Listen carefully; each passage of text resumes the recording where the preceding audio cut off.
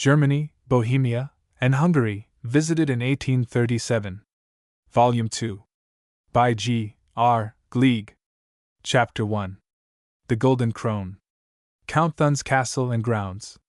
Glorious Scenery. The March Resumed. Superstitions of the Bohemians not idolatry. State of Property. Of the Agricultural Population. Chemnitz. The Cowherds. Stein Jena. Haid. We had quitted home not unprepared for the suspicious looks which innkeepers might be expected to cast upon us, strangely equipped as we were, rude of speech, and so very humble in the style of our travel. We were, therefore, nothing daunted by the somewhat cold reception which our host of the Golden Crown vouchsafed, and boldly questioned him relative to his means of supplying our wants, namely, supper, a bottle of wine, and a good bedroom. The confidence of our tones seemed to restore his, for he forthwith conducted us upstairs, and we were ushered into a snug little apartment, in which stood 2 beds, a table, a chest of drawers, and 4 or 5 chairs. This was all in the way of lodging, of which we were desirous, and the next point to be settled was supper. What could they produce? Had they any mutton? No. Beef? None. Poultry? Nothing of the sort. What then? Veal, or, as it is elegantly termed, calf's flesh, which could be served up within the space of an hour and a half, either go-cocked, that is, boiled, or griebräten, i.e., roasted. And here let me observe once for all, that he whose taste or whose stomach cannot be satisfied with veal, had better not travel in Germany. For veal is to the Germans what beef is to us, the everyday diet of such as devour animal food at all, whereas beef they seem to use only at large hotels as materials for soup making, while mutton is a luxury. Neither is it difficult to account for this. There are no extensive pasturages, even in the mountain districts of Germany, as there are in the Highlands of Scotland, and in the fens of Lincolnshire and Kent. Wherever the land has been cleared of wood, it is laid under the plough. Wherever the wood continues, the utmost care is taken to prevent cattle and sheep from breaking in, and so destroying what is the principal fuel of the country. The consequence is that people cannot afford to rear more cattle than is absolutely necessary for working the land and supplying the dairies, nor, indeed, if they could afford it, would the means of doing so be attainable. Hence the poor little calves, while yet in that state of innocence which entitles them among the Irish to the generic appellation of staggering bobs, are in 9 cases out of 10 transferred to the butcher, whose stall, if it contain nothing else, is sure to furnish an abundant supply of dead animals, which you might easily mistake for cats that have perished by atrophy. Being fully aware of these important particulars, we expressed neither surprise nor regret when the solemn announcement was made to us that we might have roasted veal for supper, but having ordered it to be prepared, together with an eierkuchen, or egg souffle, as a supporter, we set about changing our attire preparatory to a ramble through the town. My friend, the Honorable Francis Scott, having kindly introduced me to Count Thun, I sent my card by the waiter to the castle, and learned, to my great disappointment, that the family were all in Prague. It is needless to add that, in the absence of the owners, I was conducted over the castle and grounds by a very intelligent domestic, or that, returning on another occasion, I stand indebted to its owner for much kindness. I do not think, however, that there is any justification for the practice which too much prevails, of first accepting the hospitality of a stranger, and then describing the mode in which it was dispensed. I content myself, therefore, with stating that everything in the household of Count Thun corresponds to his high rank and cultivated tastes, and that he who has once enjoyed, even for a brief space, as I did, the pleasure of his conversation, will desire few things more earnestly than that another opportunity of so doing shall occur. The castle of Teschen is a very noble thing, and its situation magnificent. It crowns the summit of a rock overhanging the Elbe, and commands, from its windows, one of the most glorious prospects on which, even in this land of glorious scenery, the eye need desire to rest. Originally a baronial hold, it has, in the progress of time and events, gradually changed its character. It now resembles a college or palace, more than a castle. You approach it from the town by a long gallery, walled in on both sides, though open to the sky, and are conducted to an extensive quadrangle, round which the buildings are erected. They do not belong to any particular school, unless that deserve to be so designated, which the Italian architects, some century and a half ago, introduced, to the decided misfortune of the proprietors, into Germany. Thus, the Schloss of which I am speaking is not only cut up into different suites of apartments, but each suite, besides being accessible by a door that opens to the court, is surrounded along the interior by an open gallery, into which each individual chamber door opens. The consequence is that in winter, at least, it must be next to impossible to keep any part of the house warm, for the draughts are endless, and the exposure to the atmosphere is very great. When we visited Tetschen for the second time, the contents of a very valuable greenhouse appeared to have been brought forth into the central court. The effect was most striking, for all sorts of rare and sweet-smelling shrubs were there, and flowers of every dye loaded the air with their perfume. The gardens, likewise, which lie under the rock, and in the management of which the Count takes great delight, were beautiful. One, indeed, a fruit garden, is yet only in its infancy, but another, which comes between the castle and the market-place, reminded me more of the shady groves of Oxford than of anything which I have observed on the continent.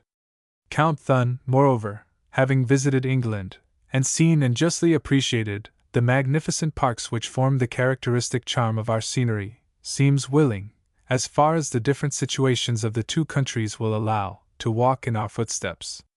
He has enclosed a rich meadow that runs by the bank of the Elbe, and treats it as his domain. All this is the more praiseworthy on his part, that even in his own day the castle of Tetschen has suffered most of the calamities of war, except an actual siege. Twice during the late struggle was it seized and occupied as a post, a garrison put into the house, and cannon mounted over the ramparts. Nay, the very trees in the garden, which it cost so much pains to cultivate, and such a lapse of time to nourish, were all destined to be cut down. Fortunately, however, an earnest remonstrance from the Count procured a suspension of the order, till the enemy should make his approaches, and as this never happened, the trees still survive, to afford the comfort of their shade both to their owner and his visitors. The havoc occasioned by the throwing up of batteries was not, however, to be avoided, and it is only within these 3 or 4 years that the mansion has resumed its peaceful character. There is an excellent library in the castle of Tetschen, of which the inmates make excellent use. It contains some valuable works in almost all the European languages, with a complete set of the classics, and as the tastes of the owner lead him to make continual accessions to it, the hall set apart for its reception, though of gigantic proportions, threatens shortly to overflow. I must not forget, however, that even by these allusions to the habits of my host, I am touching upon the line which common delicacy seems to me to have prescribed. Therefore, when I have stated that a brighter picture of domestic affection and happiness has rarely come under my observation than that with which my hurried visit to Tetschen presented me, I pass to other matters, not perhaps in themselves either more important or more interesting, but affording freer scope to remark, because not calculated to jar against individual feeling. To wander amid these beautiful gardens, and gaze from the summer house along the course of the Elbe, occupied all the space of time which my companion and I had set apart for the preparation of our evening meal.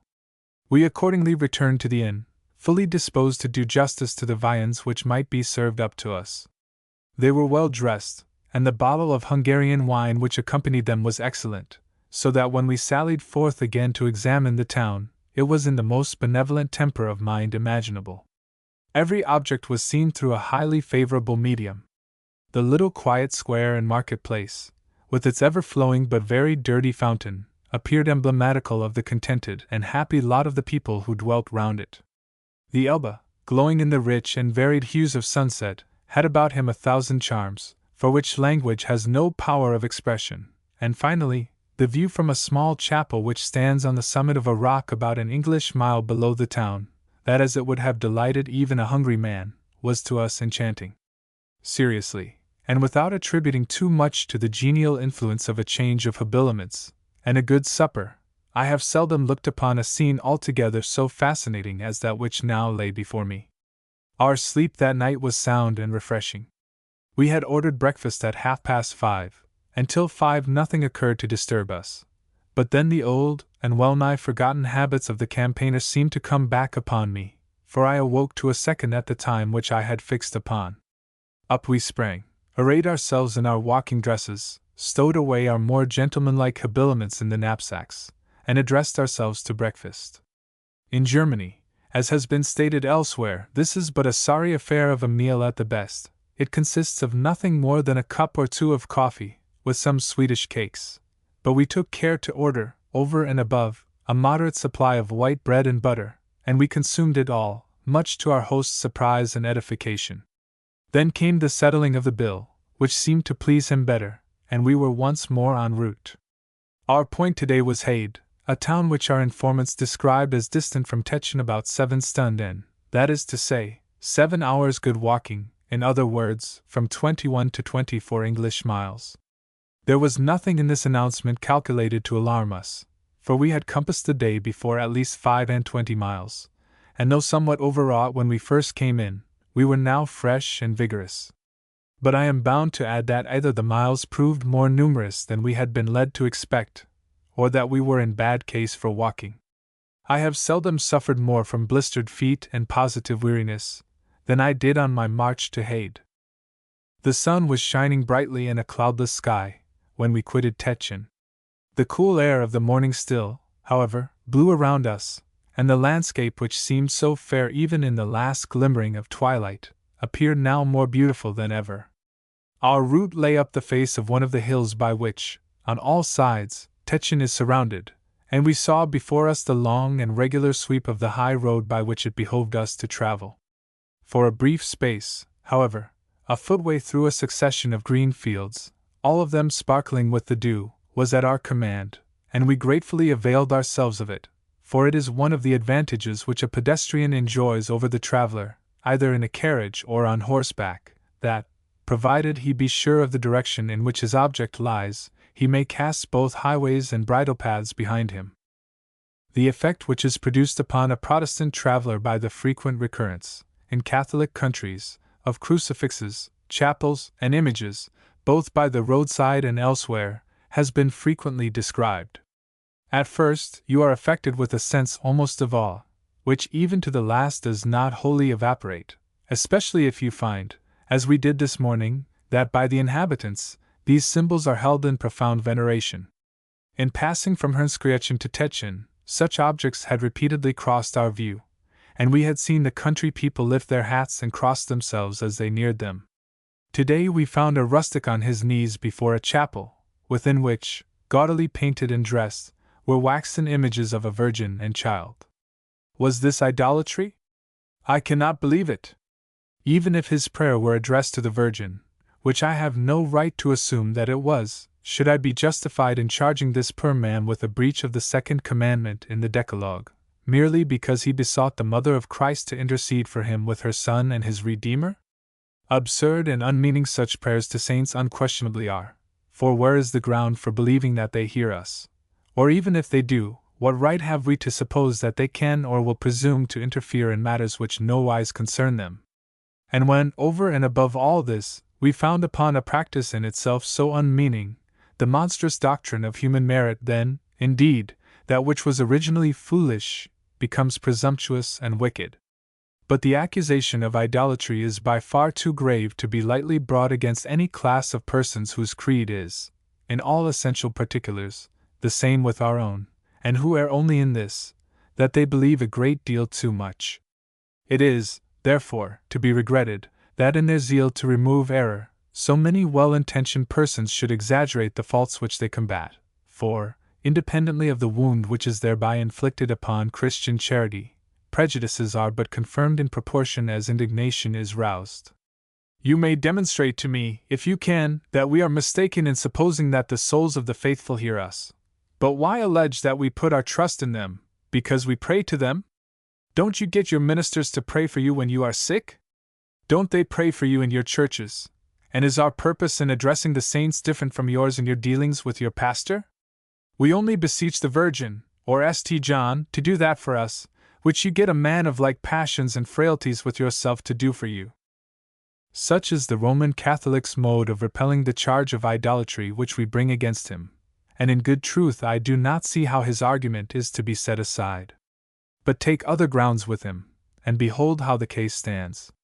I don't accuse you of idolatry, far from it, but I do assert that you are acting very absurdly. For, first, there is nothing in Scripture which justifies us in believing that the spirits of the deceased are aware of what is passing on earth at all, and secondly, were it otherwise, such creatures could not, unless they possessed the faculty of ubiquity, pay the smallest attention to petitions which are addressed to them at the same time from perhaps 100 or 1,000 different places. If St. John, for example, be at this moment listening to a devotee in the island of Singapore, how can he hear me who am calling to him out of Bohemia? Our minister, on the other hand, acts but as our mouthpiece, and it is expressly ordered in the New Testament that the Church shall pray for her sick members. Now here is a dilemma out of which I cannot understand how the saint worshipper is to escape. For St. John is either a creature, or he is not. If he be a creature, it is impossible that he can be present in two spots at one and the same moment. He cannot, therefore, attend at once to me, who address him in Bohemia, and to the saint worshipper who solicits his aid from the banks of the Mississippi. If he can be present with us both, and with tens of thousands besides, then he must possess the attribute of ubiquity, and is, of course, not a creature. In the latter case, what is he? This, then, I humbly conceive to be the weapon with which errors in the Roman Catholic's faith may most appropriately be assailed, for though it inflict a temporary wound upon men's self-love by questioning the powers of discrimination, leaves, at least, their moral and religious intentions unquestioned, and themselves, as a necessary consequence, unfettered by the strongest of all shackles, that of outraged principle. By the time we had reached the chaussee, or main road, the morning was considerably advanced, and each new hour brought with it a wonderful accession of heat.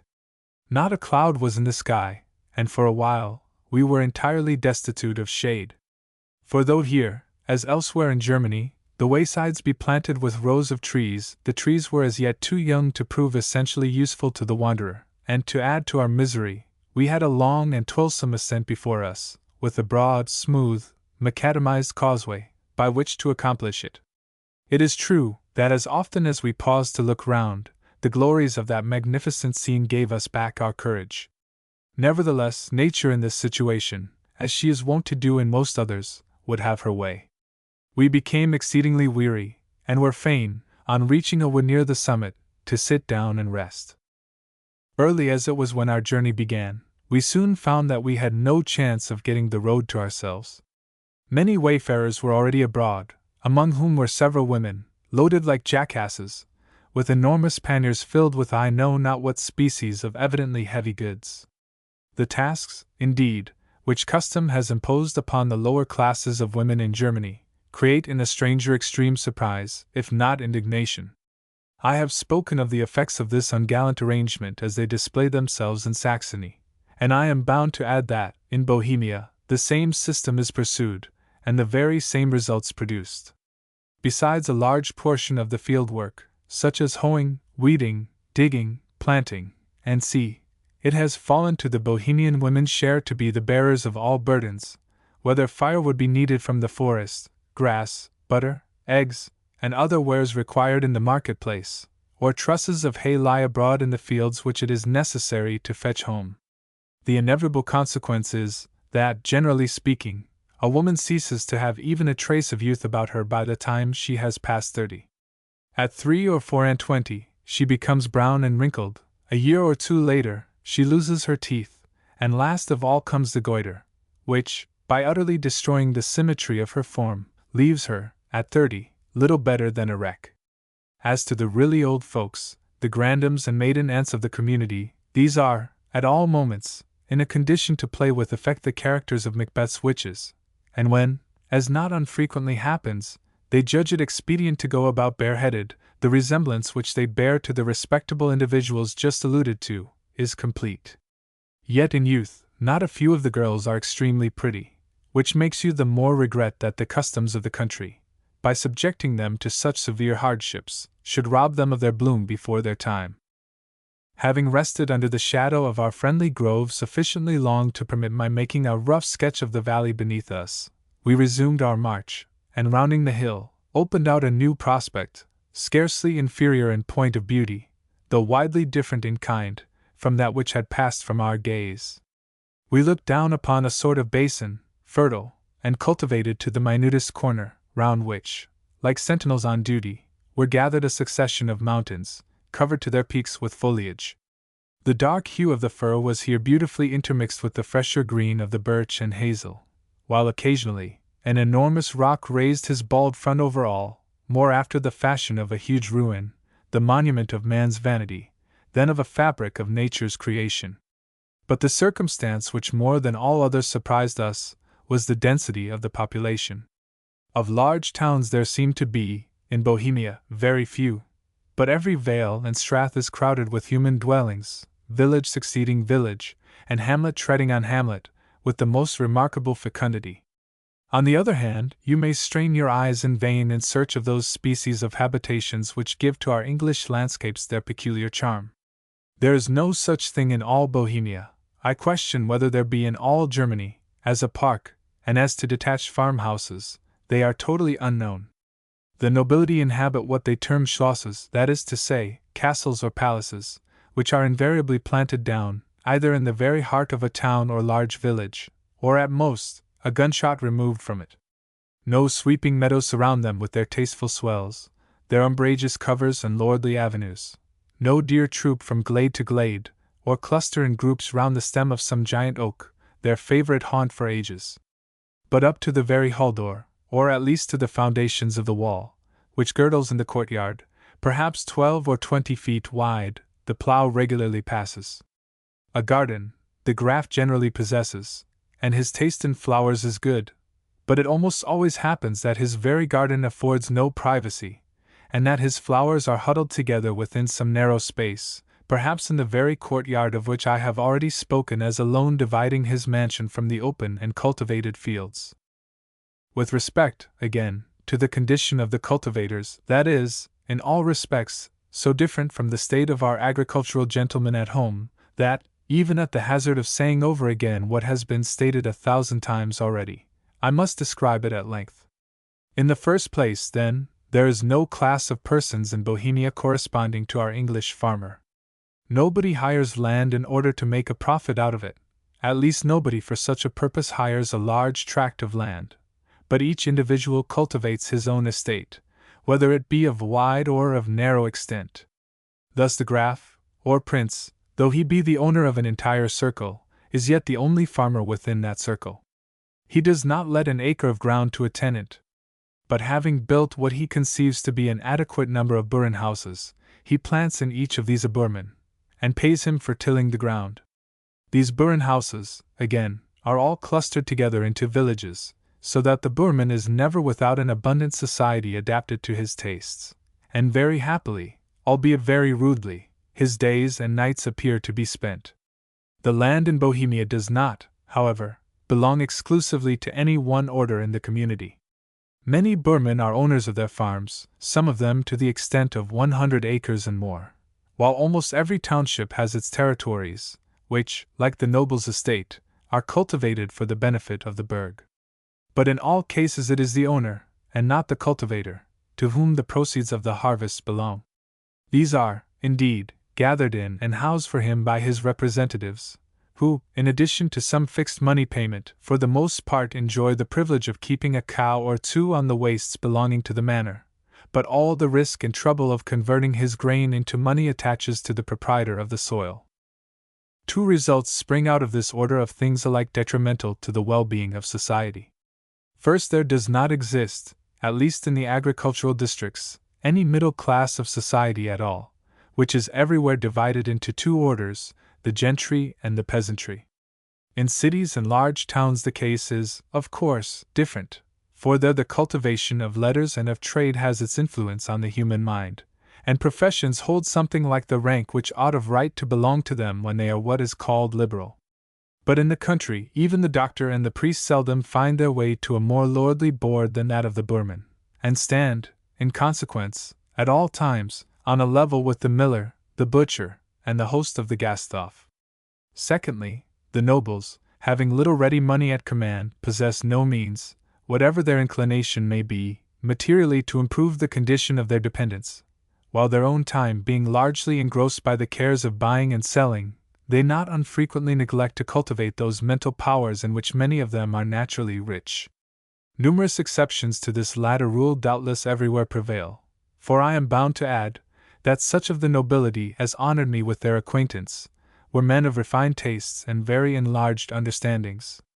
But the rule itself holds good nevertheless, and would equally do so in any other country where a similar order of things existed. Through a succession of these villages, most of them inhabited exclusively by bourmen, we made our way, not without exciting, by the novelty of our costume, a large share of public curiosity. As often as we found it necessary, however, to put a question to one of the wanderers, we never failed to meet with a civil reply. Indeed, I must do the Bohemians of all ranks the justice to record that a kinder, more obliging, and less mercenary people it has never been my fortune to visit. Illustrations of this fact I shall have occasion in the course of my narrative to give, though for the present I content myself with stating the fact broadly. I do not recollect that anything worthy of mention befell till we reached Chemnitz, an old town, and the center of a circle, through which it behoved us to pass, in order to gain first Stein Jena, and ultimately Hade. The town itself lies in a hollow, and is begirt near at hand by well-wooded hills, but in itself it offers few attractions to the stranger.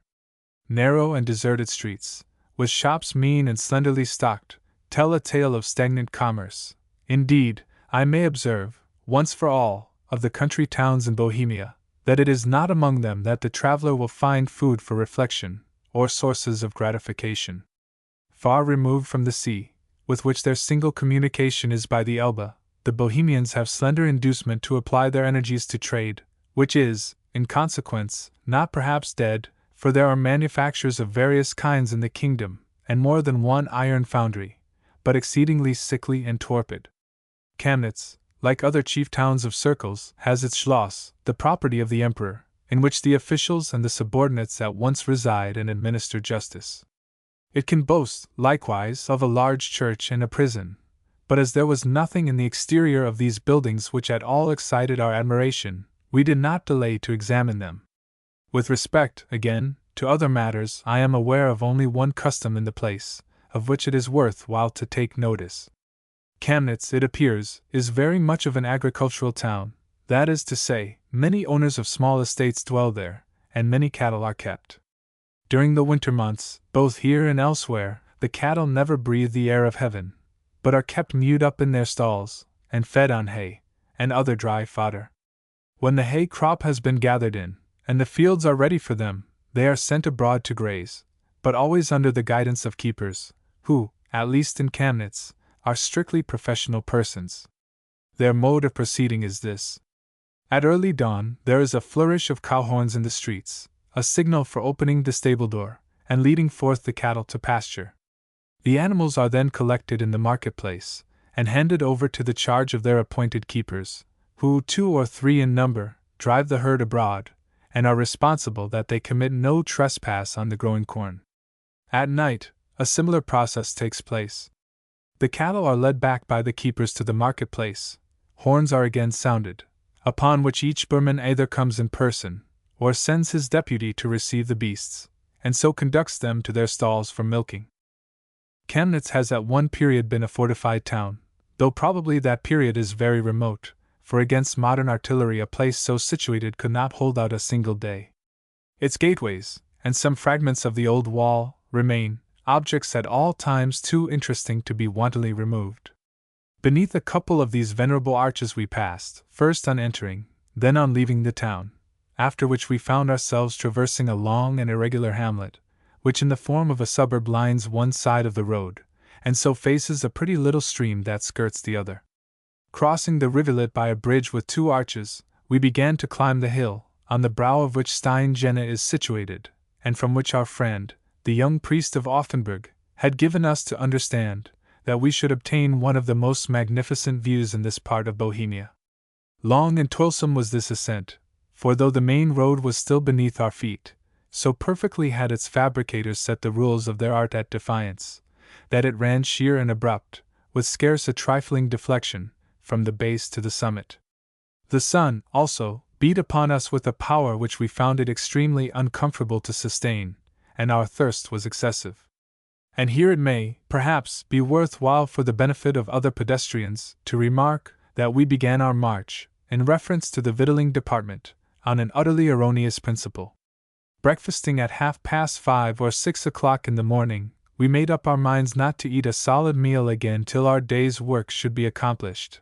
In other words, to content ourselves at noon with some slight refreshment, such as a morsel of bread, or a sandwich and a little weak brandy and water, swallowed in the shade of some grove, and to sup heartily when we should come into our night's quarters, at 6 or 7 o'clock in the evening.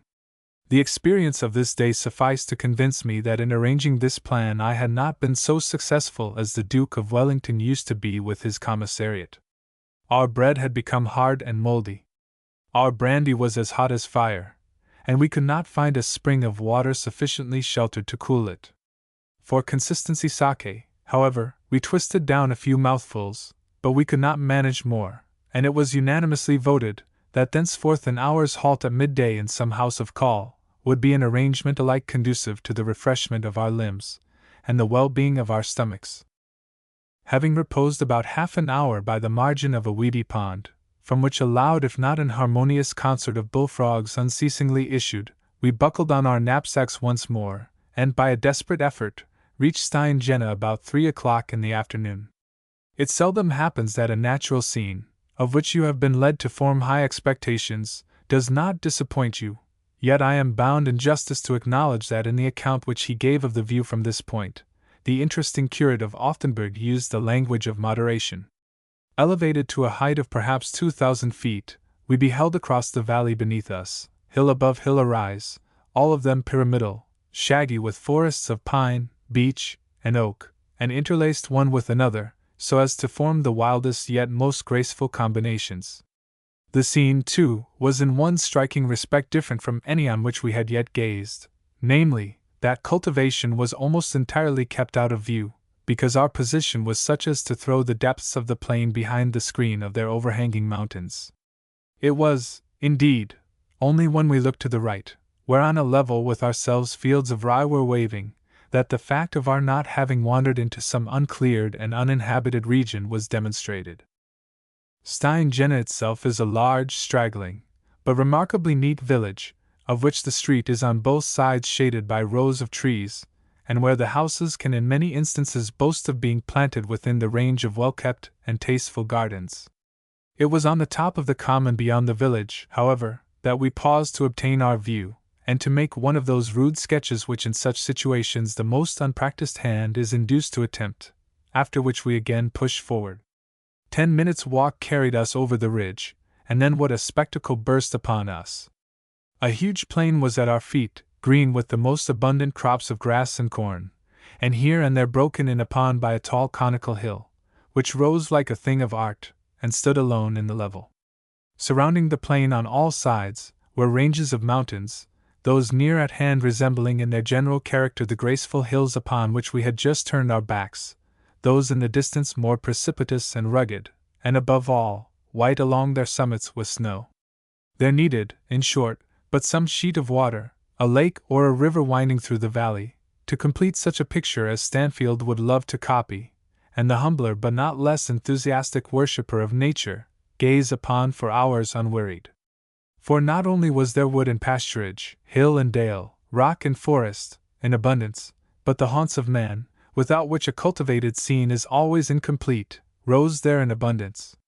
There lay Hade, a compact and apparently well-built town, about 3 miles to the right of it, and nestling back its own cliffs was Bergstein, while farther off Gable, Reichstadt, with a countless number of villages besides, told of the busy hands by which these fair fields were tilled and kept in order.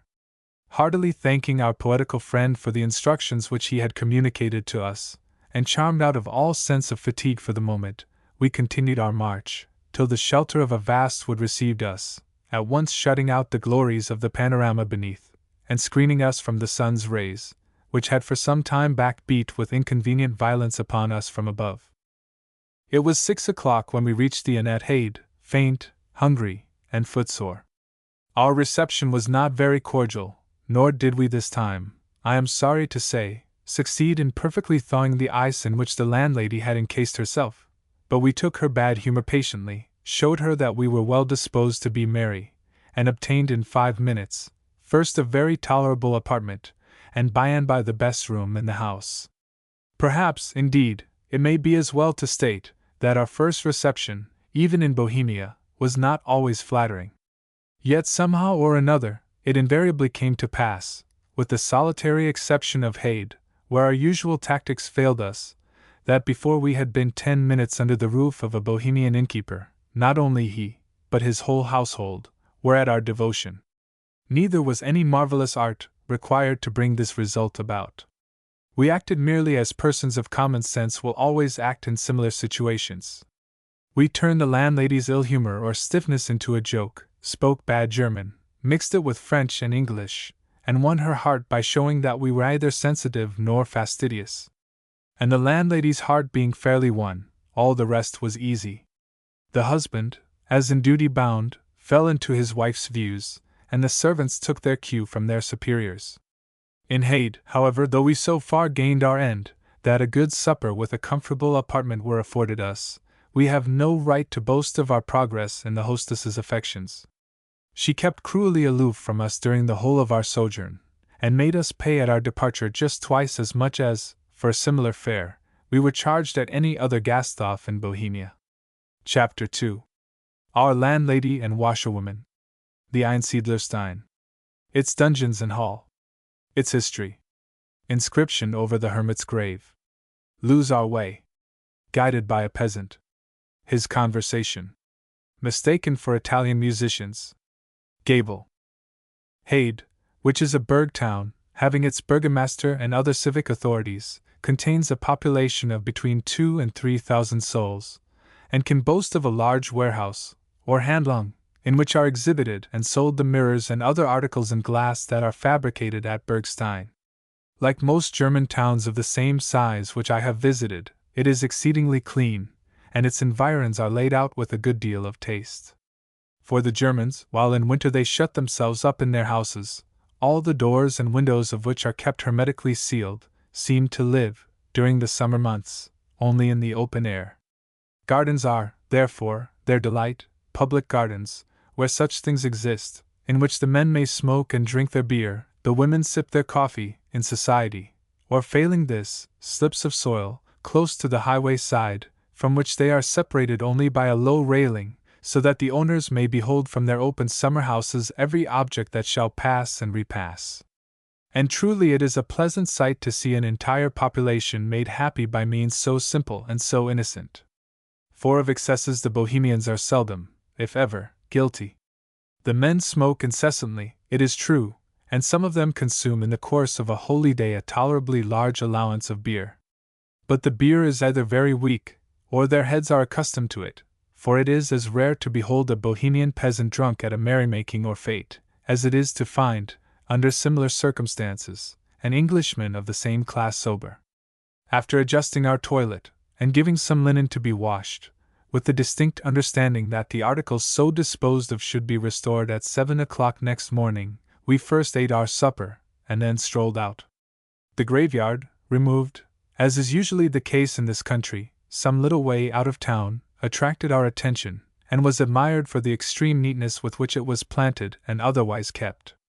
From the top of an eminence behind the inn, likewise, we obtained a view of the surrounding country, which we should have pronounced fine, had we not previously looked down upon it from Stein Jena, and a public garden, as yet, alone in its glory, was traversed.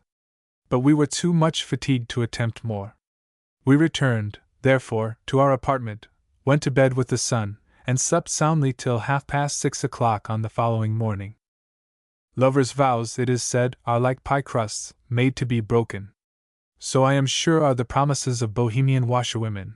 At least our linen, which ought to have made its appearance at 7, did not arrive till nearly 4 hours afterwards, and we were compelled to prolong our halt accordingly. At last, however, the slender, but to us invaluable cargo, made its appearance, though still so imperfectly arranged, that the stockings, being quite wet, we were obliged to sling outside our knapsacks, while the damp shirts were left to dry, as they best might, within. But the precious time which our dilatory laundress had wasted, nothing could recall. We therefore felt ourselves under the necessity of confining our day's operations to the inspection of a hermitage, or Einsiedlerstein, near Bergstein, with what was described to us as a short and pleasant walk afterwards, as far as Gable. We quitted Hade without regret, and though still footsore with yesterday's travel, contrived to reach Bergstein, which is about 3 English miles distant, between 12 and 1 o'clock. It is an inconsiderable village, prettily situated under the Felsen, or crags, from which it derives its name, and can boast of its Schloss, the residence of Graf Kinsky, as yet a child. Like other buildings of the kind which we had passed in our tour, the Schloss at Bergstein resembles a manufactory much more than a nobleman's palace, for it stands close to the high road, is roofed over with flaring red tiles, and shows in its dazzling white front a prodigious number of small windows. Connected with it by an avenue of umbrageous planes, which overshadow, perhaps, a couple of 100 yards of road to the rear, is the mausoleum of the late Count, a most ungraceful pile, evidently constructed after the model of an English dovecot, and like the Schloss, shining in all the splendor of white walls and a scarlet covering. But from such objects the traveler soon turns his eyes away, that he may fix them on the bold and isolated crag, the summit of which is crowned by what he naturally mistakes for masonry, but which, on a more minute inspection, he discovers to be, for the most part, the rock itself. There stands what is now described as the Einsiedlerstein, that is, the stony dwelling of the hermit, a grievous misnomer surely, for though the last occupant of that dwelling was doubtless a recluse, its original purpose, which for many ages it served, was that of a stronghold, or castle. And perhaps nowhere, even in Germany, can a more perfect specimen be pointed out of the sort of nest which used, in the dark ages of feuds and forays, to shelter the robber knights and barons, to whom forays were at once a business and a pastime. The Einsiedlerstein, or Hermit's Rock, is a bold and isolated crag, which rises sheer and abrupt out of the plain to the height of, perhaps, 150 feet. It is separated from the fells, or rugged hills, which form the northern boundary of the wide Vale of Hade, by a space of about 200 or 300 yards, sufficiently wide to place it, in the days of crossbows and ballistas, pretty well beyond the reach of insult, but by far too narrow to be of the slightest avail against cannon, and even musketry. In the face of the rock a staircase is cut, by which you ascend to a door, of which the key is kept at a cottage close by, where dwells also your cicerone, or guide. The door being opened, you see before you a continuation of the rocky staircase, with this difference in character, however, between what is past and what is to come, that whereas you mounted to the threshold under the canopy of heaven, you now move onwards, or rather upwards, through a cavity cut in the face of the solid stone itself. By and by you come to a landing place, beyond which, at the extremity of a narrow passage, you behold what used to be the armory of the castle, an arched hall, chiseled out, like the gallery which leads to it, from the rock. Here are yet the grooves and niches within which warriors, long since dead, used to suspend their spears and battle-axes, their helmets and coats of mail, and here, in the face of the stone, are chiseled out some armorial bearings, probably the devices worn by the lord of the castle on his shield. We find a tiger couchant, for example, not ungracefully executed, a gate or portcullis, I believe in heraldry an honorable device, with the fragments of what have evidently been other symbols, though time has laid on them his defacing fingers so effectually that you cannot trace them out. From the armory you proceed round a curvature in the rock, which conducts you into the open air, and gives you a view of the opposite fells, to the dungeon, a melancholy place, bearing to this hour numberless records of the sufferings and the patience, and even the ingenuity, of those by whom, in old times, it was tenanted. The late Count Kinsky, the proprietor of the castle, caused a breach to be made in the side of the dungeon, which you now enter through an arched passage in the rock, though originally the captive was let down by a rope from above.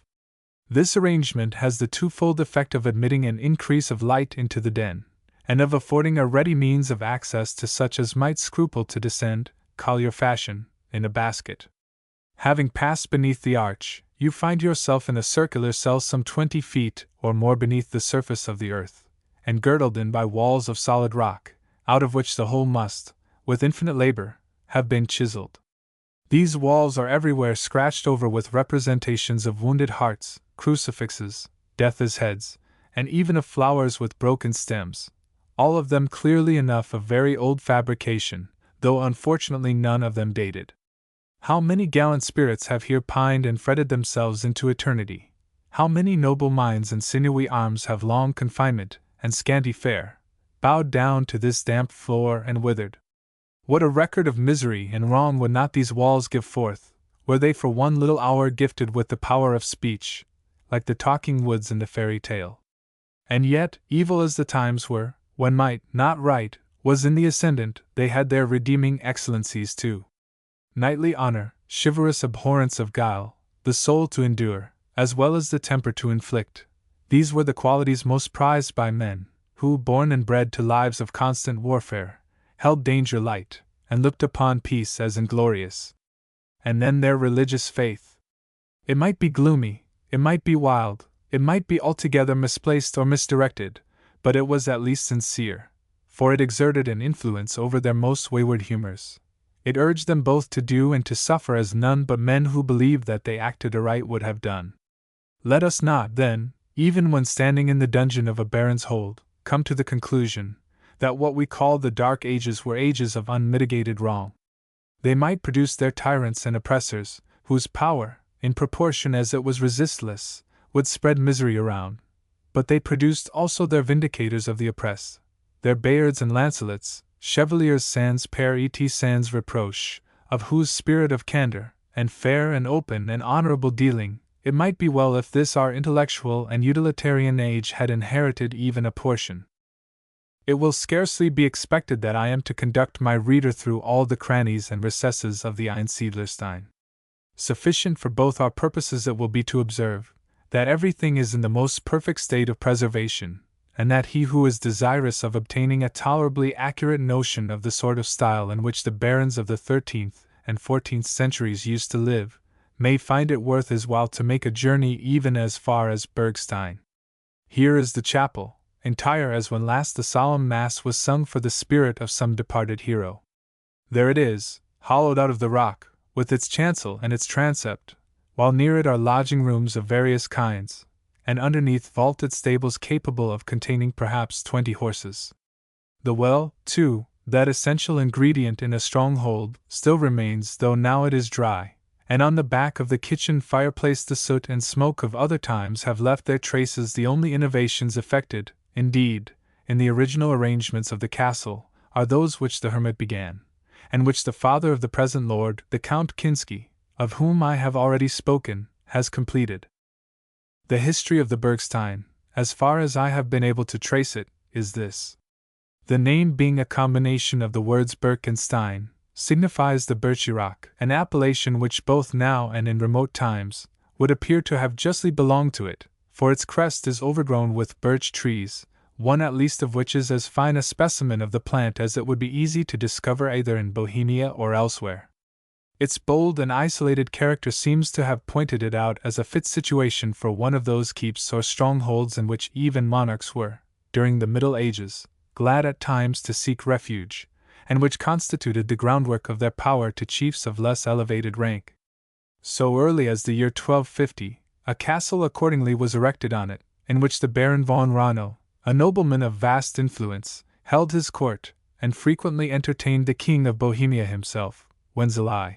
By the caprice of his grandson, however, it passed into the hands of the Knights Templars, who established there one of their chief colleges, and according to tradition, enacted many and horrid rites, such as tended not a little to hurry on the ruin of their order. When that catastrophe befell them, the sovereign seems to have restored his prize to a noble of the same lineage with him who willed it away, so that down to the year 1515, we find it in the possession of a long line of Placek von Lippe und Bergsteins. But heirs male at length failed, and the heiress marrying a Baron Colleward, the lordship of this noble keep was transferred to a new line, which transmitted it from father to son in uninterrupted succession, down to the year 1670. To them succeeded, somehow or another, a race of von Rokerzoas, who again in 1710 made way for the house of Kinsky, and in their possession it has ever since remained, neglected, indeed, till of late, but holding time and decay alike at defiance. Old chroniclers tell of many a lordly festival having been celebrated within its walls. Repeatedly, too, it has withstood and repelled the attacks of an enemy, once when an army of not less than 15,000 men sat down before it, and a second time, when pressed by 13,000. But the invention of gunpowder, and still more effectually the changes in men's manners which followed the discovery of printing, slowly robbed it of its importance, till at last it was deserted by its owners, who transferred their residence to the more commodious, but far less picturesque mansion which they still continued to inhabit. Then began a new race of tenants to occupy the rock, in giving accommodation to whom the Grafs Kinsky doubtless believed that they were benefiting their own souls, and doing their maker laudable service. Towards the close of the 17th century, while the lordship of the manor yet remained in the hands of the Kokertzoas, a boorman, or small landed proprietor, distinguished in the circle for his skill in agriculture, suddenly took it into his head to become a hermit, and fixed on the deserted rock as his place of residence. The Grafin, for a female seems then to have exercised the authority of count, gave immediate attention to his wishes, and fitted up, at her own cost, such a cell as the pious boorman described. There, for some years, dwelt Brother Constantine, telling his beads at stated periods, both by day and night, and living abundantly on the alms which the pious of all classes bestowed upon him. At his decease, an enthusiastic miller stepped forward to fill the vacancy, and Brother Wenzel, so long as the sands of life continued to run, was, to the good people of Bergstein, and the districts around, all that Brother Constantine had been.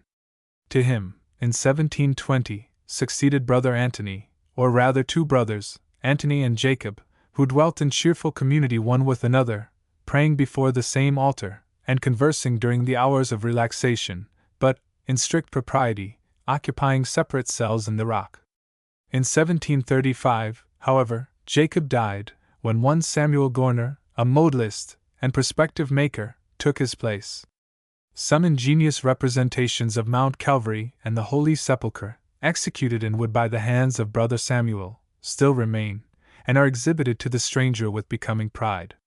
And last of all came a weaver, Heitmuller, who at the age of 22, devoted himself to a life of seclusion, and dwelt apart upon the rock up to the year 1785. At that time, the strong arm of power was stretched out, and hermits, as well as many communities of monks, disappeared.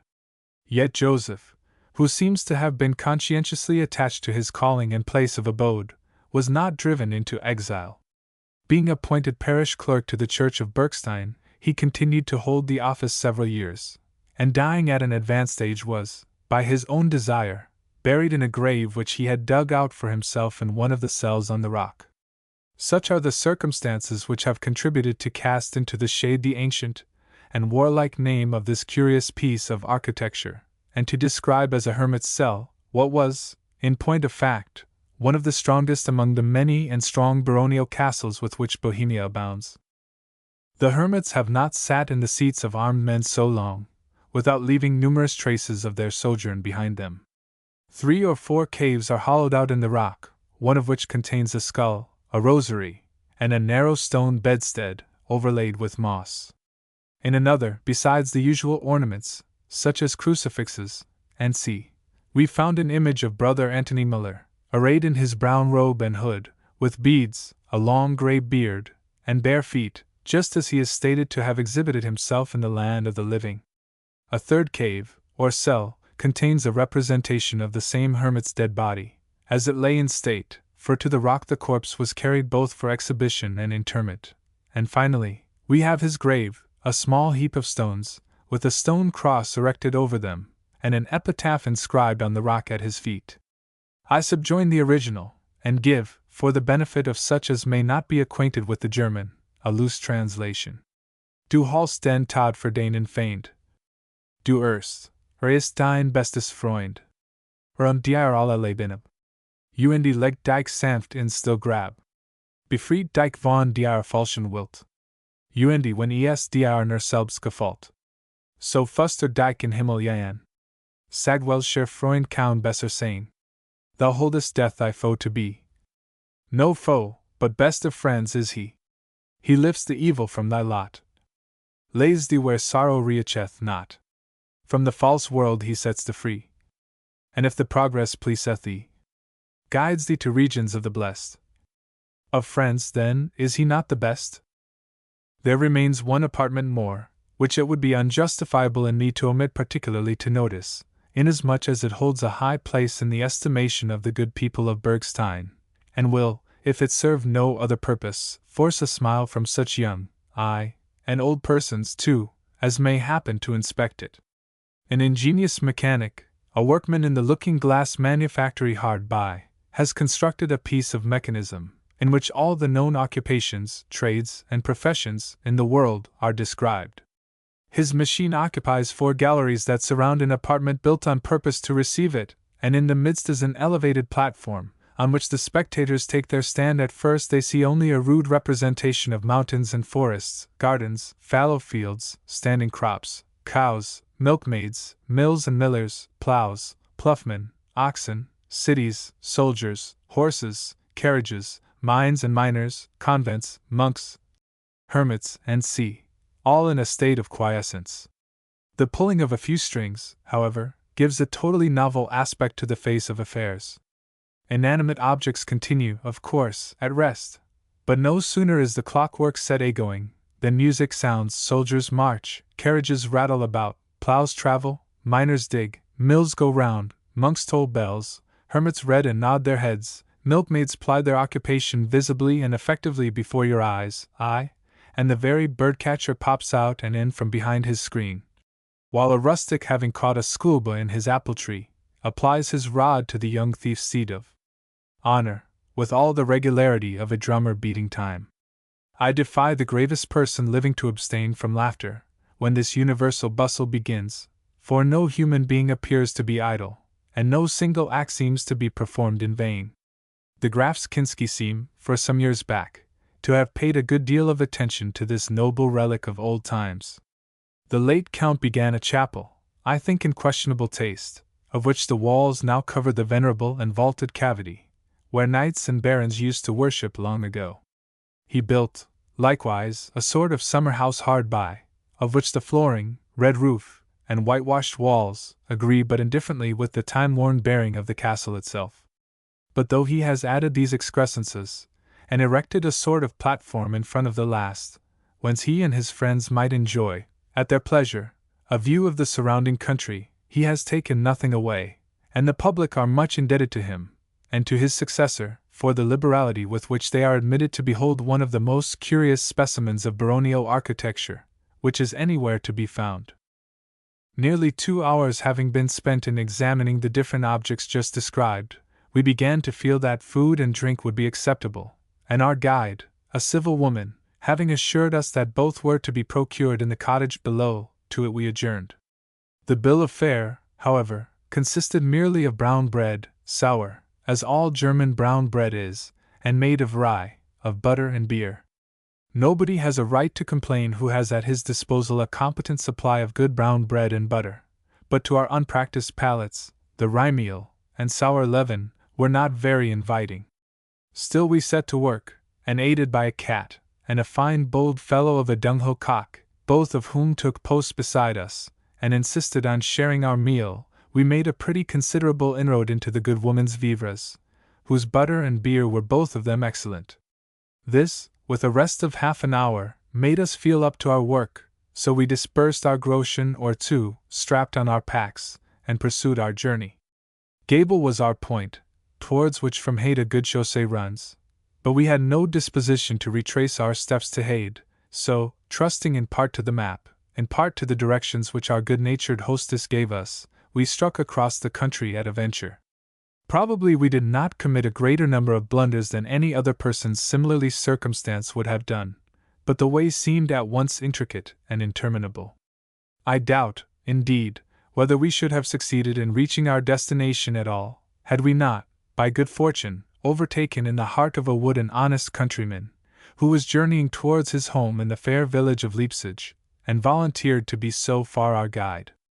We found him intelligent enough on his own topic of agriculture, and well inclined to communicate to us his family history, but he knew nothing about either Peter of Prague, or the gypsies, and had never seen either Napoleon or his troops.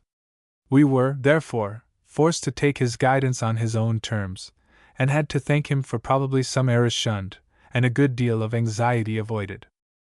Leipzig, our friend's place of abode, is a long straggling dorf, which extends, I should conceive, a full mile and a half, along a valley between the two steep green banks that mark out the course of a pretty little stream. There is a bleach field in it, and a manufactory of linen thread, either of which we delayed to examine, for the day was wearing on, and beautiful as the scenery was through which we had to pass, we were desirous of reaching our halting place as soon as possible.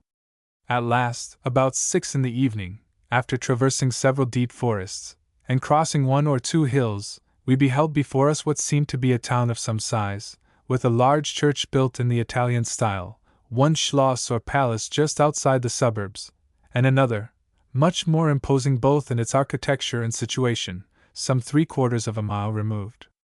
Concluding that this must be Gable, we made towards it, though, in order to avoid disappointment, we questioned a well-dressed man whom we overtook, and received from him a satisfactory answer.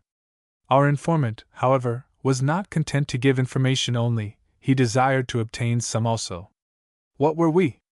We did not belong to the country, that was certain. What were we? Italian musicians?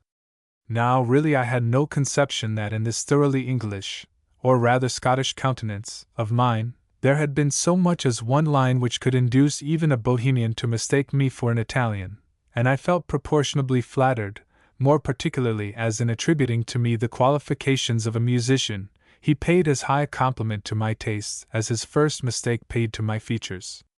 We made a very low obeisance, and assured him that we were neither Italians nor musicians. What then? Were we stocking weavers, and did our load consist of stockings? This was too much for our gravity, for the transition appeared to us as complete as could well be, so we laughed heartily. But when we told him the truth, that we were English gentlemen, walking for our own amusement, and desiring to make the acquaintance of his countrymen, his manner became more polite and obliging than ever. He directed us where to find the best accommodations, offered to conduct us to the hotel in person, and would hardly be persuaded that such service was unnecessary. We then parted, we pushing on at a brisk rate for Gable, and he, as we ascertained by an occasional sly peep to the rear, standing on an eminence that he might stare, as long as possible, after objects such as had never met his gaze before, a couple of Englishmen. Chapter 3. General appearance of the place. The inn. Ludicrous mistakes. The public room. Astonishment of the people at the sight of Englishmen. The priests. Scene in the taproom. Kindness of the people. Our fishing operations. A chasse, and a daylight ball. Gable, though a place of some extent, and containing a population of 3,000 or 4,000 souls, possesses no corporate rights. On the contrary, it is subject to the jurisdiction of a noble, whose schloss stands, as I have stated above, close to the suburbs, where it is encircled by a wider space of green than attaches to the dwellings of the Bohemian nobility in general. There is no manufactory in the place, but a great deal of spinning and weaving, occupations which the people pursue in their own houses, and the streets, with the exception of the marketplace, and another which leads from the marketplace to the church, are narrow and steep. We had no difficulty in discovering the inn, to which our informant outside the town had directed us, and we made for it accordingly. The exterior was promising enough, for it had a wide front, many windows, and considerable elevation, so we passed beneath the archway, nothing doubting, and looked round for a door. One on the left stood open, and seeing a staircase before us, we ascended, but soon stopped short when on the landing place we beheld some men in huge cocked hats, feathers, and swords, while others, in more peaceable attire, were bearing under their arms a parcel of uniforms. "We have mistaken our ground," said I to my companion. "This must be a barrack, or else there is a regiment marching through the town, and these apartments are assigned to them as quarters." Accordingly we hurried back again, and seeing another door, exactly opposite to that which we had first essayed, we pushed it open. We were right this time, for on traversing a narrow passage, we found ourselves in the hall or kitchen. The hall or kitchen of a third or fourth-rate German inn, may not, perhaps, be familiar to some of my readers, so I will describe it. Imagine, then, an apartment 30 or 40 feet long by 20 wide, and perhaps 10 or 12 in height. 4 or 5 windows front you as you enter, beside which are arranged, in the old style of our English coffee rooms, as many deal tables, with benches ranged along 3 sides of each, and a few chairs covering the other. These leave about half the width of the room free, a portion of which is, however, engrossed by a large temporary closet, while the stove, in the present instance a very capacious machine of the sort, occupies as much more. For there is no visible fireplace anywhere, and all the cooking that goes forward is conducted at the stove, or, as the Germans appropriately call it, the oven. Then, again, there is a bench fastened to the side of the oven, where in winter, the wet, and cold, and weary may rest, while finally, at the head of the apartment is a small table, whereon the landlady, almost always one of the inmates of the hall, plies her needlework and eats her meals. The hall or coffee room, when we first looked in, was well nigh empty. One woman, whom we now discovered to be our hostess, was, indeed, sewing at her own table, while another seemed busy in the pantry, but of guests there were only 3, 2, manifestly travelers of an humble class, the third, who sat apart with a large glass of beer before him, more deserving of notice. His age might be about 60. His hair was grizzled, his face, and especially his nose, large and rubicund, and his belly portly. He wore a black frock and dingy white neckcloth, and he made no use of a pipe. All this we noticed while advancing towards the hostess, who, as usual, looked cold upon us for an instant, and then became our sworn ally indeed. I do not know that I am justified in laying to that kind creature's charge even a moment's ill humor, for no sooner had I asked her whether she spoke French or English, than she clasped her hands together, and burst into a laugh. After which her sole anxiety seemed to be lest she should not succeed in making us sufficiently comfortable. But in that she was mistaken. A nicer quarter, in spite of the total absence from it of all approaches to elegance, I never desired to occupy, for all that might be wanting to our fastidious tastes, the real and unaffected kindness of the inmates more than made good. An apartment was provided for us forthwith, water and other conveniences for dressing were supplied, and supper was ordered.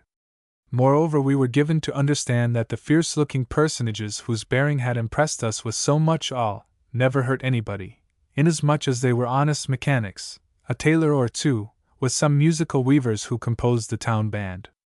Their uniform, it seems, is kept in a spare room in the Herrenhaus Gasthof, and they were in the act of equipping themselves for an evening's performance when we arrived. This was satisfactory enough, because, with all my admiration for the noble profession of arms, I cannot say that I quite enjoy being thrust as a traveler into an inn which happens to be thronged with some hundreds of soldiers on the march. But it was not the only treat that awaited us. My toilet was as yet incomplete, when in walked the landlady, first to demand whether I could speak Latin, and on my answering in the affirmative, to announce that the priest of the parish was below in the hall, and should be glad to converse with me. I desired her to inform the reverend gentleman that I should make all the haste I could to equip myself, after which I would wait upon him with great pleasure. Having accomplished the necessary changes in my apparel, and otherwise made myself comfortable, I descended the stairs, and found that the gentleman with the red nose and grizzly head was none other than the priest who desired to make my acquaintance. Neither his appearance nor his situation, a conspicuous place in a pothouse, which all the idle and beer-loving members of the community seemed to frequent, at all prepossessed me in his favor, but I took care to exhibit no symptoms of disgust in my manner, and our conversation began. His reverence spoke horrid Latin, of course. Mine, from long disuse, was probably not much better, but as I pronounced all my words according to the accentuation of my schoolboy days, we at least understood one another.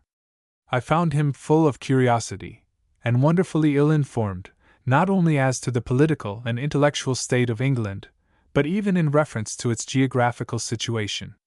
But his ignorance manifestly proceeded rather from the lack of opportunity than of the desire to be better informed, for of his questions I began to fear at last that there would be no end.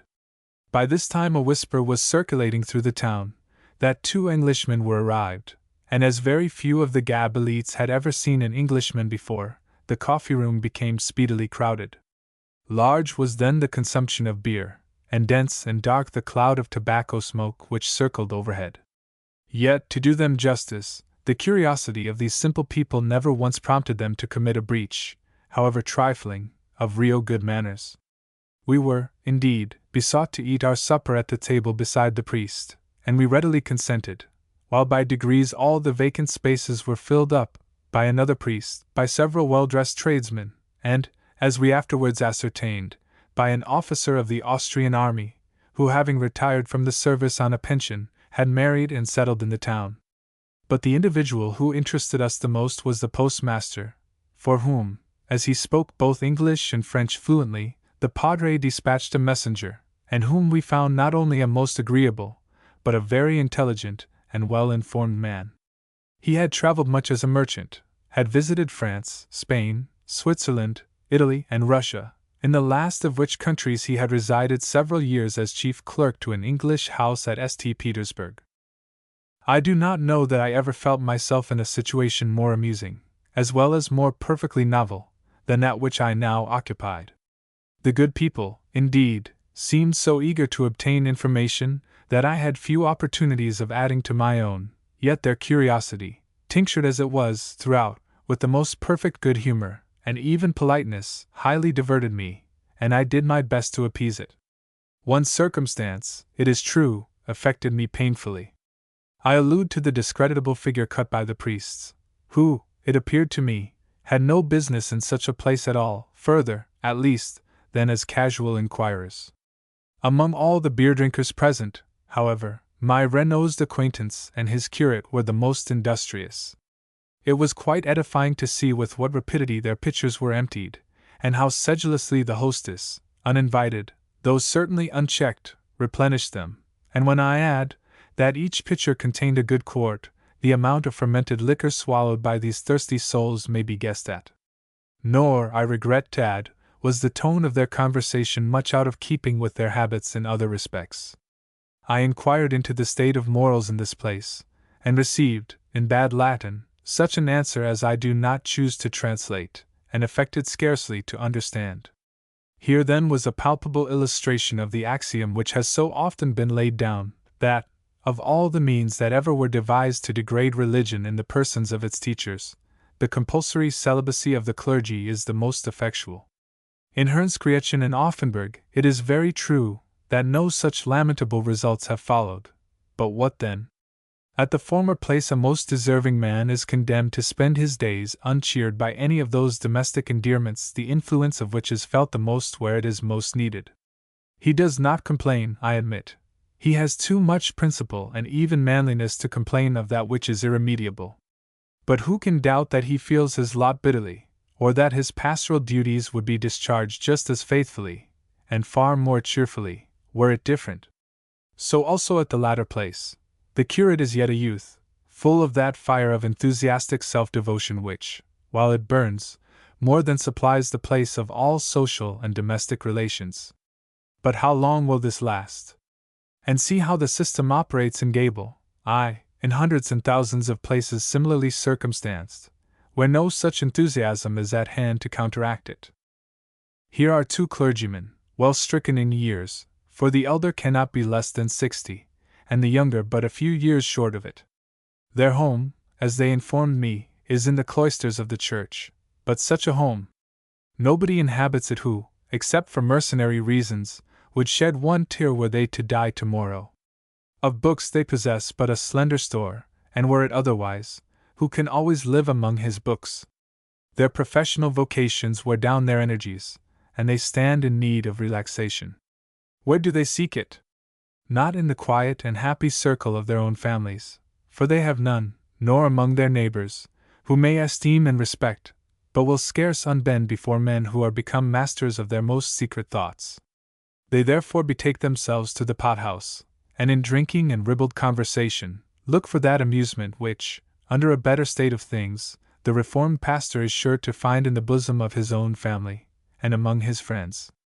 I do not mean to justify the individuals, who, on the contrary, deserve utter reprobation, but surely a system which throws such temptations in men's way cannot be seriously defended by any one who has the interest of religion at heart.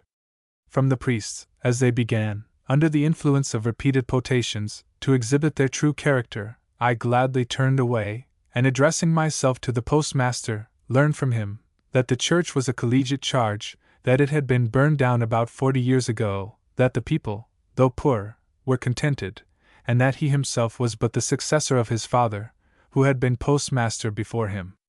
We then began to converse about the late war, upon which he informed me that Napoleon, on his retreat from Moscow, had passed through Gable, and breakfasted at the post-house, that 15 or 20,000 men occupied the town some time, but that, though there had been some skirmishes and frequent alarms, no battle was fought in the neighborhood. Finally, he undertook to correct my route, which I showed him, mentioned 1 or 2 places as deserving of notice, which were omitted from it, and promised to accompany us some way on the road to Oybin, the point which he advised us to visit on the morrow. It was now getting late, and our supper and usual allowance, a bottle of light wine between us, being finished, my companion and I rose to wish our friends good night. Numerous hints were on this thrown out, that it was yet early, and that we should be disturbed by the bands of music, one of which was playing at the inn door, another in a gentleman's house hard by, but we would not attend to them. Having strolled through the street once or twice in order to free our lungs, in some measure, from an atmosphere of tobacco, we retired to our apartment, where, in clean and comfortable beds, we slept soundly, till 5 o'clock next morning. Something had passed overnight between the postmaster and myself which left an impression on my mind that he had urged us to stay and spend this day with him. So, having finished breakfast by 7 o'clock, we left our knapsacks, packed and ready, and strolled down to the post-house.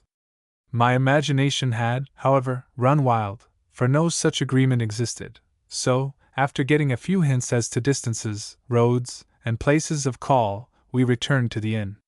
Here, in the tap-room, were assembled host, hostess, and maid, all of them unaffectedly grieving at our threatened departure, and all ready with cogent arguments, such as might tempt us to halt at least 1 day longer among them. Nor were these without their effect. Mine host happening to inquire into the uses of the instrument which, enveloped in a brown linen case, I carried in my hand, I told him, and he instantly assured me of as good a day's fishing as old Isaac Walton himself need desire. This was enough for me, whose piscatorial propensities threaten, I am afraid, to be as enduring as those of Paley, and laying aside our loads, which had already been buckled on, we restored them to their places in the chamber. But the astonishment of the innkeeper, aye, and of all his household beside, when I exhibited to him my rod, line, and book of flies, no language is adequate to describe. Such things had never come under their admiring gaze before, and their shouts and exclamations were quite amusing.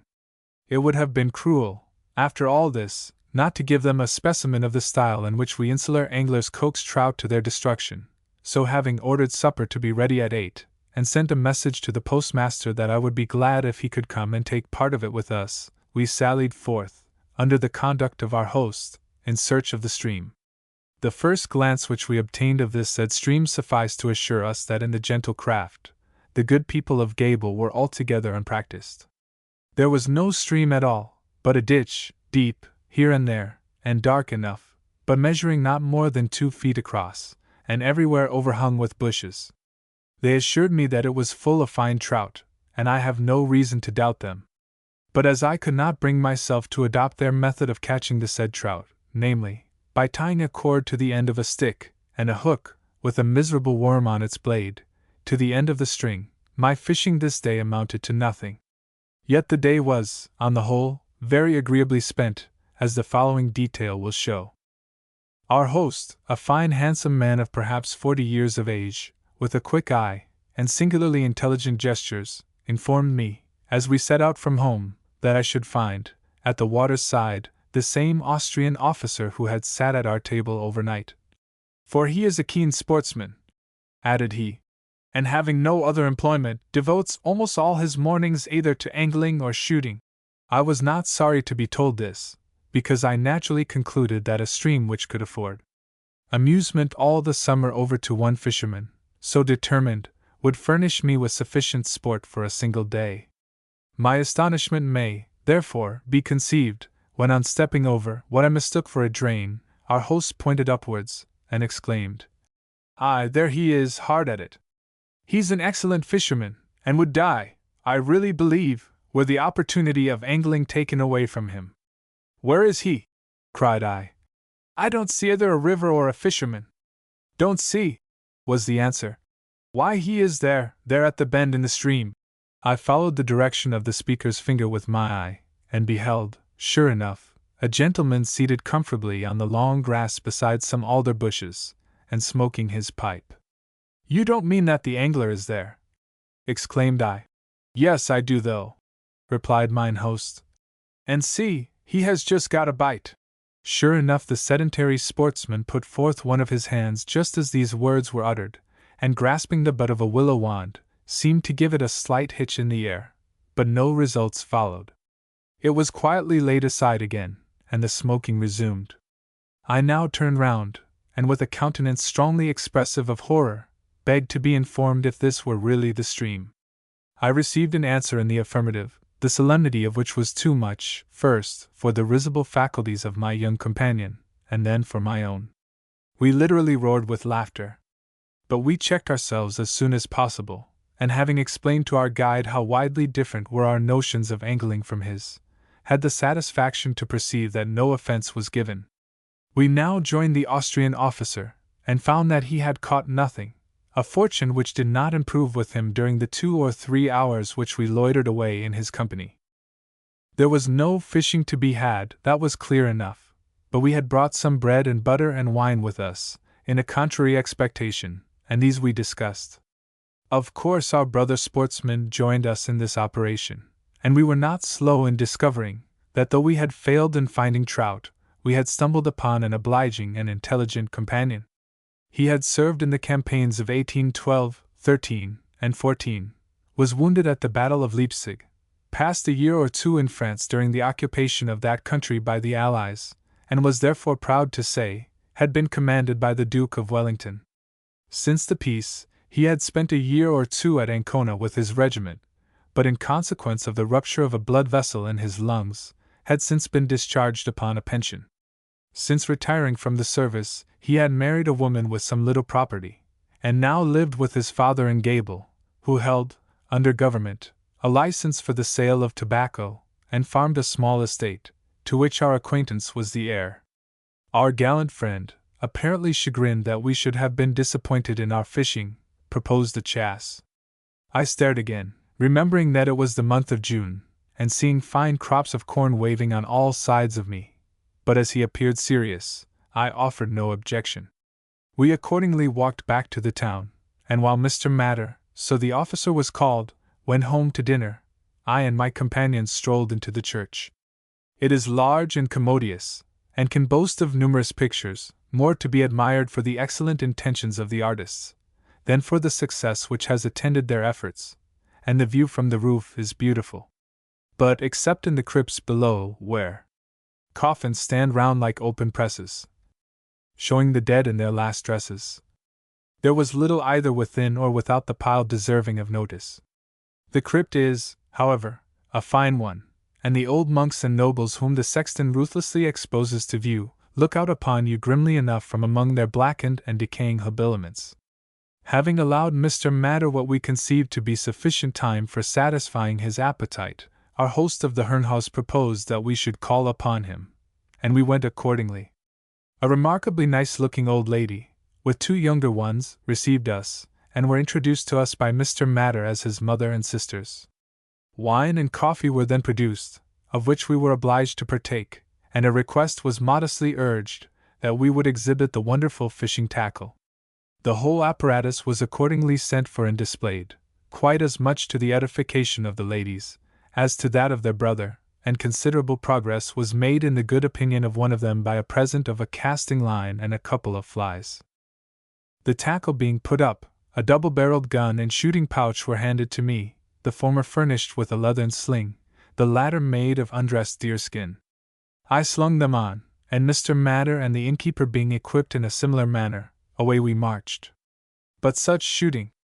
Never surely in the annals of sporting has this day been rivaled, unless, indeed, when some city apprentices escaped from the warehouse in Lad Lane, have penetrated into the marshes beyond Hackney, to wage war upon a solitary hedge sparrow.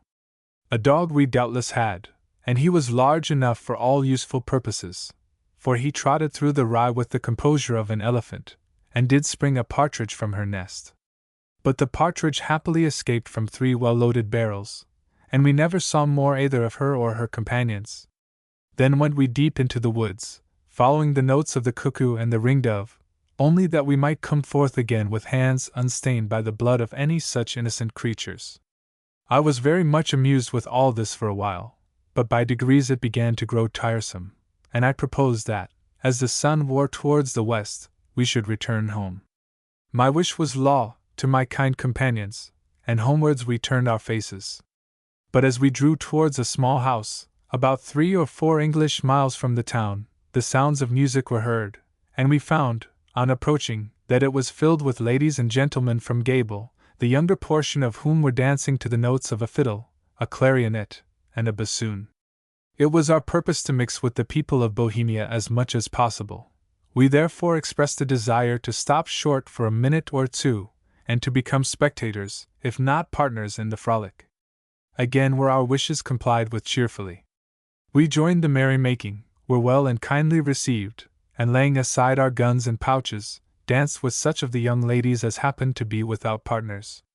Nor did we get away from this pleasant little broad-day ball without doing some violence to the hospitable feelings of its founders. Dancing seems to be a passion with all orders of people in Bohemia. The very cowherds dance on the high road, to the music of their own voices, and the universal figure is the waltz. Quadrilles and gallopades have, no doubt, their worshippers among the higher classes, but among the lower, the waltz, most truly called the German waltz, seems to be all in all. The party to which, for half an hour, we attached ourselves, belonged to the middle ranks, that is, to such middle ranks as even Germany produces, for there were present the doctor and his wife, a wealthy brewer and his family, with others of Gable's magnates, and I believe that I had the honor of dancing with the brewer's daughter. So passed one day at Gable, to ourselves most pleasantly, and if we might judge from the manners of the people about us, not less agreeably to them. The rest of our story at this stage is told in few words. We returned to the inn, changed our apparel, supped in our own room, with Mr. Matter and the postmaster as our guests, took of them, at 10 o'clock, an affectionate leave, and went to bed. We were up next morning, and packed and ready for marching by 6 o'clock. Chapter 4. Our landlord becomes our guide. Peculiar scenery of this part of Bohemia. A village beer house. Traveling mechanics. Account of the Torpindas. Toilsome march. March of Ides. Entertainment there. Up to this moment the elements had behaved towards us with remarkable kindness. We had, therefore, no right to complain, however deeply we might lament the circumstance, when, on drawing up the window blinds, we ascertained that the rain was falling in torrents, and we felt that we must needs face it. We therefore descended to the tap-room, after discussing our cakes and coffee, and proceeded to bid our landlady farewell. But neither she nor her husband would permit us to budge an inch. The rain could not last. Only wait an hour, and the sky would be clear, when our host himself would be our guide, and put us in a way of reaching Lebanon much more agreeably, as well as with less fatigue, than if we followed the high road. We could not resist this appeal, so we sat still. At length, about 8 o'clock, though the rain had not entirely ceased, the heavens looked so bright that we expressed an earnest desire to push forward. As no mercenary motives had operated to produce the previous opposition of our hosts, so now such opposition was at once withdrawn, and the landlord, slinging his gun and pouch over his shoulder, declared himself at our command. We took leave of the kind landlady, not without tears on her side, and quitted Gable, in all probability forever. We had been correctly warned as to the probable duration of the storm. The rain, which fell in occasional showers when we first set out, soon ceased entirely, and we had once more a clear and cloudless sky, with a nice cool breeze just sufficiently powerful to refresh without incommoding us. Our walk, likewise, was very interesting, for, independently of the extreme beauty of the scene, hills and dales, forests and cultivated fields, deep glens and swelling tablelands, we passed over ground which had witnessed some sharp fighting during the movements of the French army upon Dresden. The Allies, it appears, maneuvered well in this quarter, for, by showing numerous skeletons of corps, they led Napoleon to imagine that a large army of Austrians, Russians, and Prussians was here, and while he watched them carefully, they had well nigh cut him off from his line of retreat. During these demonstrations on both sides, foraging parties had been sent out from Gable, to sweep the neighboring villages. These our guide had seen, and one of them he followed so as to become eyewitness to an affair which it had near a hamlet which we passed. He described the scattering fire of the Jaegers, and the occasional dashes of the Hussars, with great animation, though, according to his showing, this, like other rencounters of the sort, cost more powder than lives.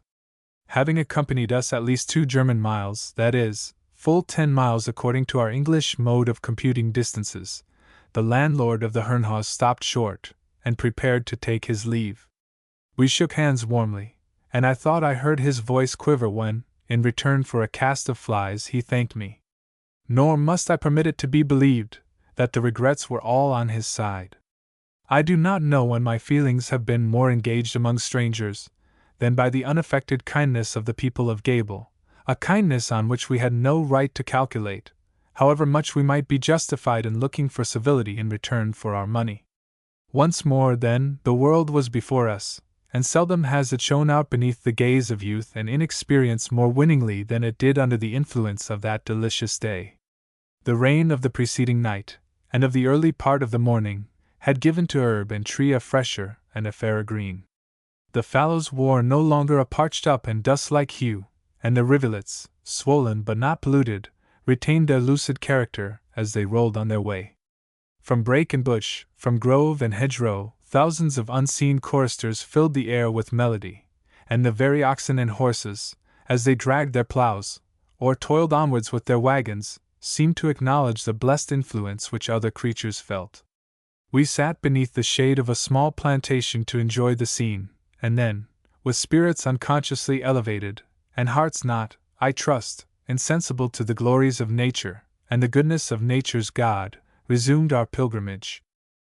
Our route lay, throughout the whole of this day's progress, through green fields, and over narrow footpaths.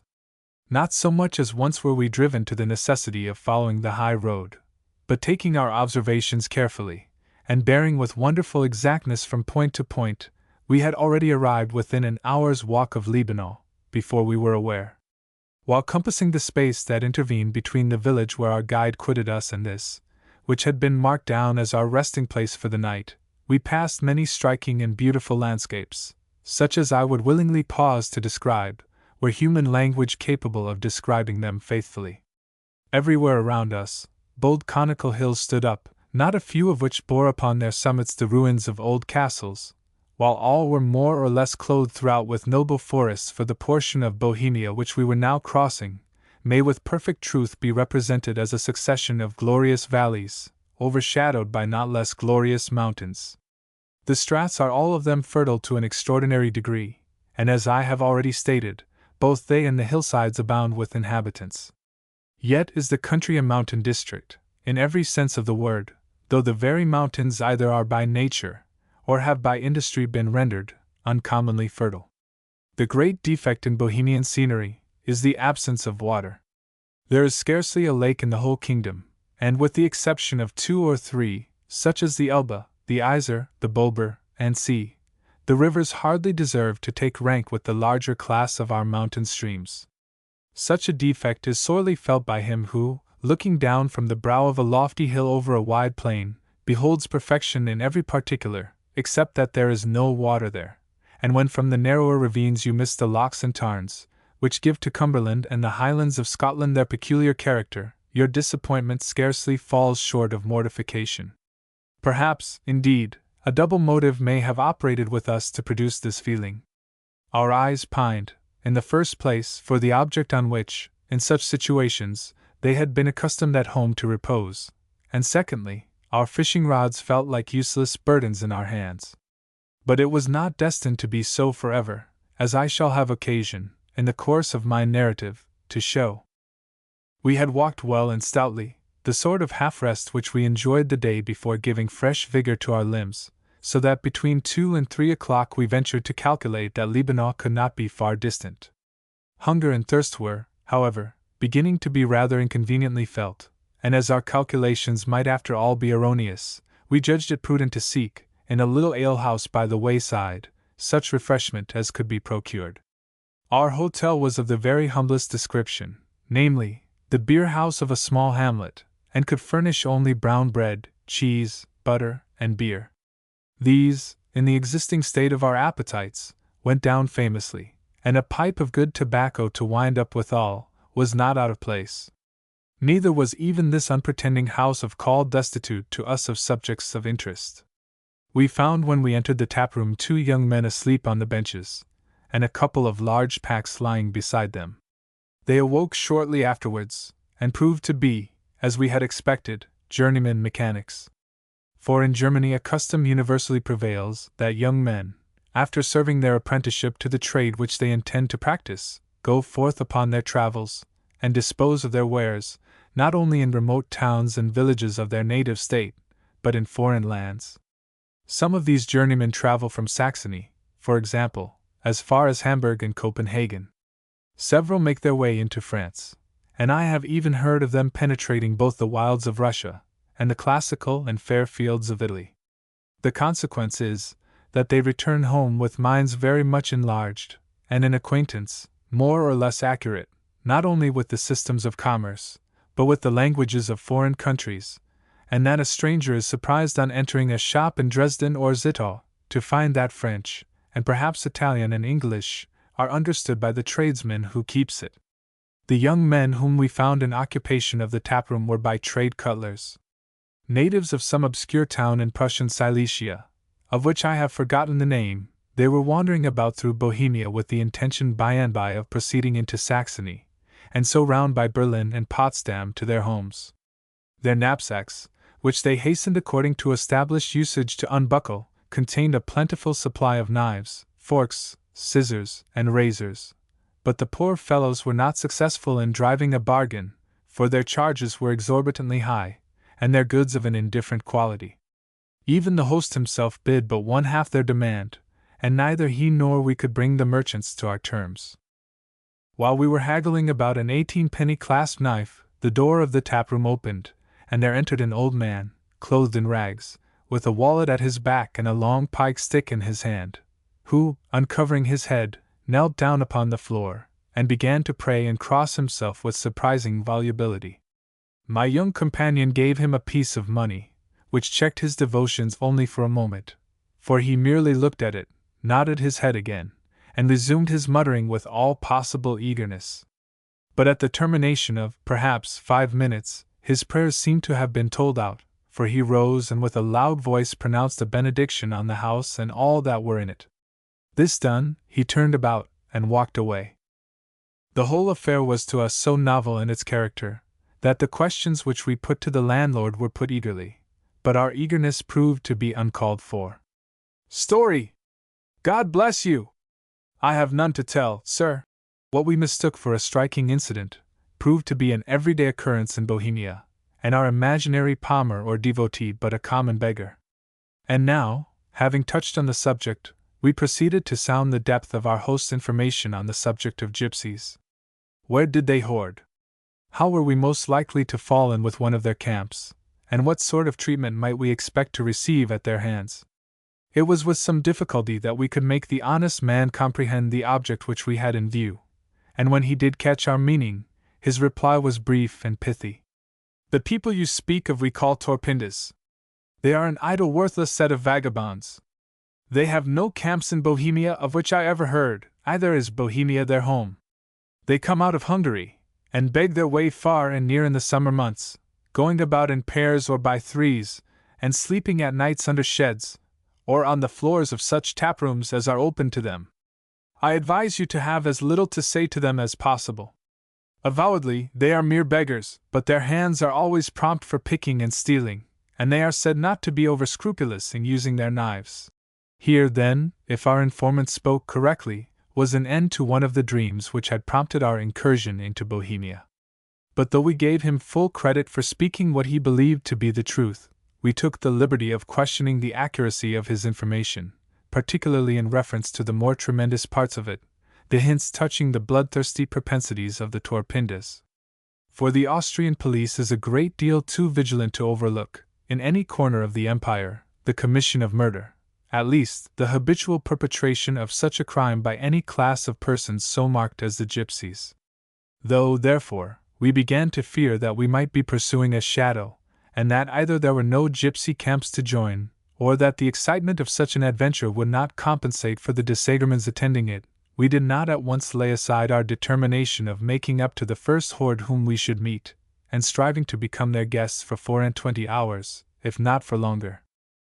We had now rested our allotted period, so we wished our companions good luck, and resuming our march arrived in Liebenau about 4:30.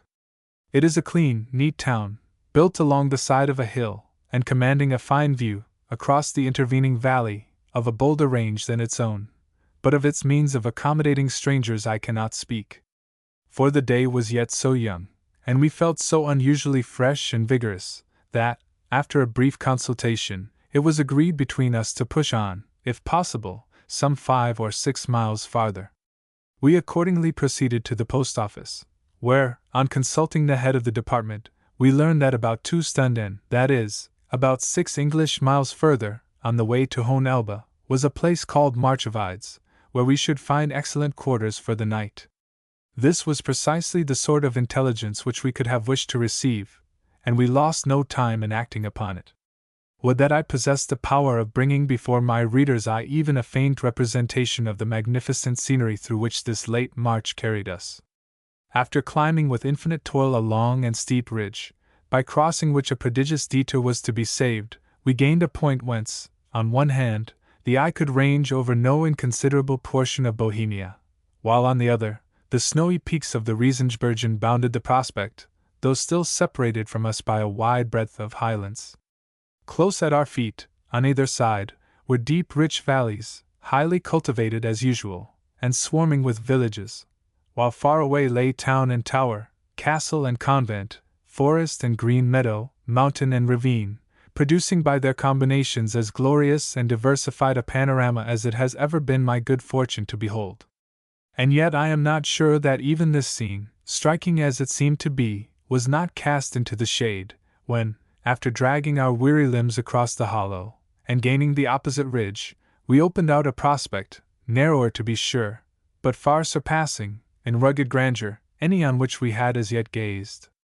Another deep ravine lay beneath us, dark with the forest which covered its base, beyond which uprose a chain of jagged and pine-clad rocks, resembling in their forms the fragments of some huge castle, or rather of an enormous city of castles, shaken by an earthquake into ruins. Even now I am not satisfied that among these tall and beetling crags there were no remnants of man's handiwork, for the gloom of twilight was upon them when I saw them first, and ere I had ceased to gaze it had well nigh deepened into night. Extreme fatigue is a serious damper to enthusiasm of any sort, and keen as our relish of nature's more colossal forms might be, I am not sure that we would not have exchanged, at that moment, the view of these wonders, with all the train of thoughts arising out of them, for the interior of a snug room in a village inn, and a mess of calves' flesh, with a bottle of wine to drink after it. Of our village inn we as yet, however, saw no symptoms, and wearily and slowly step followed step, without, as it seemed, bringing us nearer to the object of our wishes. At last, just as darkness had fairly set in, we met, at the brow of a hill, a rustic, and received from him the gratifying intelligence that Marchowides lay about 1/4 hour's walk distant, in the valley beyond. "And the Gasthof," cried we. "What sort of a place is it? Can we get supper, and beds, and a bottle of wine?" "Oh, yes," replied the countryman. "It is a capital quarter. Wine, and every other thing that is good, may be had there for the asking." "This is as it should be," said we one to another, while recalling our energies for a final effort we hitched our packs higher upon our shoulders, and quickened our pace. We had not walked far along the descent when, through the thickening gloom, numerous lights glancing from cottage windows made us aware that we were approaching Marchevides. We made for one of the first of these dwellings, inquired for the inn, had its situation accurately described to us, and hurried towards it. The first impression made upon us by this excellent quarter was far from favorable. It served the twofold purpose of a mill and a gas-stove, and whatever the comparative merits of the mill might be, the gas-stove department was clearly not of the highest order. Before the door stood a wagon, which the wagoner was mending by the light of a lantern, while beneath the staircase a huge archway showed itself, filled, as on a nearer inspection I, to my horror, ascertained, with wagons also. "God help us!" cried I. "We have traveled far to reach a sorry resting place, for I am greatly deceived if this be not a house of call for wains, the drivers of which will probably be our companions both at bed and board." First impressions are not, however, at all times to be relied upon, so we did our best to thrust aside the unpleasant anticipations which were beginning to crowd upon us, and recollecting that there was no other alternative than either to lodge here, or pass the night hungry and cheerless in the open air, we put a bold face on the matter, and entered. We had calculated justly, for things were not quite so bad as the apparition of the wagons had led us to anticipate. The saloon, on the threshold of which we stood, contained of living creatures only one man, somewhat past the middle of life, who seemed to be in the act of making his toilette, an old woman busily engaged with her needle, 3 wenches, who moved hither and thither, now poking about the stove, now arranging dirty linen, apparently for the wash-tub, and 1 or 2 children. Tables and benches there were, as usual, also water-buckets, a few chairs, and a tub or 2, while a line drawn the whole length of the apartment, about 1.5 feet from the roof, supported, in graceful disarray, a profusion of coats, trousers, aprons, petticoats, and stockings. To complete the picture, there were no candles burning, not even a rosin taper, but here and there a piece of blazing bog pine, either stuck in some cranny, or borne about in the hands of a domestic, cast over the scene a dark red light. I dare say we should have been delighted with all this, had we been assured of obtaining an apartment, into which, when tired of the sublime and beautiful, it might be competent for us to retire. But being quite uncertain on that head, our first measure was to question the sempstress touching both her ability and inclination to accommodate us. Never surely was the spirit of patient industry more strikingly illustrated than in the personage whom we now addressed. Her needle did not cease to hold its course one moment, scarcely, indeed, would she lift her eyes above her spectacles, while, in a tone by no means conciliating, she informed us that she had no chamber, no flesh of any kind, no eggs, no white bread, nor any other article which, in the vanity of our souls, we had rashly named.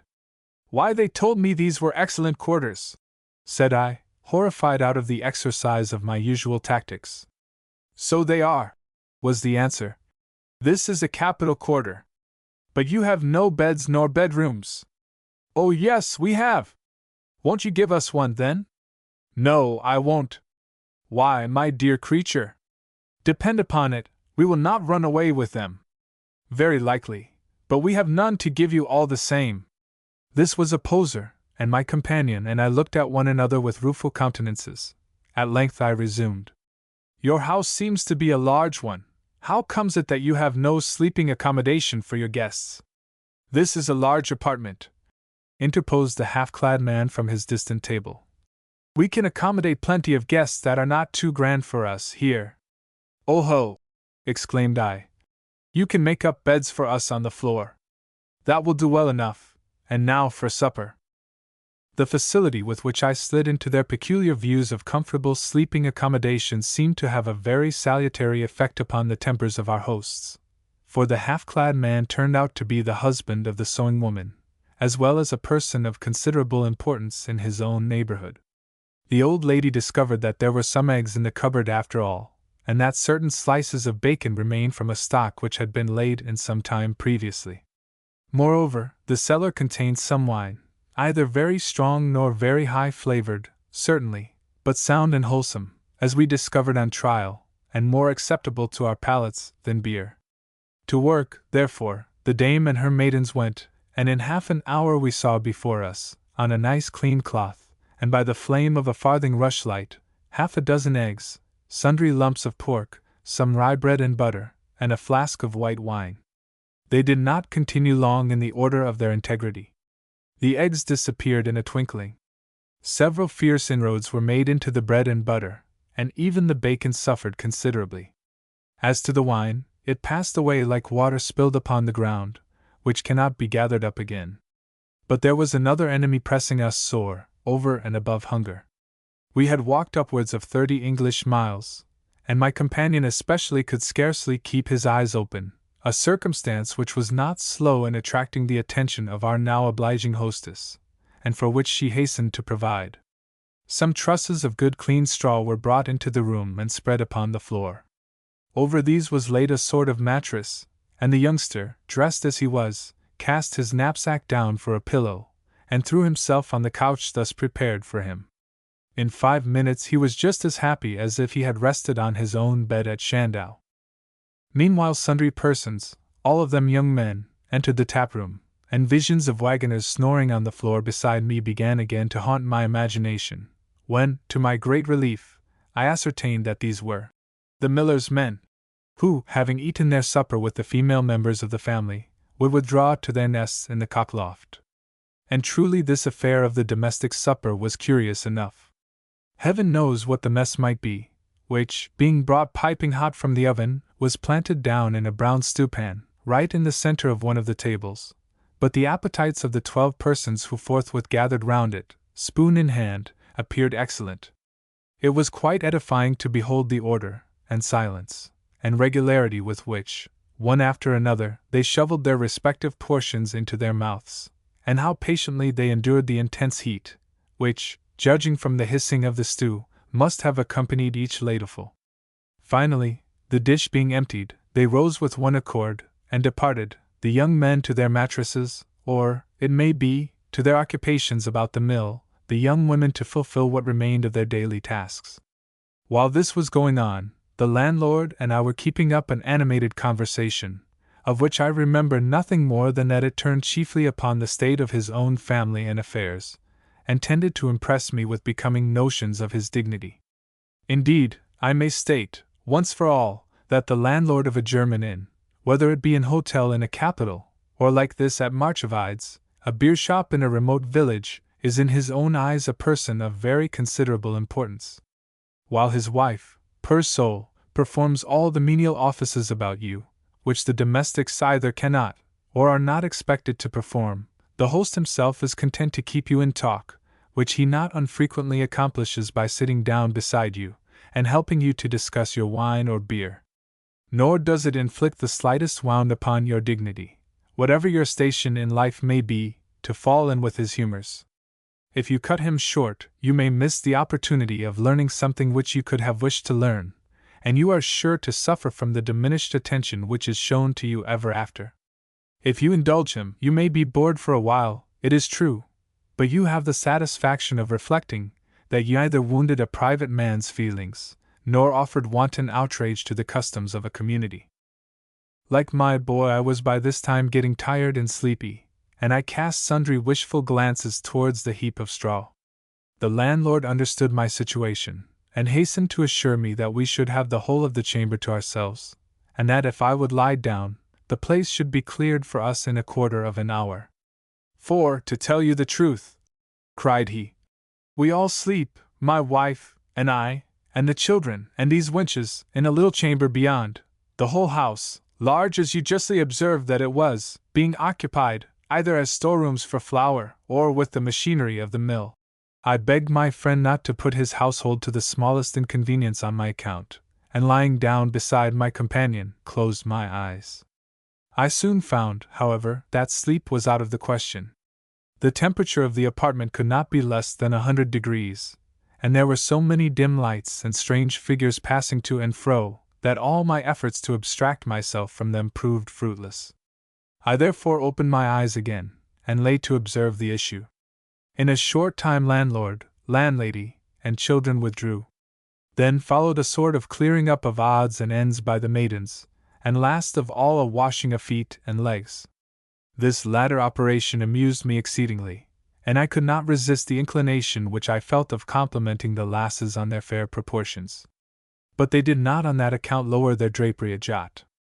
On the contrary, they laughed heartily, and chatted to me all the time their ablutions went forward, and wished me a sound sleep as soon as they were finished. As they carried with them the last of the torches, their wish was, in some measure, accomplished, for my eyes, after repeated efforts, closed of their own accord, and were not opened again, except during feverish and brief intervals, till 5 o'clock next morning. Chapter 5. March renewed. Scenery more and more grand. A population of weavers. Hochstad. The Iser. Magnificent river, and capital Truding. Starkenbach. Extreme kindness of the inhabitants. Carried to the Chancellor's house. Fish the Iser again. The effect of my sport on a religious procession. Supper at the High Bailiff's. Game at chess. Take leave of our kind hosts with mutual regret. Our toilet this morning was very speedily completed.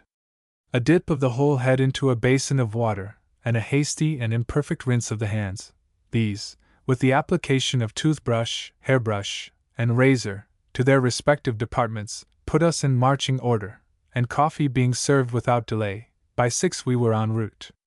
Hohen Elbe, not far from the fountain of the mighty Elbe, was our proposed point. But the best laid schemes of mice and men, gang after I, and Hohen Elbe we were destined never to behold. Our road today led over a succession of hills, each of which introduced us to scenery more wild and rugged than before, for each new step was now bringing us nearer and nearer to the loftiest of the Riesengebirge range. Still the population appeared not to diminish. The villages, if poorer and meaner, were not less frequent than ever, and each individual cottage seemed to swarm with inmates. We were, however, greatly struck with the squalid and unhealthy appearance of these poor people. Unlike our own mountaineers, the inhabitants of the Bohemian hills seem to be a race every way inferior to the occupants of the plain. The men are short, thin, and apparently feeble, with pale cheeks and sickly complexions. The women, over and above these disadvantages, are almost all goitered, and the children look like creatures born in sin and brought up to misery. Probably all this is owing as much to the sort of life which these Highlanders lead, as to the severity of their climate. They are all either weavers, or spinners and teasers of flax, except the very few whose services are required in the cultivation of a barren soil. Now, were you to shut up even a hardy Argyllshire shepherd in a heated chamber, where he should be condemned to breathe all day long foul air, abundantly mixed with minute portions of flax and wool, you would probably find, at the end of the year, that he was not what he used to be ere he took to spinning. I think, then, that I am right in concluding that the mountaineers of Bohemia would be like the mountaineers of Scotland, were they similarly employed, and I am quite sure that a more revolting spectacle is not to be seen anywhere than that which a mountain district presents, of which the inhabitants are chiefly weavers. It is not, however, entirely to their devotion to sedentary pursuits that we are justified in attributing the squalid and unhealthy appearance of these Highlanders. They are all manufacturers on their own account.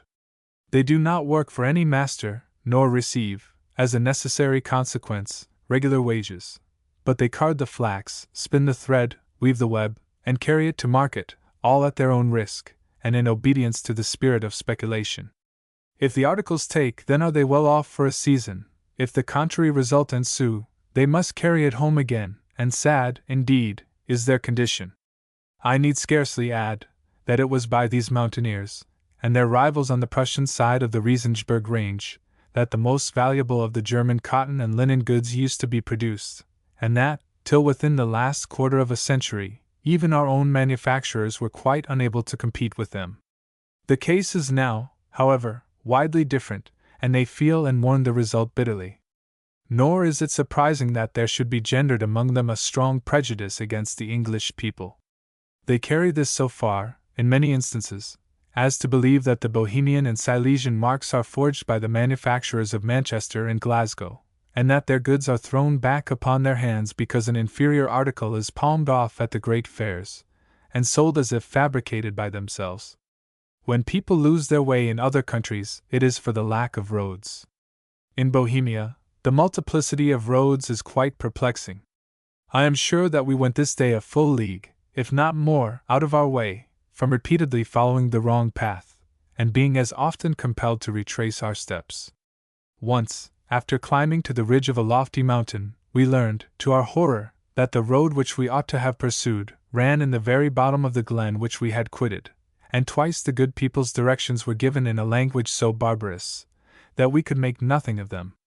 But after a good deal of fatigue, and no trifling share of enjoyment, we reached, at 12 o'clock, the town of Hochstadt, the place at which, as it was represented to be only 3 hours' march from Hohen Elbe, we had resolved to dine.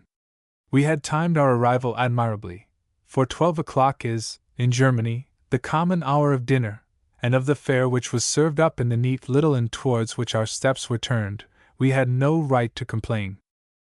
Hochstadt, so named from the elevated nature of its situation, stands on the summit of a mountain, and is raised probably not less than 3,000 feet above the level of the sea. It commands a magnificent mountain view, with a much larger scattering both of vegetation and culture than we had any right to expect. Bleak it doubtless must be, in winter, for just across the valley which dips down from it on the west, are hills whose tops retain their snowy coverings till August, while eastward is an immense plain, undulating here and there, but scarcely broken by the wooded cones that are scattered over it. But in the month of June, when we beheld it, the landscape is exceedingly interesting, and the promise of an abundant harvest was bright. There was nothing, however, either in the town or its vicinity, to detain us longer than the space of time that might be necessary to appease our hunger and rest our limbs, so, between 1 and 2, we paid our bill, took our host's directions, and departed. He told us that if we walked well, we might reach the Iser in an hour and a half, after which we could not be more than an hour and a half removed from Hohen Elbe. Who that has read Campbell's glorious ballad of Hohenlinden would not feel his imagination warmed by the thought of standing even for an hour on the banks of Iser rolling rapidly? Who, likewise, that is acquainted with Sir Humphrey Davy's exquisite consolations, and has, as the amiable philosopher had, a true relish for the gentle craft of angling, would not begin to put his rod together as soon as Iser's waters met his view? For my own part, I cannot undertake to say which principle operated with me most powerfully, whether the romantic associations which Campbell's muse must ever call up, or the more matter-of-fact, but hardly less animated description, which Sir Humphrey gives of the capital sport which he had in a stream of the same name. But of this fact I am quite certain, that the hopes of discovering the river behind every eminence, or coming suddenly upon it as I emerged from each successive grove, served to render me, during this hour and a half's progress, proof against the encroachments of weariness. And my wishes were gratified at last.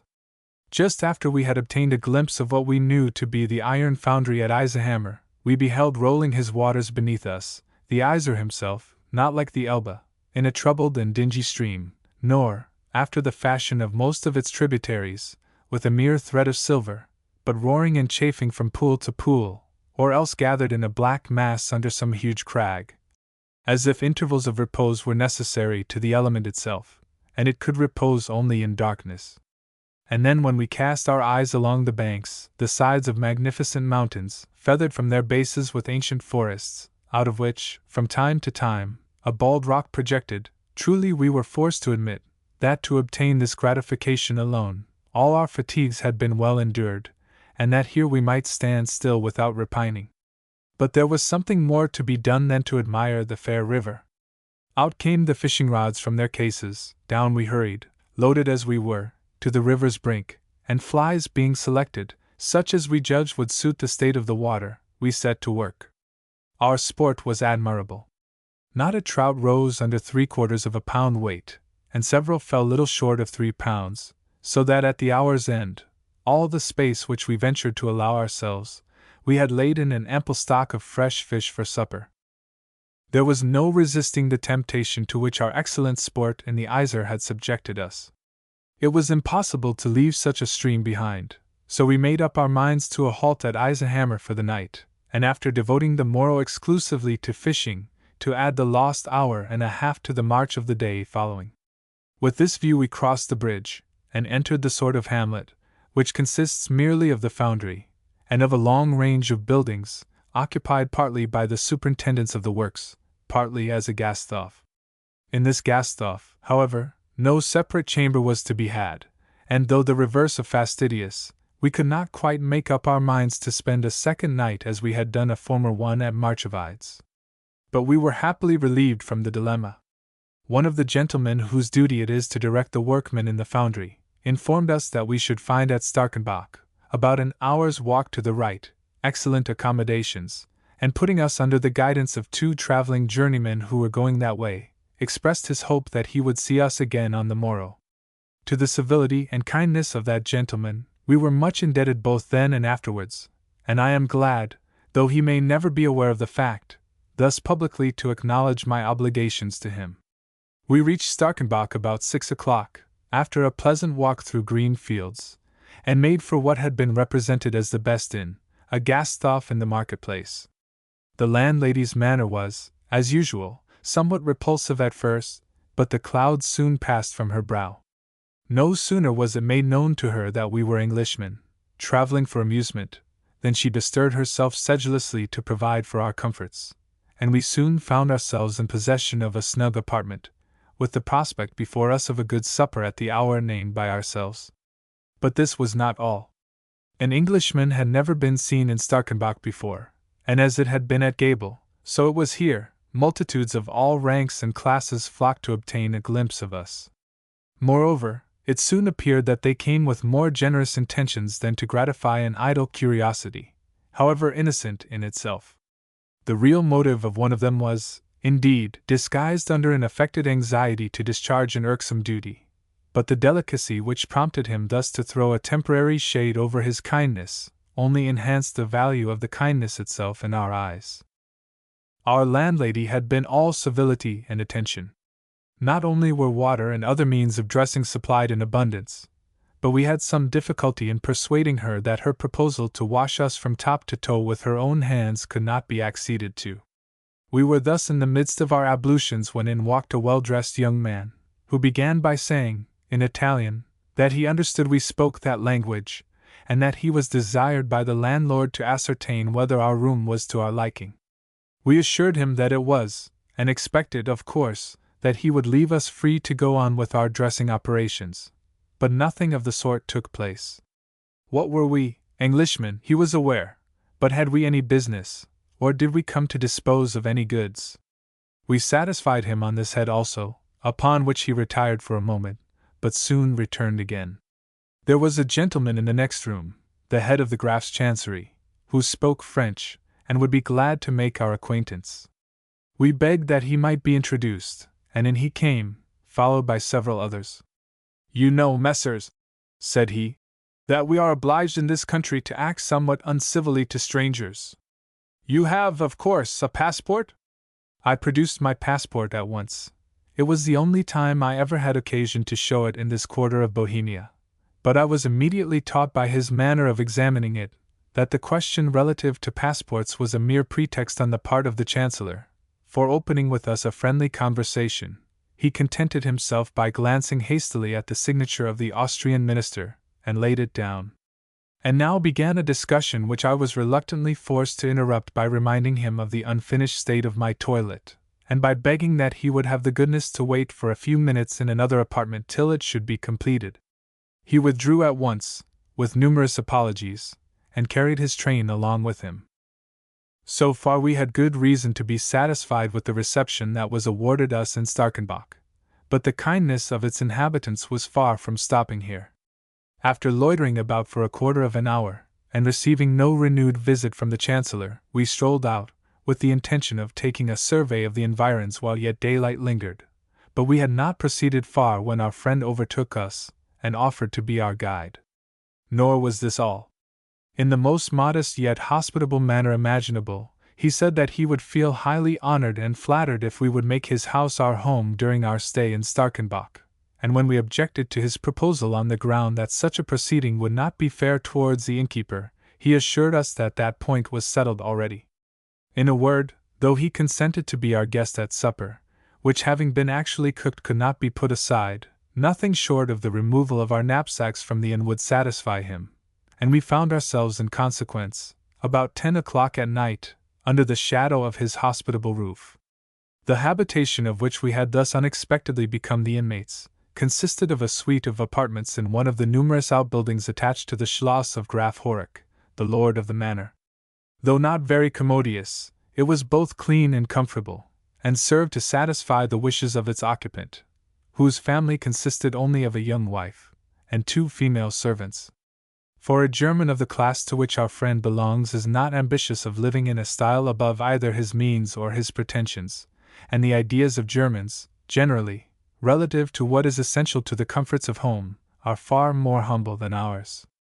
This gentleman and his bride, for example, and a bride she might be termed, having been married only half a year, were content to eat and sleep in the same apartment, the elegance of which was little, if at all, broken in upon by the couple of neat box beds with silk coverings, which occupied one of the corners.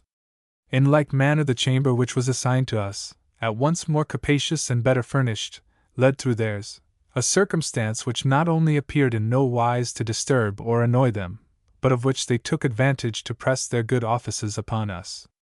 For, as our host would hardly leave us at night till we were ready to step into bed, so, no sooner were we astir in the morning, than in he came, anxious to know how we had rested, as well as to offer his services in supplying any want of which we might experience the pressure. I really never saw, in any country, or among any class of people, such incessant and genuine hospitality. We had barely time, overnight, to be introduced to the lady of the mansion. In the morning we met her at breakfast, and her first act was to add her entreaties to those of her husband, that we would not think of leaving them that day. What need was there for so much haste? We had been pleased with the scenery of the Yser, why not visit it again? Or if that were not agreeable to us, there were various points in the immediate vicinity of the town, which it might be worth our while to inspect. We could not hold out against such arguments, more especially as they happened to accord exactly with our own wishes, so we agreed to fish the Yser once more, and return to sup and sleep at the Chancellor's. This point being settled to the satisfaction of all the parties concerned, we proceeded to equip ourselves in our traveling costume, and rod in hand, bend our steps towards Eisenhammer. A more unpropitious day for the angler can scarcely be imagined, for a cold east wind blew, and from time to time a thin drizzling rain beat in our faces. Still we determined to make the attempt, and truly we had no cause to repent of our resolution. In the course of 4 hours, which we devoted to the sport, we caught upwards of 10 pounds of trout, the number of fish killed being at the same time only 11, a clear proof that the Bohemian Yser deserves just as much praise as Sir Humphrey Davy, in his charming little book, has bestowed upon its namesake near Munich. But killing the trout constituted by no means the sole amusement which we that day enjoyed. An English fishing rod and English tackle were objects quite as novel to the good folks of Eisenhammer as they had been to the citizens of Gable, and the consequence was, that we had the entire population of the village and hamlets round, in our train. And the astonishment of these simple people, first at the machinery, and then at our mode of using it, I have no language to describe. When first I hooked a trout, there was a general rush to the river side, the movement being produced, manifestly enough, by alarm lest the line should break, and though the animal was floundering and springing about in 12 feet of water at least, 2 or 3 young men could scarcely be restrained from jumping in. But when they saw the monster, and a very large fellow he was, after running away with some fathoms of line, and bending the rod like a willow wand, gradually lose his strength, and sail reluctantly towards the shore, I really thought they would have gone crazy with delight. They jumped about, swore, and shouted like mad people, and made such a plunge into the shallows, to bring him out, that we had well nigh lost him. The scene was altogether quite irresistible. There was no work performed that day in the iron foundry.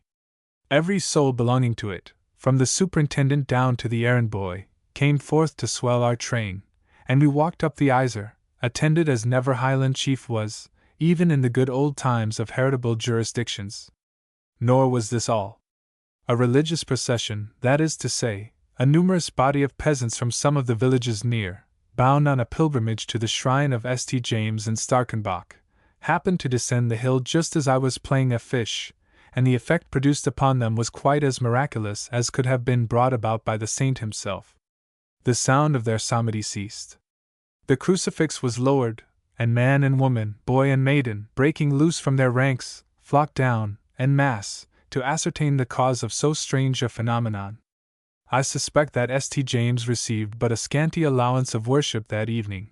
At least, I am sure that the number of his votaries became sadly diminished, for when the chant rose again, and the crucifix was uplifted as a signal for moving, the retinue that attended it came short by at least one half of that which had followed, with all imaginable decorum, as far as the banks of the Isère. It was now getting on towards 3 o'clock, and as the weather, instead of improving, became every moment more boisterous, we determined to abandon our fishing. We accordingly adjourned to the Gasthof, where a roasted fowl had been prepared for us, and made a hearty dinner, in the midst of the same crowd which had watched our mode of operations on the river. To them we were obliged to explain the whole process by which rods are unscrewed and put together again, reels turned round, and flies attached to casting lines, and I dare say that to this hour they have not ceased to talk about the whole affair as an invention, second in point of ingenuity, only to the steam engine. This done, we became, in our turn, the querists.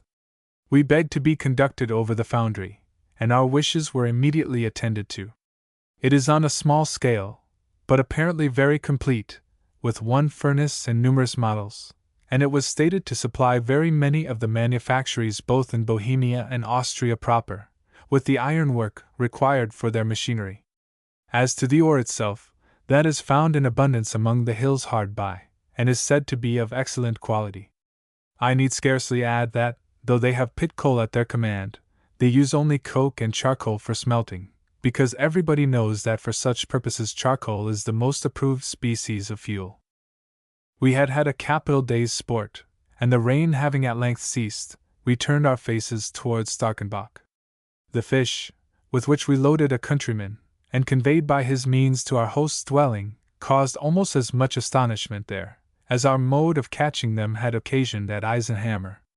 Not only our hosts, but their domestics, and not they alone, but the people in the streets as we passed, shouted and clapped their hands at the spectacle.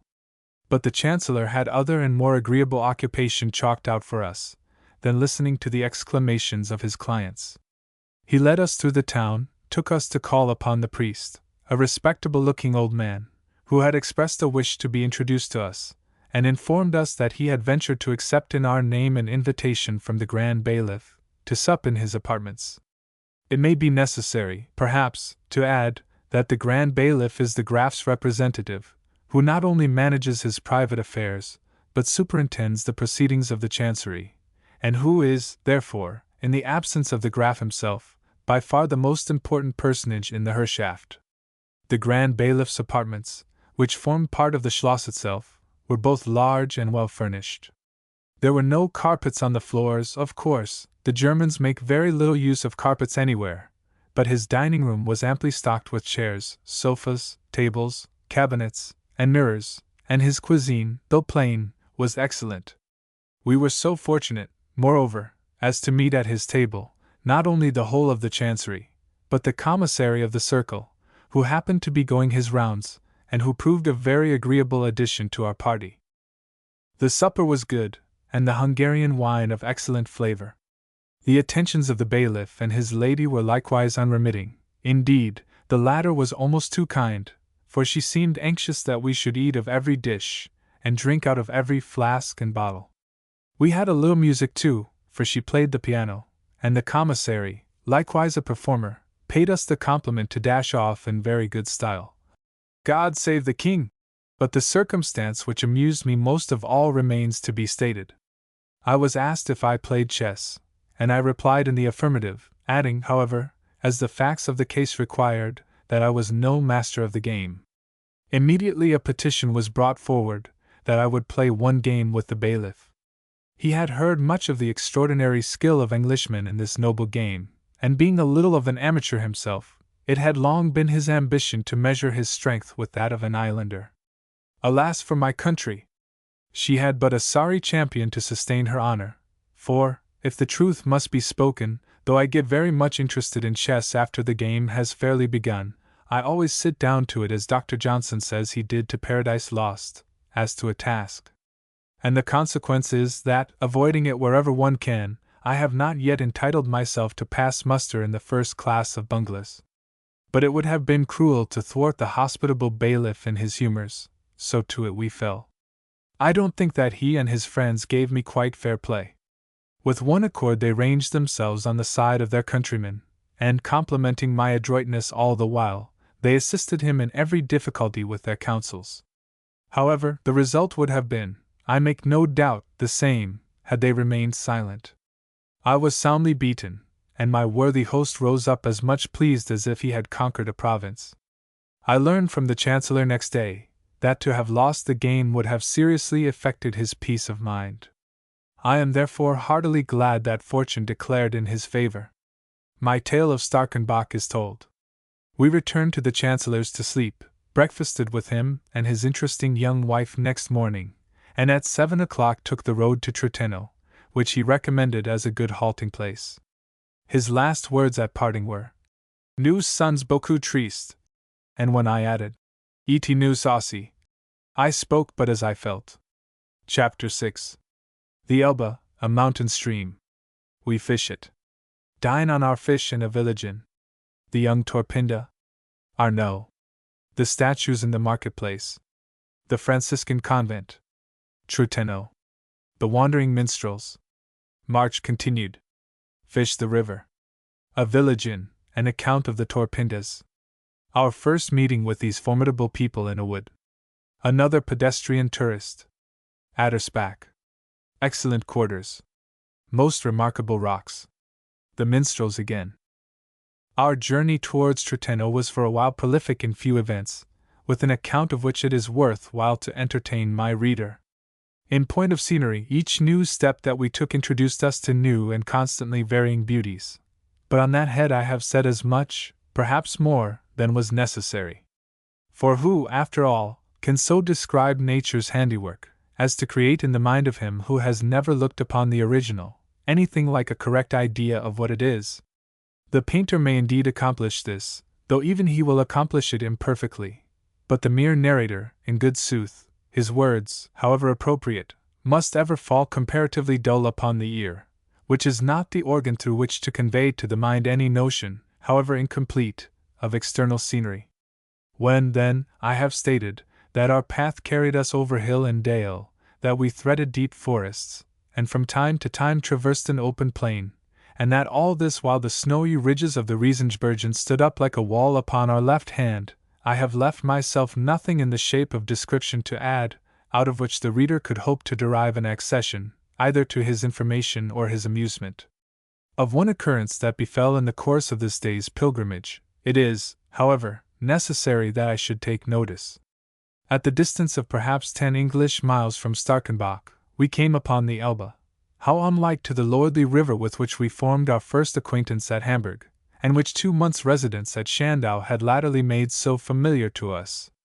A narrow mountain stream, so narrow, indeed, and so shallow, that a mere rustic bridge sufficed to span it, was all that reminded us of that prodigious body of water, which serves as a channel of communication between Dresden and the North Sea, and fertilizes in its course the plains of Bohemia, Saxony, Prussia, Mecklenburg, Hanover, and even Denmark.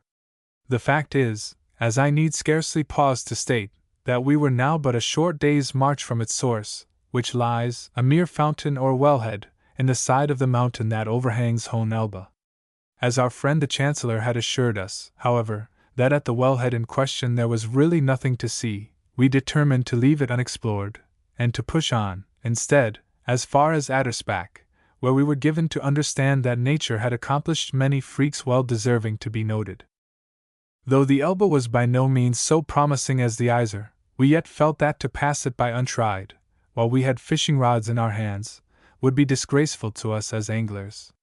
The implements were accordingly screwed together, and for half an hour we threw our flies with all our accustomed skill, and more than our usual patience, but we gathered little by the exercise of these qualities. A few grayling, with a trout or two of meager dimensions, alone rewarded our care, and these, we judiciously concluded, were not of sufficient value to compensate for the loss of time that would be sustained in adding to their numbers. Besides, we found that our strange attire and gestures created much alarm among the junior branches of one or two small communities through which we passed. The children, wherever we came, ran from the water's edge screaming with fright, a pretty broad hint that our company was not desired, at least by them. We dined this day in a clean, tidy little alehouse, the landlady of which cooked our trout, and supplied us with bread and butter, and beer. She was a member of what seemed to be a remarkably happy, as well as primitive family, where 3 generations dwelt together in harmony, the oldest and the youngest being, as she informed us, dependent on the exertions of her husband, and the profits of the inn. Neither were we without a trifling adventure, such as it was. While we were smoking our pipes after dinner, a gypsy, or torpinda, entered, and we had him up to our table forthwith, that we might reconnoiter and catechize him. He was a mere lad, apparently not more than 16 or 17 years of age, though in costume, complexion, and expression of countenance, a perfect specimen of his tribe. His dress was a broad-brimmed low hat, a dark brown cloak with sleeves, and a solitary undergarment, which, woven apparently without seam, served him for vest, pantaloons, and stockings.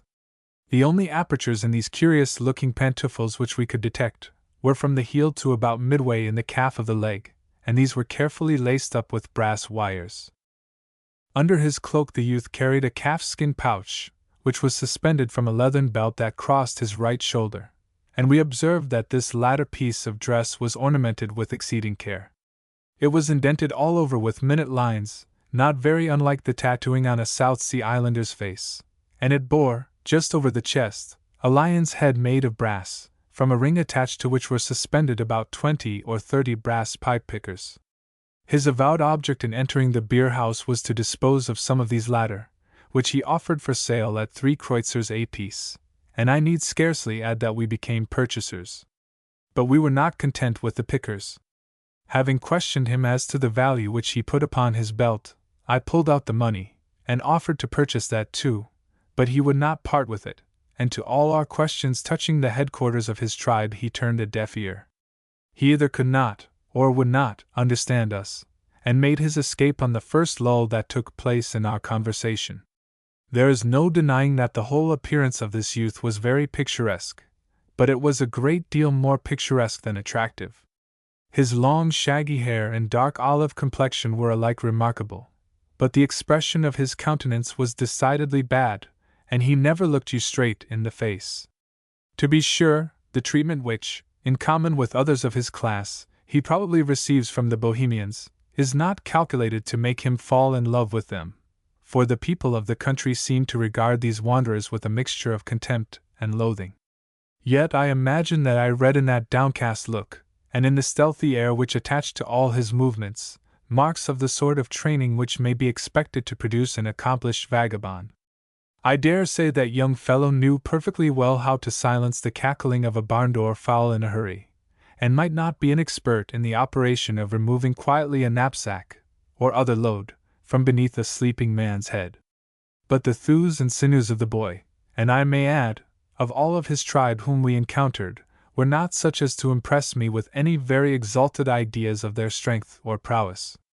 I fancied that, with the aid of a good stick, I should not be afraid to give any 3 of them the knives of which I had heard so much, and then join battle.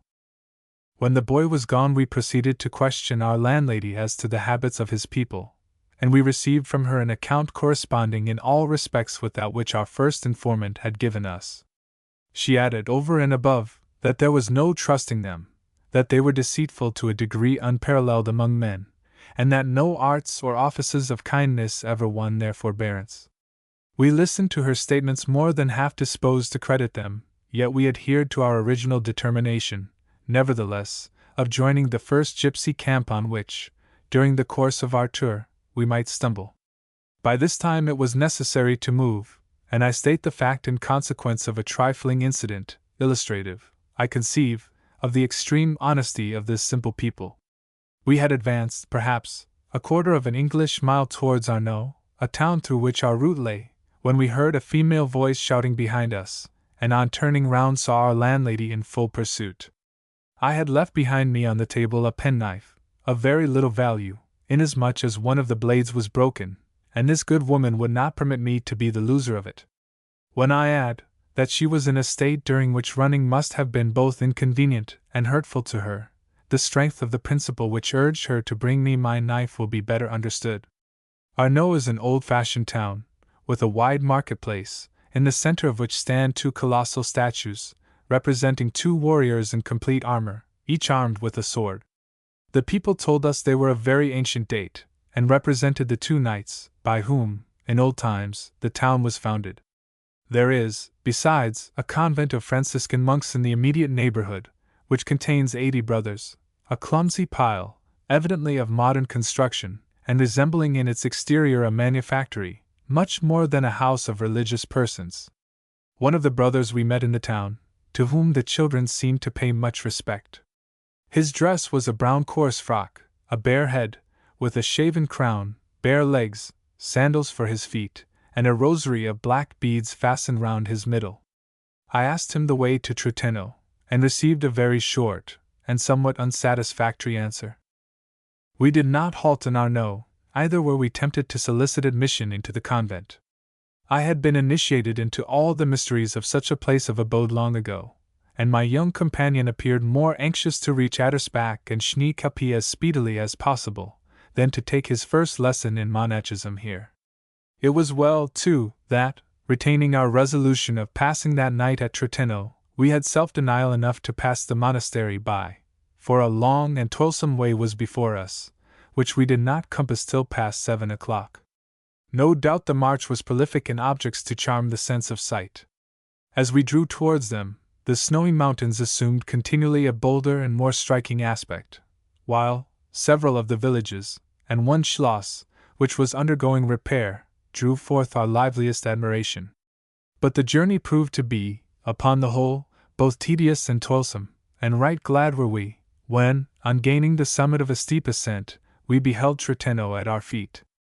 We made directly for the inn, which was recommended as the best, and except that the house was full of workmen, our chamber small, and our beds detestable, we have no right to put down the Gasthof zum Weißen Ross as one of the bad places of call on the march to Schneekapie.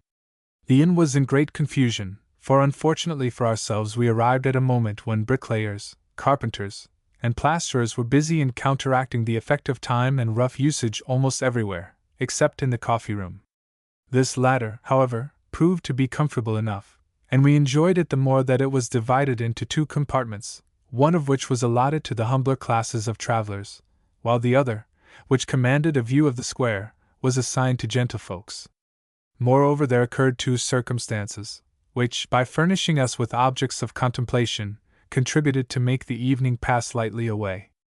First, we saw from our window the completion of a ceremony similar to that which at Eisenhammer we had so cruelly interrupted by our fishing.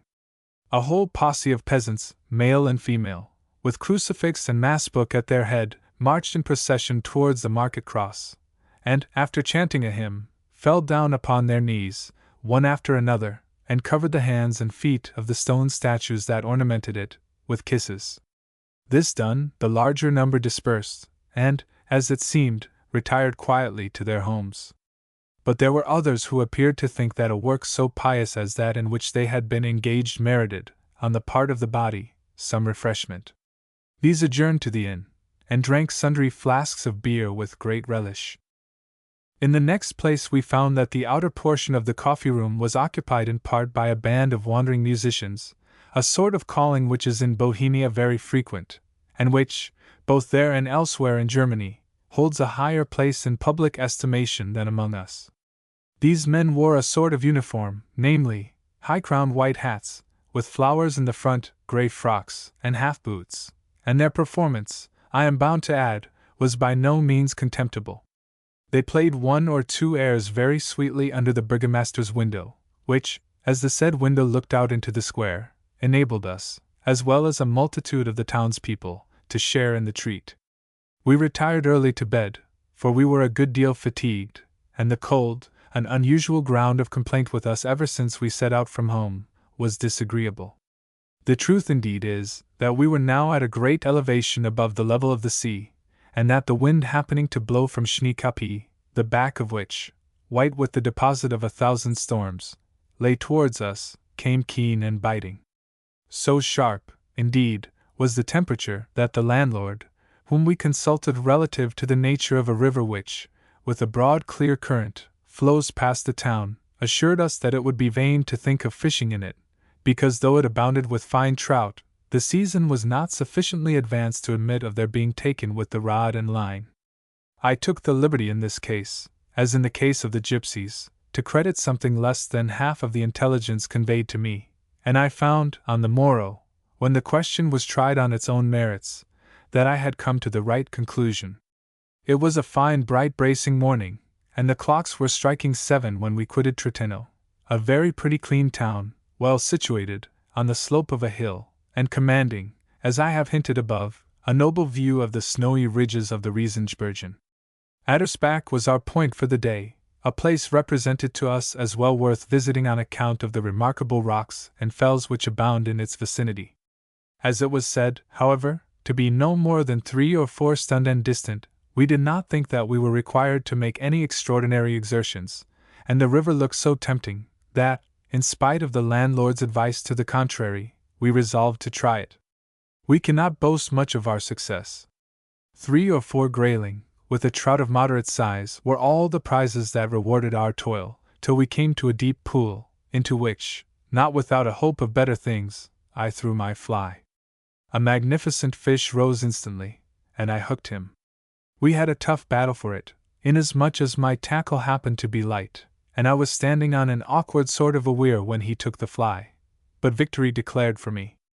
After 10 minutes' pleasant maneuvering, I landed a trout, which would have done no discredit, in point of size and form, to the Isar itself.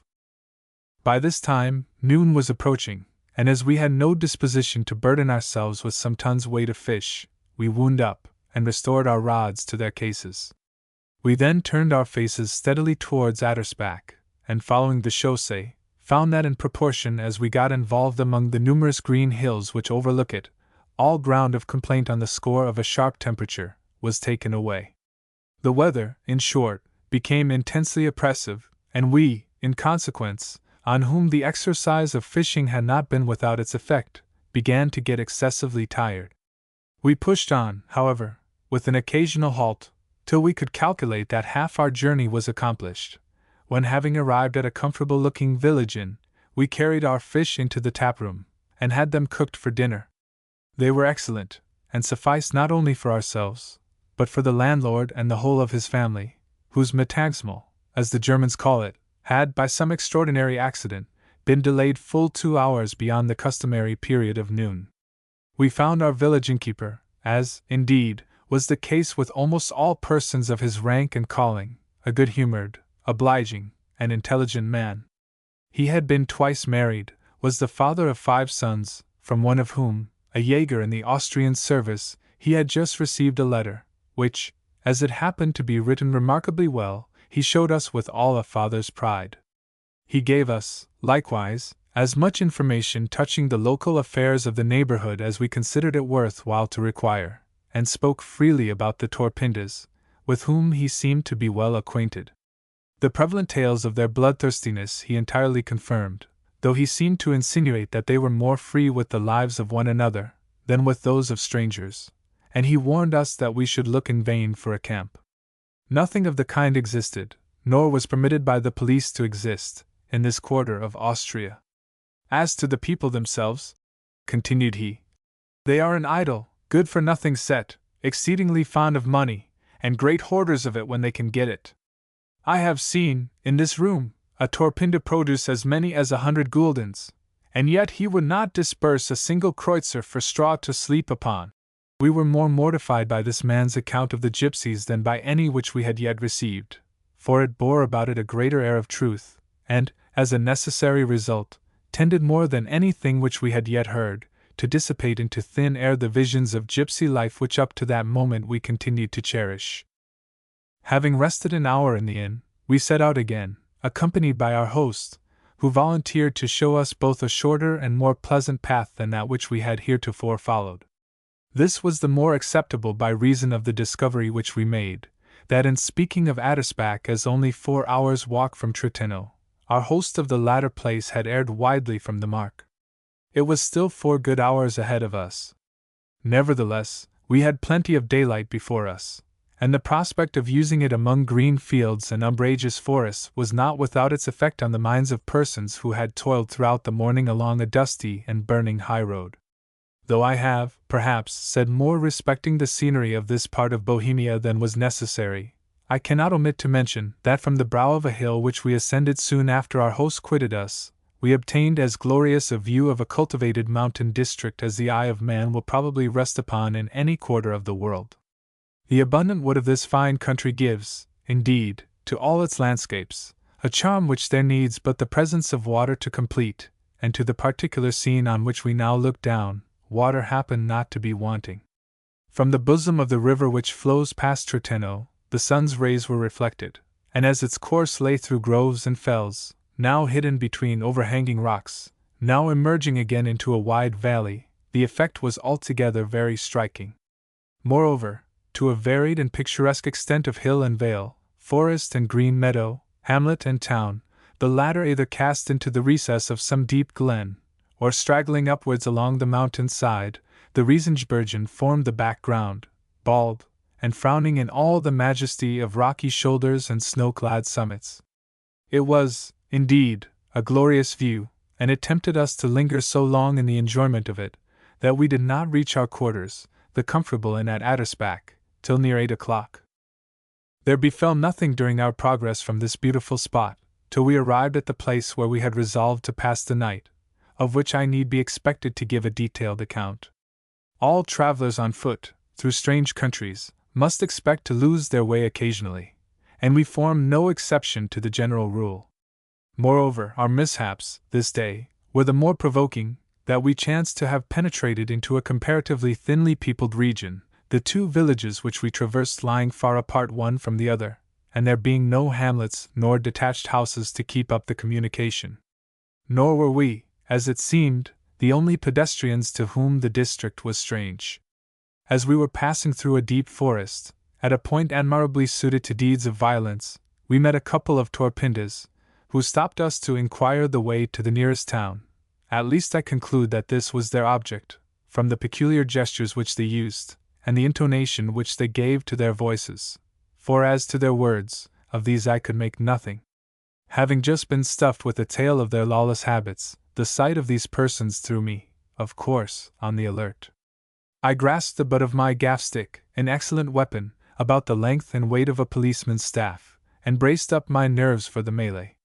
But when we stood face to face, all idea that they would venture to begin the fray vanished. Though they were young men, in the prime of life, probably not more than 5 or 26, I verily believe that with the weapons which nature has given me, I could have rendered them both incapable of molesting Henris forever, and been but little fatigued by the exercise.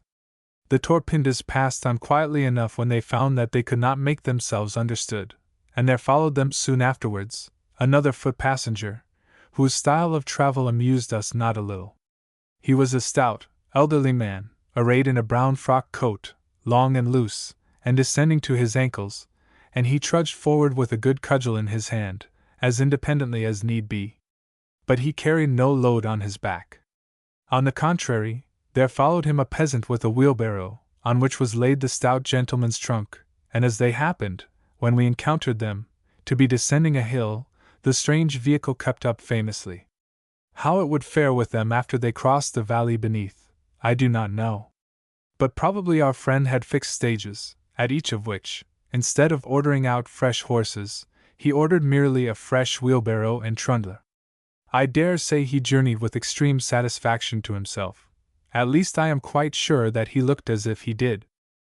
It was late in the evening, and our patience was well nigh exhausted, when, on gaining the brow of an eminence, we beheld a straggling village at our feet, and were almost as much surprised as delighted to find that it was Addersbach. Let nobody form a judgment of the sort of quarters which he will find at the Trukter Gasthof, from the miserable appearance which the town of Addersbach presents. To be sure, he must pass through the town entirely, leave the Schloss, a huge pile of brickwork, behind him, and penetrate into the fells ere the Truchter house becomes visible, but the first aspect of it will, unless I much deceive myself, excite in his mind anticipations, not only of good fare, but of clean apartments, and unpretending civility. Nor will such anticipations be disappointed. A nicer country and I never inhabited, and I say this without excepting either the inn at Dalmely, near Loch Awe, nor its rival in comfort, if not in elegance, at Tyndrum. The Fells, or Felsen, at Addersbach, is justly accounted one of the most extraordinary productions of nature's handiwork in all Bohemia. Masses of rock, some of them 200 or 300 feet in height, have, by some strange convulsion, been so tossed about, that now they stand on end like detached towers, or rather like the turreted walls of some gigantic labyrinth, through which a narrow path twists and turns in the most extraordinary manner possible.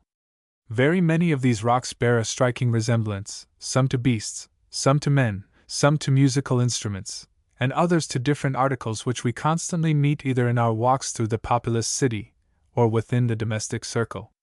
As might be expected, the people of the country have called each image after the name of the original which it represents. Not far from the back door of the inn is an enormous inverted sugar loaf. A little way removed from it is the chimney, and it must be acknowledged that the resemblance which both of them bear to the objects from which their names are derived is very striking. But this is the least of the wonders attaching to the place. In order to introduce which to the reader's acquaintance, it will be necessary that I should take him, as it were, by the hand, and join him to our little party as we make the tour of the labyrinth.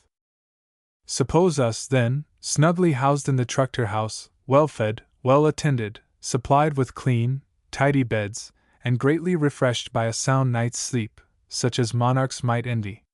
We rise next morning at 7, to find that here, even more keenly than at Troteno, the influence of an elevated situation is felt, and that over the long inclined plane which stretches upwards from us in the direction of the Riesengebirgen, a sharp, cold wind blows cuttingly. This circumstance, however, interferes, in no respect, with our breakfast, which, as far as the means furnished will allow, is eaten with great relish. After which, about 9 o'clock, we sally forth in quest of adventures, under the guidance of a ragged youth, who is to officiate as our cicerone. From the inn-door we look abroad upon a mountain of basalts, covered on its summit by a forest of pines, and beautifully feathered along its face with birch trees. That mountain, well nigh semicircular in the front which is turned towards us, constitutes the Felsen, and along its base we walk, following a narrow footpath, which is bordered by a little stream, and leads, serpent fashion, towards the rocks.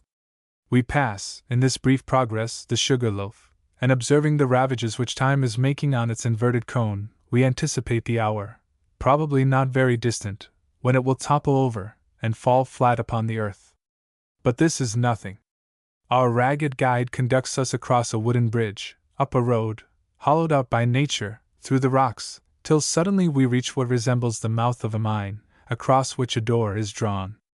The sum of 4 groschens, or 6 pence a head, applies a key to the lock of that door, and we are immediately introduced into the giant's dwelling. For as the term Riesengebirgen signifies, the giant's mountains, so these fells are represented by tradition to have been the abode of the monster man, after whom the range which separates Bohemia from Silesia has been named. Of this giant's personal history it is needless to say more, than that he is the same number nip with whose mischievous exploits we have all, from our early childhood, been familiar. His favorite haunts were here and in one of the ravines of Schneekapi, and I must say this much for him, that in his choice of quarters, he exhibited not only a great deal of skill, but a very commendable share of taste into the bargain. The door being opened, we find ourselves in a narrow passage, open to the heavens, perhaps a couple of 100 feet overhead, but walled in on either hand by rocks, perpendicular as the drop of the plummet. The passage, being exceedingly tortuous, does not permit any extensive view to the front, but at each new turn some new wonder presents itself, either in the formation of some particular rock, or in the grotesque and striking combinations of masses. Here the guide stops us to point out a chimney most distinctly defined.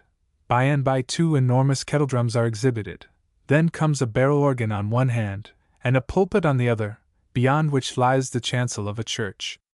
Above our heads, meanwhile, on the very summits of detached peaks, stand the burgomaster, in his full-bottomed wig, the Emperor Leopold, an exact resemblance, and John the Baptist preaching in the desert.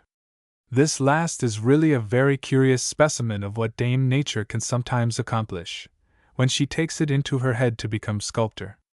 On a lofty cone, yet little elevated above the surrounding masses, the very emblems of desolation, stands the image of a man, with a shaggy mantle thrown across his shoulders, and one arm raised as if in the act of speaking, no inappropriate monument to him who, though the greatest of the prophets that lived under the law, was in his day of mortality less than the least of those to whom the gospel dispensation has been communicated. After pausing a while to examine these, as well as the form of a dog in a recumbent position, not far removed from them, we passed on, first, into the giant's mouth, an enormous arch, armed, as it seems, with teeth, and then into the Frauenzimmer, or giantess's apartment. It must have been but a sorry lodging for a lady of so much personal weight in the world, and supposing her proportions to have resembled those of her husband, would not fail to cramp her exceedingly, for it is nothing more than a hole in the rock, measuring perhaps 20 feet in length, by 6 or 8 in width. But giants and giantesses lived, it is presumed, chiefly in the open air, and this which is called her chamber, may have been, after all, nothing more than her couch. If such were the case, she must have had no taste for down mattresses and feather-bed coverings. We were advanced by this time many hundred yards into the bowels of the mountain, and stood at length on a fair open platform, surrounded as heretofore, by enormous cliffs, yet having room enough, and to spare. Here a small rustic arbor has been formed with rough-hewn pine logs, and close by is a sort of pantry, composed of similar materials, while facing them a little rivulet pours its water from a ledge of rock, causing the air around to reverberate with its ceaseless and most refreshing music. Our guide described the spot merely as the Lesser Waterfall, while he invited us to drink from a fountain which bubbled up close to the stream. I do not think that I ever tasted water more deliciously cool and limpid. The phrase, Lesser Waterfall, naturally associated itself in our minds with something more wonderful, and we questioned the guide on the subject, who, instead of answering directly, invited us to follow him. We did so, winding round the corner of a huge column, but no cataract met our inquiring gaze. "Wait you here," said the boy, "or rather go on into that recess, while I run up the face of the cliff, and lift the sluice." The idea of a sluice, as connected with one of the most sublime of nature's productions, was too ludicrous. It reminded us of a miserable little affair, not far from Schandau, on the road to the Kostal, which the delighted Saxons exhibit to you as one of the wonders of their land, and for the display of which you are charged 1 groschen. For this Saxon cataract consists of a stream of water, a size or two more voluminous than that which may, at any time, be seen winding its way along the groved outsides of the streets in one of our fifth-rate boroughs in England. Yet the Saxons make the most of it. By means of a deal fence they dam it up on the top of a rock, perhaps 12 feet high, and so keep it till some pleasure-seeking stranger happens to approach the spot. Then, after exciting his curiosity to the utmost, an old man leaves the wanderer in the road to gaze about in vain, not only for the cataract, but for any place where a cataract might be expected to exist. Yet the stranger must not begin to murmur too speedily. All at once a cracked voice bids him attend. He turns round, the sluice is raised, and out comes a volume of water, of all things in creation most resembling that which in the old town of Edinburgh follows on the exclamation, "Guard Lou!" I advised the astonished traveler not to indulge his admiration too long. If, in the intensity of his ardor, he keep the sluice open more than 10 minutes, not only does the waterfall fade and disappear before his own eyes, but a month may elapse ere it shall be in a fit state to be exhibited again. All these brilliant images took possession of our fancies as soon as the boy had uttered the unlucky word, sluice, and smiling to one another, we made up our minds to rest contentedly where we were. But we did not adhere to this determination. In a few minutes there came upon us a noise like the growling of distant thunder.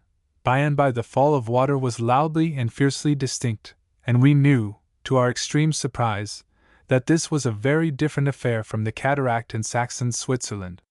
We therefore hurried round the angle of the rock, and guided by the sound, came at last to behold what really was a very fine sight. From a ledge, perhaps 30 or 40 feet high, a rivulet discharged a considerable body of water into a cavern, beneath the foundations of which, though it was impossible to say in what direction, the current held its course. I must confess that we stood and gazed upon the scene for some moments in great admiration, a feeling which was probably heightened in consequence of the unlooked-for issue to an adventure, of the commencement of which we had augured so unfavorably. Having thus witnessed the effect, we naturally enough desired to look upon the cause also. In other words, nothing would content us, except to ascend the cliff and watch the whole process of lifting and replacing the sluice. I am not sure that the sight recompensed us for the labor that was necessary to obtain it. The stream, to be sure, looked dark and deep, hemmed in as it was, between walls of rock, and to watch the descent of the mass of water from above was quite as fine as to look up to it from below. But the process of climbing was both toilsome and hazardous, and I do not therefore advise others to undergo it, unless they be both strong of head and sure of foot. The waterfall, like the general discharge of fireworks at Vauxhall, or the blowing up of the beleaguered fortress in a melodrama, was the last and greatest wonder which our guide had to show us, and the termination of the play was marked by the usual application for a little drink-gelt. This we gave, of course, but having heard something of a wonderful echo, we begged him at the same time to conduct us to the spot where it was to be heard. We were drawing, in this instance, too much either upon his good nature or his powers. The echo was not in his department. A separate functionary called that forth at will, and to his care we were transferred. He was an old man, who played wretchedly on the French horn and clarionet, both of which, as well as a double-barreled gun, were called into operation, and there is no denying that the effect was fine. For reverberations followed each blast, all of them clear and distinct, as if 4 separate instruments had spoken. The last sounded like the voice of a trumpet, issuing from some dark woods, perhaps 5 or 6 miles distant. Such were the wonders which we saw and heard at Addersbach, a mighty showplace, as it appears, to Poles, Prussians, Bohemians, and even Saxons, yet strange to say, not often visited by our own more restless countrymen. Yet our adventures in the Truchter House did not end here. There arrived, soon after we came in, the identical traveling band which had delighted us with their music in Trentino, and partly to conciliate us, partly to ensure for themselves a supper free of expense, they played some airs very sweetly in the passage. One of these took my fancy so much, that I begged to have a copy of the notes, and sent out a florin as the price of my purchase. But in thus paying for the goods before I got them, I had overcalculated the honesty even of Bohemian minstrels. The master of the band pronounced that the air should be ready for me next morning, but it never came, and when I inquired for the performers, they were gone. So much for paying beforehand for matters so light as the notes of music. Chapter 7. Walk to Schatzler. Magnificent scenery. Extreme fatigue. Our landlord. Early associations awakened by a scene in the marketplace. Rest for a day. Ascent of Schneekapi. Halt at a village on the Silesian side. All the wonders which I have inadequately described in the preceding chapter, having been investigated between the hours of 9 and 12, we made up our minds to dine like gentlemen at Addersbach, and to proceed that evening as far as Schatzler, a town at the Bohemian foot of Schneekapi. We were the more induced to adopt this course, because Schatzler was stated to be only 4 hours' walk from Addersbach, and we believed ourselves sufficiently strong, not only to accomplish that overnight, but to undertake the ascent of the mountain himself on the morrow. The result proved that our calculations had rested on no solid basis. Instead of a 4 hours' walk, Schatzler proved to be rather more than 6 hours distant, and the way being mountainous and rugged, we came in thoroughly knocked up. I do not recollect that throughout the whole of our excursion we were, on any other occasion, so indifferent to the magnificent scenery that surrounded us, and probably the reader will not be displeased that the case was so, seeing that our indifference at the moment saves him the labor now of perusing what might very possibly be felt as a wearisome description of it. Schatzler is a large straggling burg, destitute of manufactures, and apparently little visited by travelers, though the inn, which is kept by the burgomaster, can boast of very tolerable accommodations, and a host and hostess both well disposed to fall in with their guests' wishes. There is a schloss hard by, inhabited by certain officials, who, however, exercise no jurisdiction over the town, and a church, not remarkable for anything, except the good order of its charnel house. This, a small building separated by the breadth of the churchyard from the main edifice, seems to be a place of deposit for all the skulls and other bones which may be thrown up in digging the graves, and they are arranged round the walls with as much taste as their ghastly character will allow. We felt so tired, and our feet were suffering so much from blisters, that we resolved to give ourselves a day of total rest in Chatzler, and in spite of the ennui attendant on such an arrangement, we adhered to it with laudable pertinacity. Rising at 7, and breakfasting at 8 in the morning, we whiled away the time till dinner by strolling up the side of the hill, along which the town is built, and enjoying the exquisite panorama which, from various points, it opened out upon us. We visited likewise the fountain of the Bober, a well deep in the forest, and drank of its waters ere yet they had become polluted by flowing among the habitations of men. Our guide, the burgomaster's son, conducted us likewise to a corner of the wood which is set apart for bird catching, and where every tree is armed with one or more gins, skilfully made of horsehair and attached to the bark. The pencil also was appealed to, but in vain. This was too extensive, as well as too glorious a scene, to be copied by one so little skilled in the art as myself. So, after spoiling 2 or 3 leaves in my journal book, I desisted from the attempt, and we descended to the inn, where the smell of calf's flesh in preparation warned us that the hour of dinner was not far distant. It came in due course, and the meal was discussed effectually, after which the burgomaster favored us with his company, though he steadily refused to partake of the excellent wine which his own cellar produced. He was a man of some intelligence, and had an ambition to see his children rise upwards on the hill of life. Accordingly, one of his sons, a delicate youth, is preparing himself for holy orders, another is studying medicine at the University of Vienna, and the third, the lad who accompanied us in our morning's ramble, had served his time with a cotton manufacturer.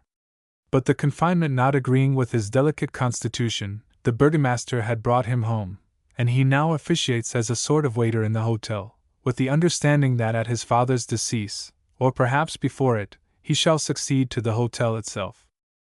In listening to such details 1 hour was spent. Another passed away in watching from the window such objects as this most quiet of quiet Bohemian burgs might produce.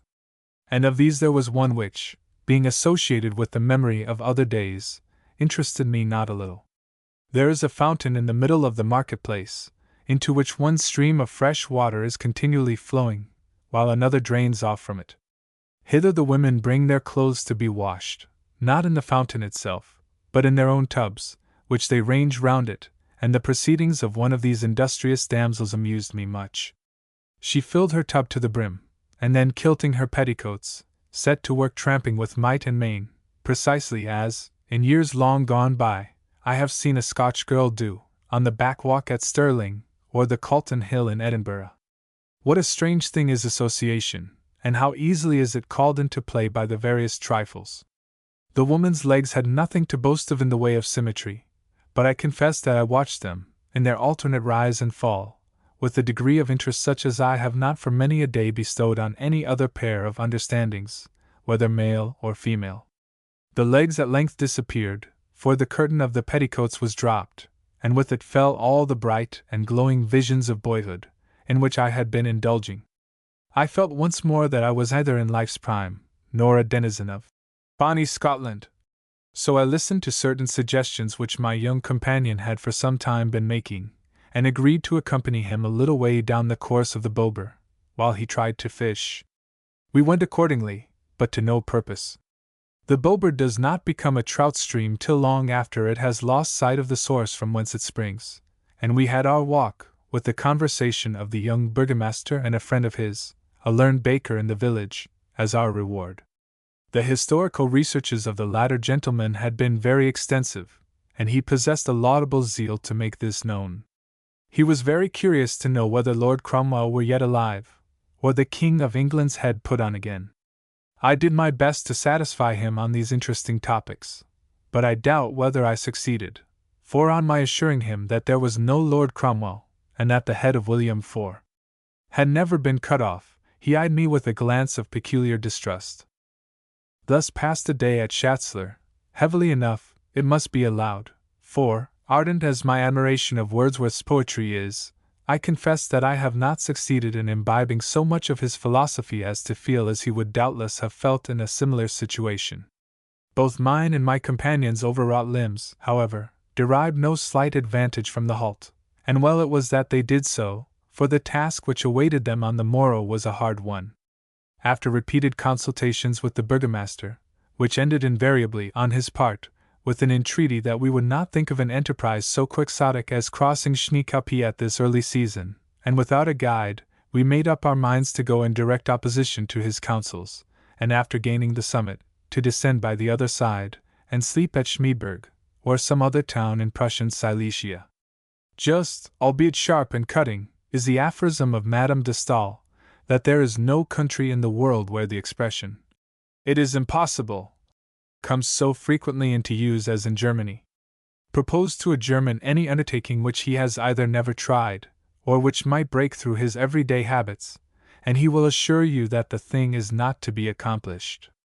Urge him to increased exertions, or accelerated speed, and he will tell you that to do more, or move faster, is impracticable. And as to learning any new method of performing a given task, be it even the dressing of a dish for dinner, I question whether you could prevail upon him to attempt that by any influence short of positive compulsion. Yet in war the Germans are an enterprising people, and among the arts of peace they can boast, with truth, that some of the most important discoveries ever effected were effected by their countrymen. How strange that their domestic habits should be so thoroughly in contradiction to such qualities as enterprise in war and ingenuity in the application of mechanics.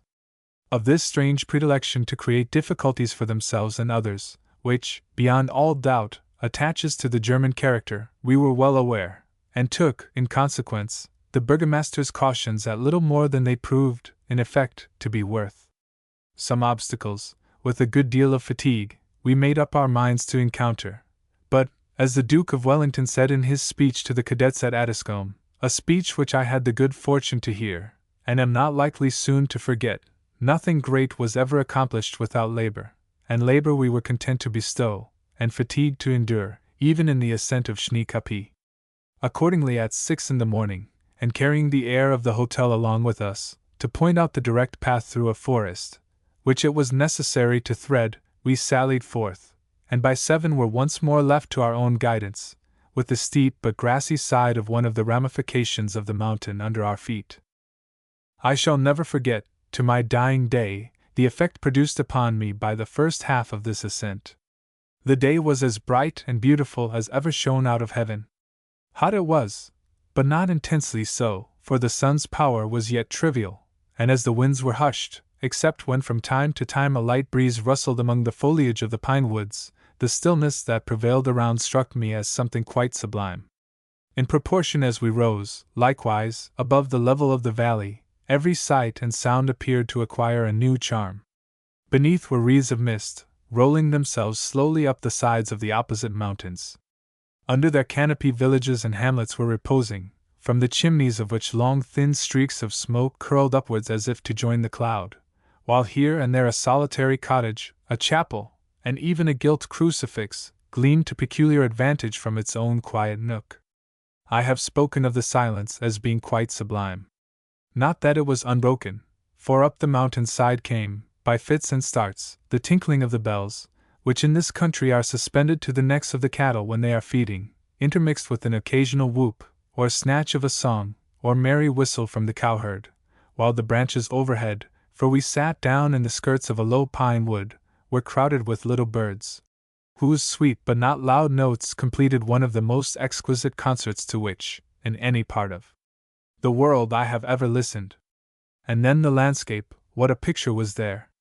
Bold conical hills, swelling one over another like waves of the sea, overtopped and looked down upon a succession of valleys, each more striking, both for richness and beauty, than the first, and forming altogether such a scene as must be witnessed to be felt, or even understood. We could not spare much time to repose, even in such a situation as this, so we quitted our lairs, not without regret, and plodded onwards. The whole day's journey was, as may be imagined, interesting in the extreme. Before us was the peak of Schneekopje, sharp, to all appearance, as the apex of a beehive, yet supporting a round tower, which we understood the burgomaster to have described as a chapel. Round this peak large fields of snow were lying, but the summit itself seemed clear. This pleased us exceedingly. Indeed, every step which we took in advance helped to dispel a portion of the gloom in which our host had endeavored to envelope the enterprise, for though there was no path, points of observation could everywhere be taken, and the woods, of the depths and horrors of which he had spoken so much, all proved easy of passage. On, therefore, we tramped, nothing doubting, till, after repeated dips and renewed ascents, each of which opened out to us fresh glories, some of them almost, but not quite equal, to those that lay behind, we arrived, about 12 o'clock, at the village of Klein-Uppe, the most elevated of all the spots on which, in this country of Bohemia, men have ventured to establish their permanent dwellings, and raised, I should conceive, little, if at all, short of 4,000 feet above the level of the sea. For round them, in patches, among the stunted firs, the snow was still lying, even while the sun beat warmly overhead, and thin crops of rye, the only grain fit to be cultivated at such a height from the plain, seemed advancing to perfection. Klein-Uppe is rather a hamlet than a village. It contains, perhaps, 30 houses, of which one is a parsonage, for there is a church, one a schoolhouse, one a caserne, in which a party of jaegers are quartered, and one which fulfills the twofold duty of mill and Gasthof. To this latter we bend our steps, and found in its taproom rather better than the customary fare, that is to say, good white bread, as well as eggs and butter. These furnished forth, for hungry travelers like us, an excellent dinner, at the completion of which our journey recommenced, not to be delayed again, except for a brief space, at remote intervals, till we had accomplished the avowed object of our excursion. Nobody can have climbed a mountain so high as even the loftiest in the Highlands of Scotland, without observing the effect upon vegetation of the increasing severity of the climate as you approach the top. The last forest, worthy of the name, through which we passed this day, overhung Klein-Uppe, and even the remoter portions of it were stunted and unhealthy.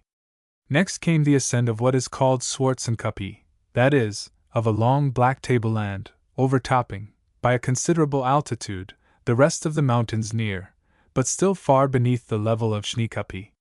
Here vegetation entirely ceased. First, there were some straggling firs, the uppermost branches of which reached to my middle.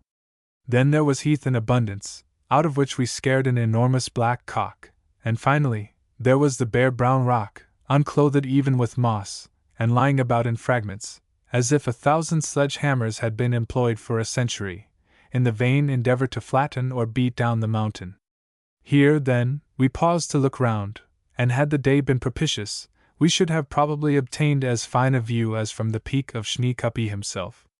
But, as almost always happens when you have traveled far to ascend a mountain, the atmosphere had become thick and foggy, so that our vision was bounded by limits far more narrow than we had flattered ourselves with finding.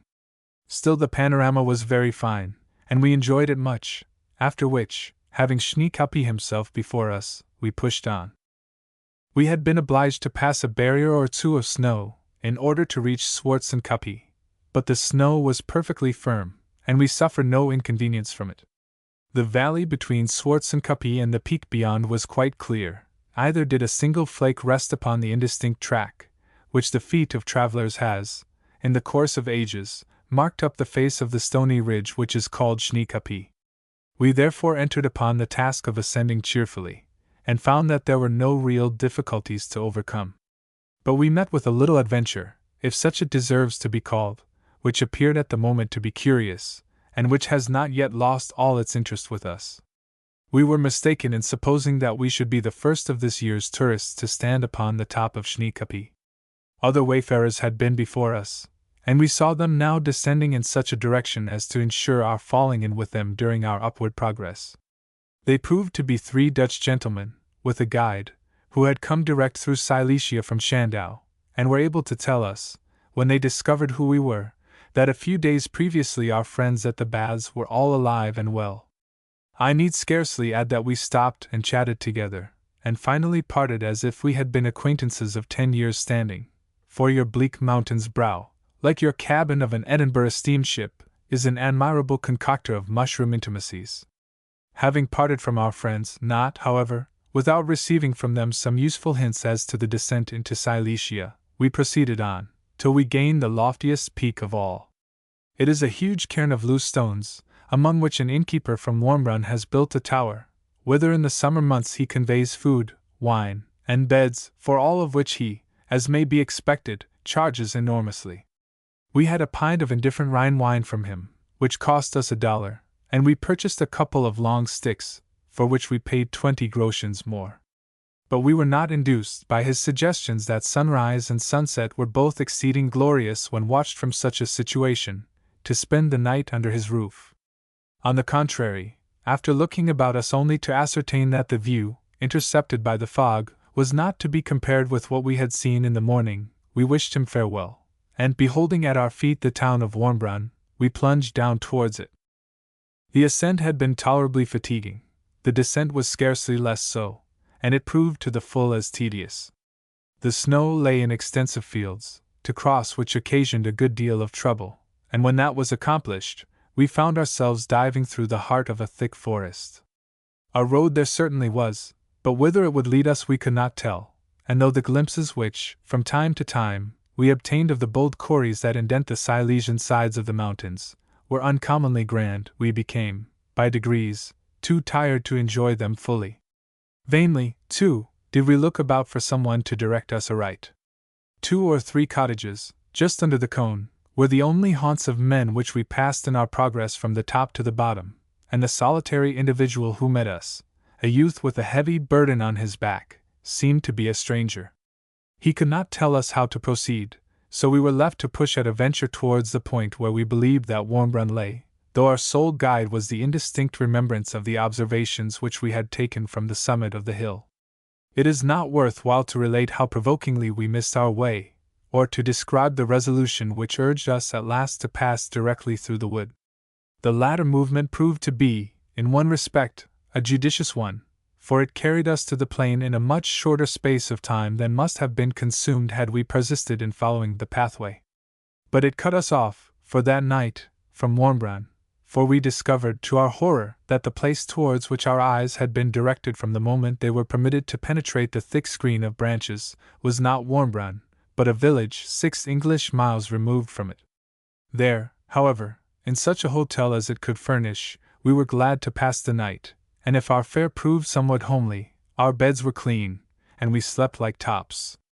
Chapter 8. Wormbrunn. The objects around. A dilemma. Hirschberg.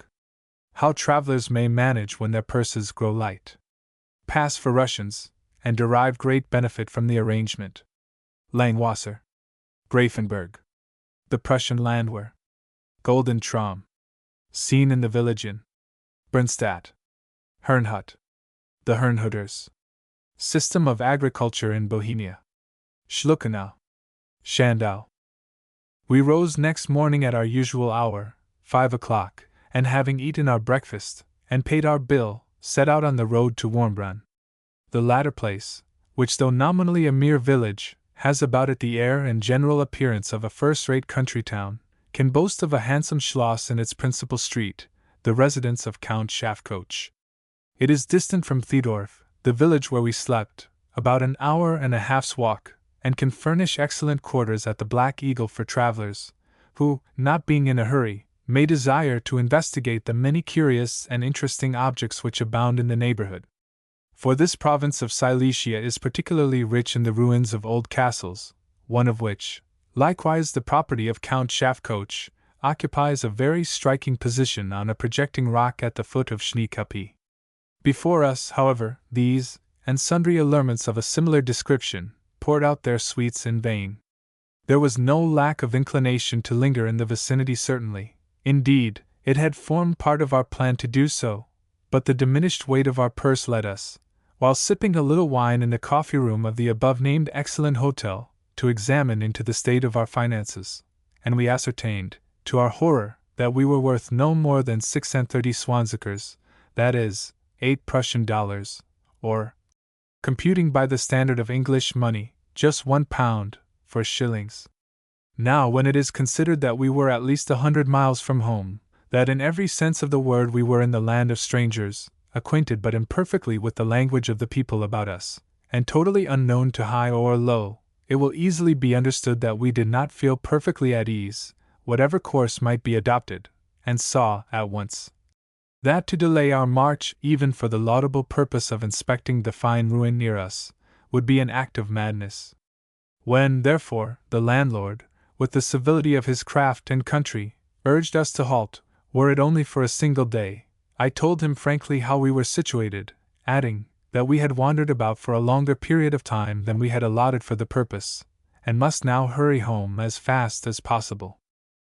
Previous to this interesting conversation, and ere the condition of our funds had been fully ascertained, the appearance of a most promising river, which flows beside Warmbrunn, had tempted us to put together our rods, and we were actually preparing, after beds and suppers should have been ordered, to set out for a day's fishing. The appearance of the rods created here the same sort of astonishment which had been called forth by them elsewhere, and we of course gratified the natives still more by exhibiting our lines and flies. I observed that mine host had been prodigiously smitten with my rod. He took it up, wielded it in all manner of ways, and pronounced it to be the most perfect thing of the kind that ever was seen. Nay, he even questioned me, indirectly, as to the amount of money which would be demanded for such an article in England, and when I told him, pronounced that I had made an excellent bargain. No great while elapsed ere decisive proofs were afforded that his was no barren admiration. "You are in want of money," said he. "I will buy your rod." I hardly know how I looked when this proposition came forth with all imaginable solemnity, but I made haste to decline it, and he had too much native good breeding to press his suggestion. He was a civil man, and in offering to purchase my fishing rod, meant to do me a kindness, while, at the same time, he gratified himself. So I gave him a fly, with which he was greatly delighted. I told him likewise how to use it. But if my unfortunate fly has since come into play, at the end of such a line and such a rod as the keeper of the Black Eagle produced, I am quite sure that it has caught no fish, if, indeed, it be not long ago, fathoms deep, under water. One of Mrs. Finn's red hackles would cut but a sorry figure as an appendage to some 6 yards of whipcord, more especially after the said whipcord should have been fastened, as my friend's was, to the extremity of a hazel wand, as thick and inflexible as the horn of a roebuck. With us, however, the great question was, not whether the host of the Black Eagle was ever likely to become an expert fly fisher, but how, with our scanty means, we were to reach Shandau, and at the same time, pay a visit to Herrnhut, one of the principal points of observation which we had in view from the outset.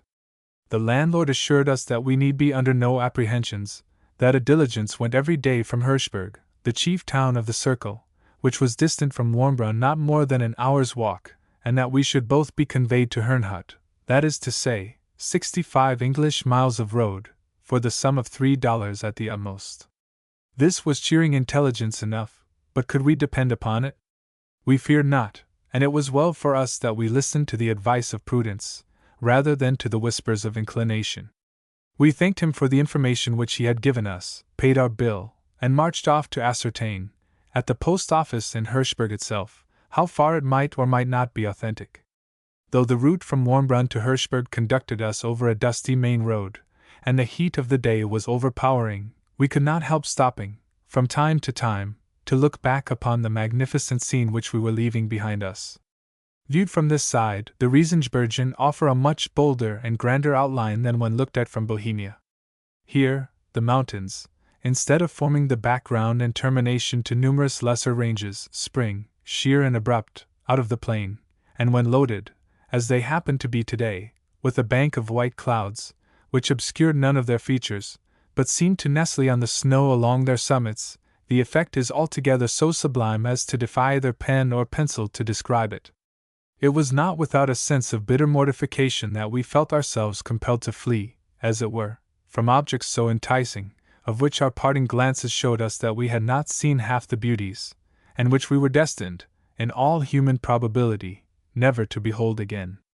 We reached Hirschberg about noon, and found it to be both a larger and a more bustling place than any which, in the course of our rambles, we had yet visited. An old wall, with towers at intervals though in ruins, encircles it, and it can boast of several churches, and a still greater number of spires. The streets are narrow, and the houses lofty, as is the case in almost all places which are or have been fortified, and the population appears to be dense. But our stay in it was too brief to permit our making any minute inquiries into their mode of employing themselves, though we could perceive, from the clumsy buildings which here and there overhung the river, that there was some sort of a manufactory in the town.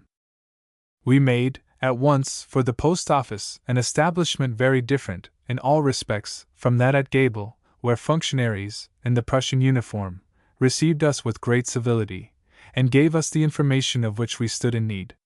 It was by no means so satisfactory as we had been led to anticipate. Indeed, we found on calculating the amount, that our seats in the diligence, as far as Herrnhut, would sweep away the whole of our disposable stock, with the exception, I think, of $1.50. Now, as the diligences never hurry themselves in Germany, any more than other people, 20 hours would be required to perform the journey to Herrnhut, during which we could not very conveniently fast, and after all, when Herrnhut was gained, we should still be 40 long English miles from home. What was to be done? We looked at one another ruefully enough for a moment, then burst into a hearty laugh, and adjourning to an inn hard by, ordered dinner. We ate it with excellent appetites, though our only beverage was beer, and made up our minds to work our way on foot, while, like prudent people, we regulated our style of living according to the standard of our finances. There was seated in the room of the hotel, into which we were ushered, a well-dressed man, evidently a traveler like ourselves, but one who traveled by some public conveyance. We entered into conversation with him, of course, and ascertained that he was a Herrnhuter. What the term Herrnhuter means, I shall find an opportunity to explain by and by, but at present my business is with the individual. To this gentleman, as soon as we had felt our way a little, I explained the precise nature of our situation, and consulted him both as to the route which it would be advisable to follow, and the probability of our stock holding out till we should arrive at our journey's end. A route he gave us cheerfully. We were to proceed as far as Grafenberg that night, that is to say, 21 miles beyond Hirschberg. Next day, we might reach Lohenberg, which was 24 miles further, and the third day, after compassing about as many more, we should find ourselves in Herrnhut. All this is very plain, said I, but you forget the state of our finances. How are we to exist for 3 days on $7.50? And remember that, at Herrnhut, we are 2 good marches from Schandau. You will exist very well, replied our acquaintance, if you will only act with prudence. Don't let people know that you are Englishmen, for the most honest man among us considers it quite fair to charge an Englishman at least 1/3 more for everything than he charges a German. We thanked him heartily for this hint, and having paid for our dinner the odd $50, we resumed our progress with exactly 7 of these precious coins in our pockets. We had compassed 9 good miles already, and under any other circumstances than the present, should have as soon thought of flying to Schandau through the air, as of marching 21 more. But as the old proverb expresses it, necessity has no law. Every approach of fatigue was accordingly resisted by the aid of reflection, which suggested, truly enough, that to loiter would involve us in difficulties and embarrassments, which, however transient they might be, could not fail of annoying us while they operated. But as we drew towards Grafenberg, we remembered that it had been described as a large and thriving town, and a large and thriving town, we conceived, would not suit with the low condition of our exchequer. We accordingly resolved to stop short at some village a mile or 2 on this side of it, and at a place called Langwasser, we found precisely the sort of hotel of which we were in search. It was just 1 degree elevated above a pothouse, and its owner contrived to accommodate us with a chamber to ourselves. Here, then, in the character of Russians, we fixed our headquarters, and right well and cheaply we fared and were attended to. I have nothing to say about Langwasser, except that it is a small straggling township, of which the keeper of our hotel was the burgomaster, and that the great majority of the inhabitants being Roman Catholics, a Romish priest was in possession of the benefice. I found, likewise, that there prevailed among his flock that attachment to their own communion which the Roman Catholics are never ashamed to avow, even though it may subject them to the charge of bigotry. One of the first questions put to us was, whether we were Catholics? And on our taking advantage of the equivoque, and replying in the affirmative, the tongues of the whole family seemed to be loosed. They had no predilection for the creed, or the worship, or the persons of their evangelical neighbors.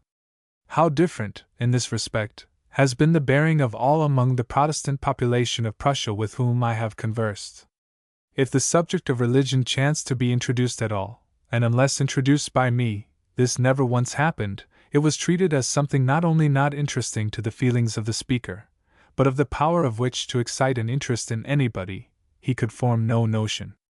Is it not a pity that, under a government avowedly Protestant, such a line of policy should be taken up, as to root out all zeal for the truth, among such as profess to be its followers, while the followers of error continue enthusiastically attached to it? We fared well that night, both as to eating and sleeping. Our supper was excellent, our beds clean, and the charge for the whole barely 2 shillings, a practical illustration of the soundness of the advice which we had received from our friendly Herrnhuter. It was difficult, indeed, to conceive how, even in Silesia, the people could afford to treat us as they did, for so small a sum. Yet we paid our bill without expressing, even by a careless word, that its amount surprised us, and restrained our very mirth till a turn in the road placed us beyond the hazard of being detected in its indulgence. There had been a considerable fall of rain while we slept, so that at 7 o'clock in the morning, when our march began, we had every prospect before us of a pleasant journey. There was no dust to annoy the hedgerows, on either hand, for it must be remembered that, in all the states of Germany, the highways are planted, at the expense of the government, with a double row of trees, sent forth an unceasing concert of sweet sounds, and the very people whom we met seemed by their joyous countenances to confess the influence of the balmy atmosphere. And by the way, I must not forget to observe that the costumes of the country people, both male and female, had varied a good deal since we commenced our ramble. In the neighborhood of Tetschen, the smock-frock made its appearance among wagoners and even laboring men, while the women wore, as in Saxony, short bodice jackets with long skirts, red or red and white striped petticoats, and round their heads either a flaring red handkerchief, or a cap adorned behind with 2 enormous flies. As we penetrated further into Bohemia, the smock-frock among the men gave place to a cloth or velveteen jacket, and the cap was supplanted by a coarse steeple-crowned hat. It strikes me that the female portion of the community exhibited less love of change, till we reached Silesia, and then I looked twice before I could persuade myself that Queen Elizabeth, and the dames and virgins of her day, were not returned to upper air. Long waists, with hips famously padded, reduced the shapes of such as had any shape, to the symmetry of a wasp, while round their necks were enormous, stiffly starched ruffs, which stuck out so far, and rose so high, as to give to the red, round, blowsy faces which protruded over them, a tolerably exact resemblance to so many field turnips. More comical-looking animals I have rarely seen, though they were evidently of a different opinion. We passed through Grafenberg about 8 o'clock, and found it by no means the formidable sort of place which our fears, the offspring of our poverty, had represented it to be.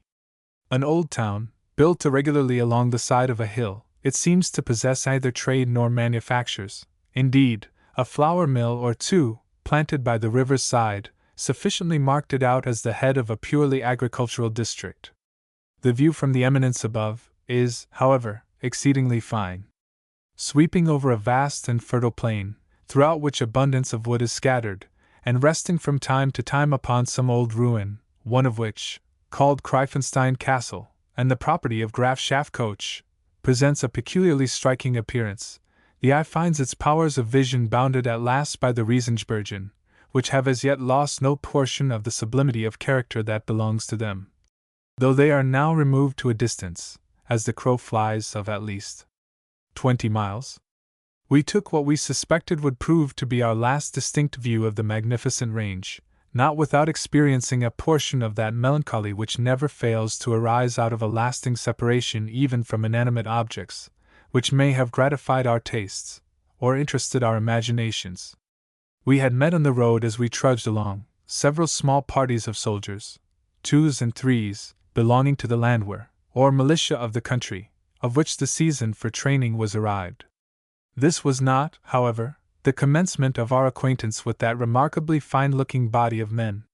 While we lingered in Hirschberg, doubtful what course to pursue, there marched past the window of the hotel about 200 as superb infantry as I should desire to see, stout, well-made, soldier-like fellows, in the full vigor of manhood, well-bearded and mustached, and altogether presenting the appearance of men who had served at least half a dozen campaigns, and were ready to serve half a dozen more.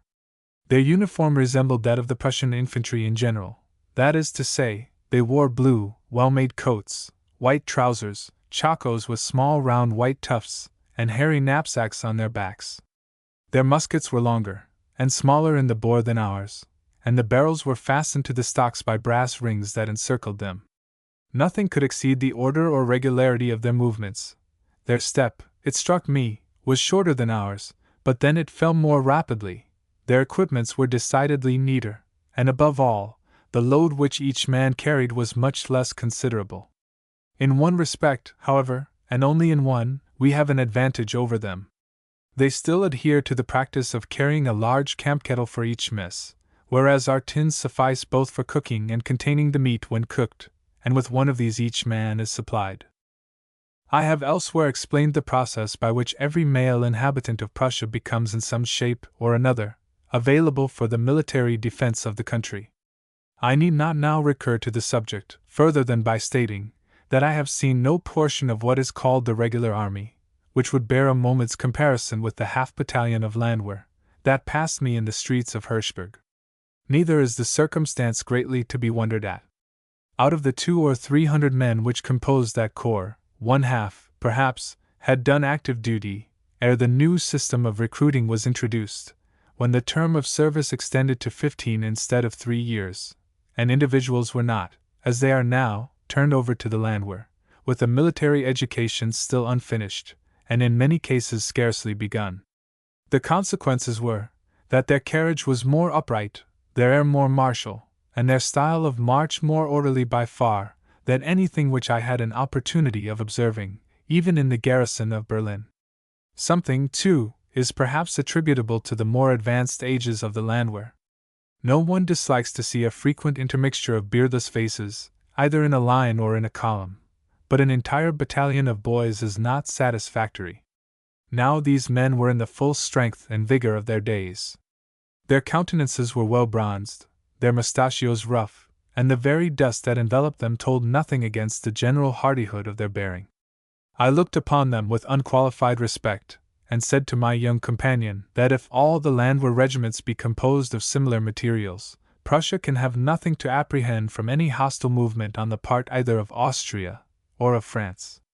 We had received a route, as usual, from our host at Langwasser, and corrected it in some trifling particulars, at the suggestion of a turnpike keeper, an old soldier, as in Prussia these functionaries usually are, and a fine-looking, well-bred, and intelligent fellow. Among other places, we were to make, by the way, for a village called Golden Traum, where, as we hoped to reach it about noon, we proposed to eat our dinner. But we did not succeed in this point. Having been misdirected at an unlucky turn in a wood where 2 roads branched off from one another, we found ourselves, after an hour's toil, further from Golden Traum than ever, and were forced, not to retrace our steps, but to make our way as we best could, across the country, in order to reach it.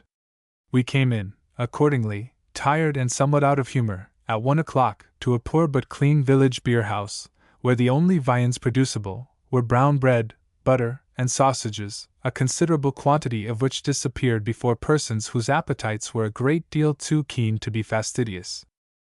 The situation of Golden Traum, overhanging the rocky and well-wooded bank of the river Queis, is exceedingly striking, and the stream, being clear and rapid, held out to us the prospect of good sport. Encouraged, therefore, by the remembrance of the moderate charges at Langwasser, we resolved to spend the remainder of the day here, provided our landlady could accommodate us with beds, and fare a little more delicate for supper. With respect to the latter of these points, it was soon and satisfactorily settled.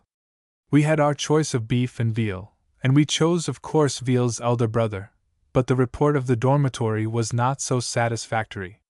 There was no spare chamber in the house, but they would make up for us a couple of beds, with mattresses, sheets, and in the taproom, and they assured us that it would be entirely at our command by 10 o'clock at the latest. As my companion appeared to think these dispositions excellent, and spoke vehemently in favor of the day's fishing, I consented to halt. We consigned our baggage to the care of the landlady, put our tackle in order, and descended to the stream. Like many other things in creation, the Quais was far from realizing the expectations which its flattering appearance had excited. There was little water in the channel, and that little contained few trout, but roach were there in abundance. Now a roach, either at the end of my line or on the table, happens to be my aversion, and finding that I was perpetually deceived by the avidity with which the scaly monster seized my fly, I soon wound up. Not so my boy. With the most laudable perseverance he continued to flog the water, much to the detriment of the roach tribe, one of which, by the way, proved, when he brought him ashore, to be the largest of his species I had ever seen. The monster must have weighed 1.5 pounds at the least. But this was not all. Towards evening the trout began to show themselves, and the young pescator caused some havoc among them. He caught about 12, the heaviest of which might have well nigh passed muster either at Treteno or Eisenhammer. We had been interrupted in our sport by a thunderstorm, the reverberations of which, as peal after peal smote against rock and fell, were very fine. The rain, however, which came down in torrents, was not quite so agreeable, and forced us to seek shelter in a mill, where I was a good deal amused by the sort of taste which the honest miller had displayed in ornamenting his best apartment. The walls were stuck round with engravings, one of which represented Jonah in 2 situations, first, smoking a pipe by the seaside, and afterwards working his way out of a huge fish's jaws, while close beside him was a ship, considerably less in point of size than the prophet. As to Nineveh, it stood upon a rock in the middle of the ocean, and had all its houses covered with bright red tiles. But that was nothing. There were several portraits of distinguished public characters here, and among others, Hawser Trunnion, a British admiral. I must say that the old Commodore looked uncommonly well, with his flowing wig, just as Smollett describes it, and a pipe in his mouth. We had ordered supper at 7.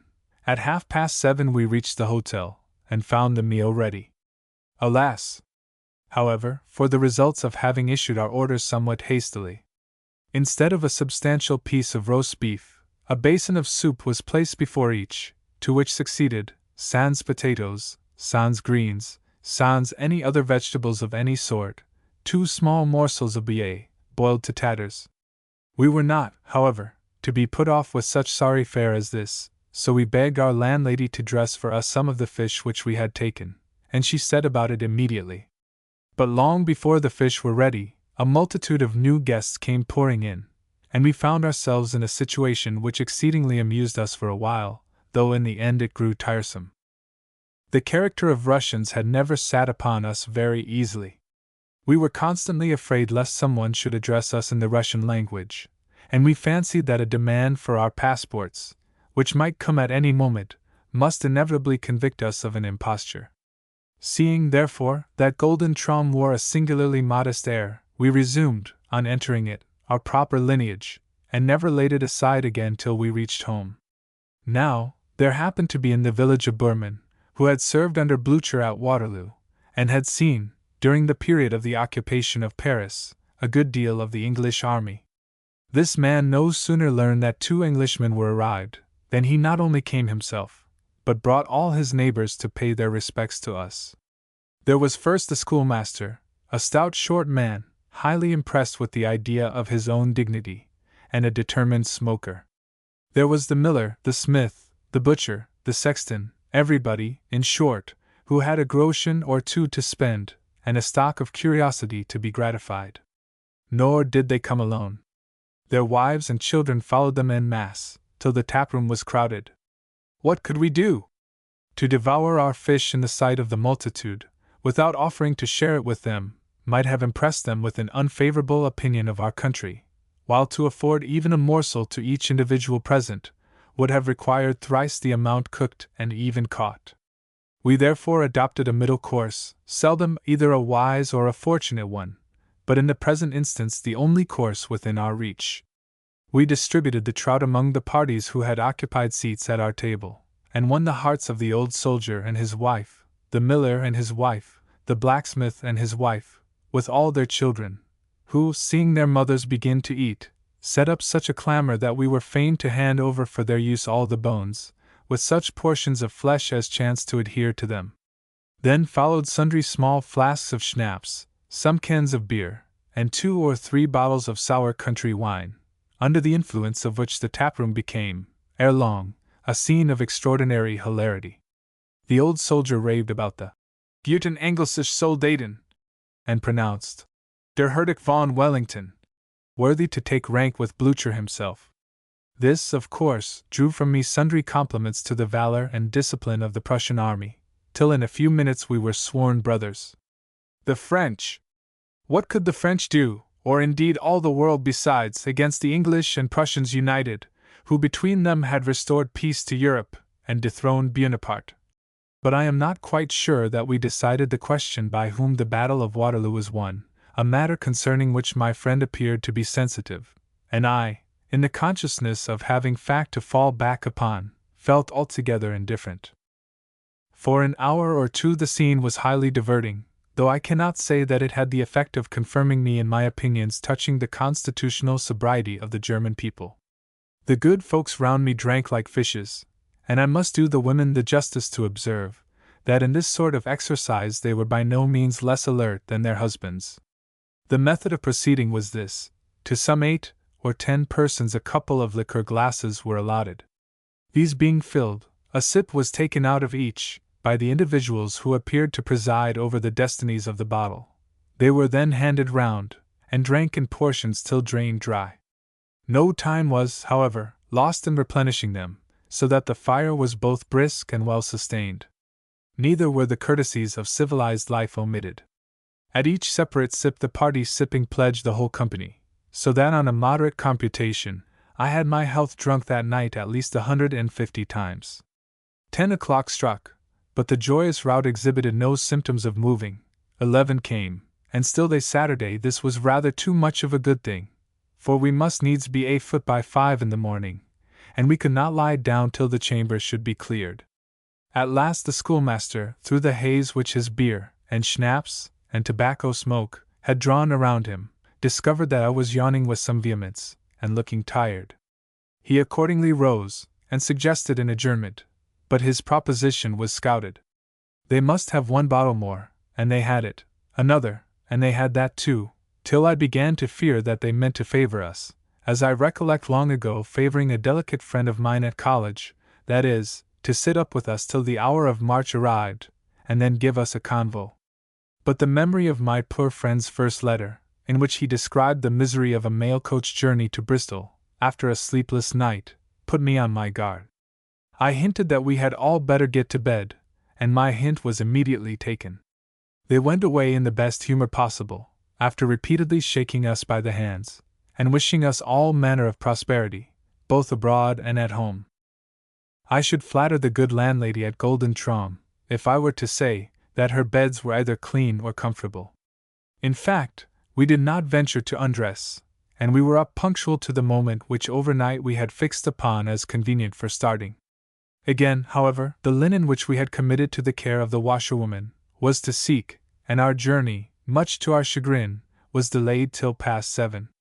Meanwhile, we got from the hostess as much information respecting her neighborhood as she had to communicate.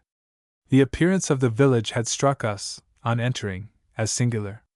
The houses, instead of wood, which is the material commonly used in the construction of German villages, were all built of brick, and they looked quite new. Moreover, there was no church, but only the ruins of some walls and a tower standing.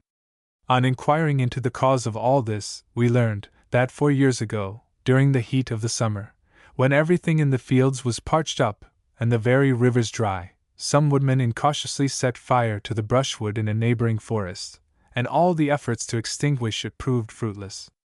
The flames spread for miles around, consuming heath, dry grass, corn, and even trees, nor did the town of Golden Trom escape. it was burned to the ground, as well as all the detached cottages near it. From the effects of this disastrous conflagration, it had not yet, and probably never would, recover. Some houses were, indeed, built of materials which seemed better suited to withstand a similar visitation, should it occur. But there were no funds wherewith to restore the church, and the lord of the manor was a great deal too poor to undertake such an enterprise.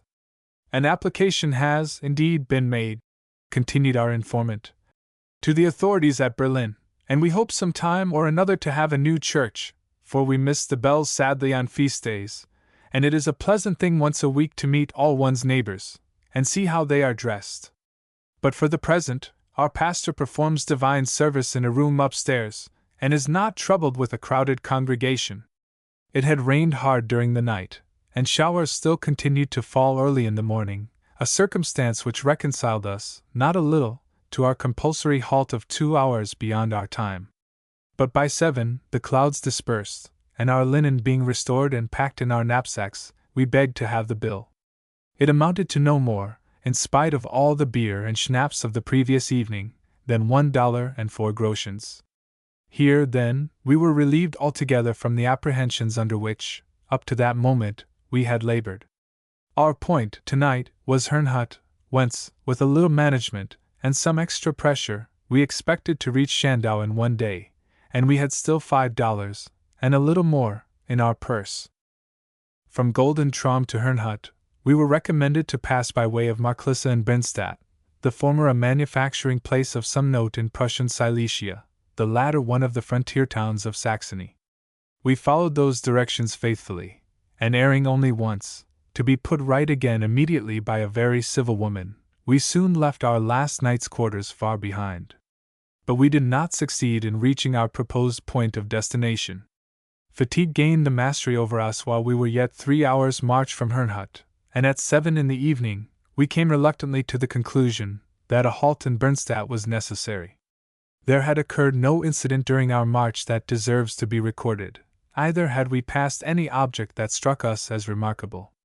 The scenery, far more tame than we had been accustomed to in Bohemia, drew forth small admiration, and in Marklisse, a bustling, but irregularly built town, we made no delay. In like manner, I may say of Brennstadt, that it contains little, which can, in any way, interest a stranger. A church, with a remarkably tall spire, is its chief ornament, and the inn, in the market-place, where we put up, was a fair one. A stroll through the streets, therefore, as well as a ramble in the churchyard, hardly compensated for the labor of effecting it, and we returned to supper at 8 o'clock, well disposed to cut the day as short as possible. But we were now in Saxony, and the Saxon police thought fit to convince us that, however negligent their brother officials in Austria and Prussia might be, they were not to be caught napping. I was sound asleep, when about 12 o'clock, a loud rapping at the chamber door awoke me. I demanded the cause of so ill-timed an interruption, and was informed that the gendarmes had come to obtain a sight of our passport, and that I must get up and show it. The reader will easily believe that I obeyed this mandate, not quite in the placid temper of mind which is habitual to me. In fact, I was exceedingly angry, as I had reason to be, for we came in at 7, the police were perfectly aware of our arrival, and supposing that the national prosperity of Saxony had depended on us, there was ample time to ascertain that we were neither spies nor incendiaries, between that hour and bedtime. I, therefore, poured out upon the intruder, the landlord of the inn, a tolerable volley of abuse, and desired him to retail it all, in better German, to the gendarme below. In spite of my wrath, I could not keep my gravity, when after having desired him to deliver such a message to the policeman as an angry man is apt to convey, indicating, I am afraid, a wish, on my part, that the official would remove to less comfortable quarters than Brennstadt, the host, with all possible gravity replied, Gut. There was no resisting this, and I laughed heartily. The passport was correct enough, and the gendarme, after listening to sundry warm expostulations, delivered, not through the medium of the host, but directly by myself, stammered out some excuse on the score of duty, and hinted that they were obliged to be constantly on the alert, in consequence of the frequent inundation of fugitive Poles into the country. Alas, the poor Poles! defeated in their attempt to free themselves from the yoke of the stranger, and driven to seek, in exile, the safety which is denied to them at home, they cannot find anywhere, throughout continental Europe, a resting place for the soles of their feet. For even Saxony, the child, a feeble one, doubtless, but still a child, of the revolutionary mania of 1830, is afraid to afford an asylum to men whose sole crime is, that they have struggled, or perhaps pined only in secret, to restore to their native land its place among the nations of Europe. I was not, of course, so imprudent as to take any notice of the gendarme's observation, but I thought within myself that the government of a free country deserved little respect which could permit itself to be dragooned into the persecution of a body of men, from whom Saxony, at least, has sustained no injury. The gendarme having departed, I returned to bed, and slept till 6 in the morning. We then breakfasted, and a little before 9, arrived at one of the most interesting places which the student of human nature will find in all Germany. Herrnhut, in every sense of the term, a missionary settlement, offers to the eye of the curious and the reflecting a spectacle as striking as can well be conceived. Here is no diversity of opinion on religious subjects, no indifference, real or pretended, to religion itself, no postponement of duty to convenience, no deference to police regulations which is not paid to a higher principle. Religion is in Herrnhut, what law and custom are elsewhere, the mainspring of people's actions.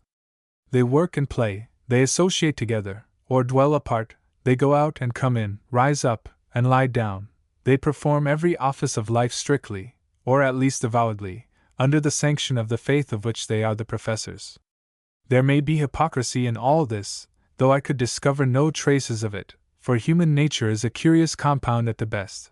But at least there is a moral courage which commands our unqualified respect, inasmuch as everything is done without parade, without moroseness, without the utterance of a single expression which can convict them of a desire to be admired of men, far less of undervaluing or mistrusting the motives of others. What the origin of the Herrnhuters really is, seems to be a point as yet scarcely determined.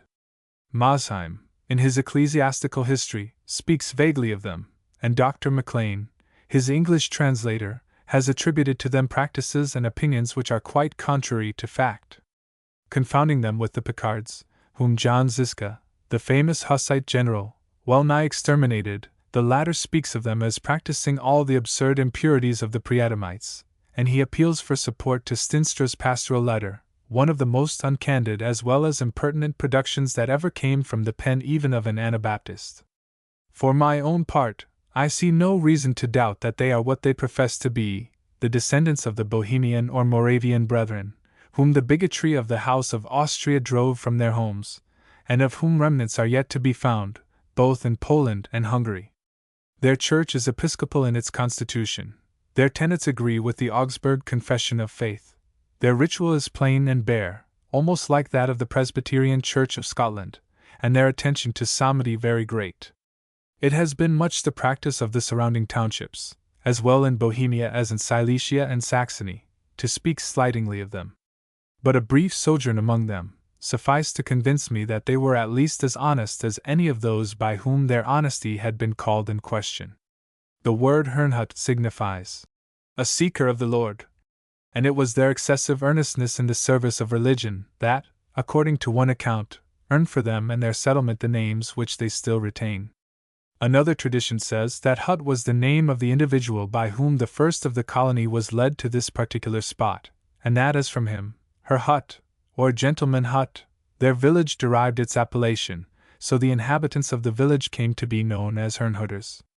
Between these conflicting statements, and both were communicated to me on the spot, I do not pretend to decide. I only know that to Count Zinzendorf, of well-established notoriety, the fathers were in 1722 indebted for their settlement on the spot of ground which their sons still occupy, and that, grateful for the kindnesses which their sect received both from him and his children, they have ever held the name in the highest possible respect. Count Zinzendorf was, beyond all question, partially insane. His opinions, wild and extravagant in the extreme, had a strong tendency to vitiate the moral principle, and the Herrnhuters, having derived from his bounty all that they possessed, would not refuse to listen when he chose to address them, even in their religious meetings. but it is a mistake to attribute to him the character of a leader. He was their protector in civil affairs, but he was not their bishop. He had a voice in their synods, but he was not supreme. In spite, therefore, of the obscene rhapsodies which were printed and put into circulation as his discourses, I see no reason to believe that his opinions were ever adopted as those of the community. On the contrary, they have all along professed to subscribe in sincerity to the Augsburg Confession, and surely their own assertions are more to be relied upon than those of their enemies. Herrnhut is, as I have said, in the strictest sense of the term, a missionary settlement. The people inhabit a town, cleaner, neater, and in every respect more attractive than any of a similar size, which I have visited in Germany. They own a considerable tract of country round it, which they cultivate with excellent skill, and they carry on among themselves all manner of trades and professions.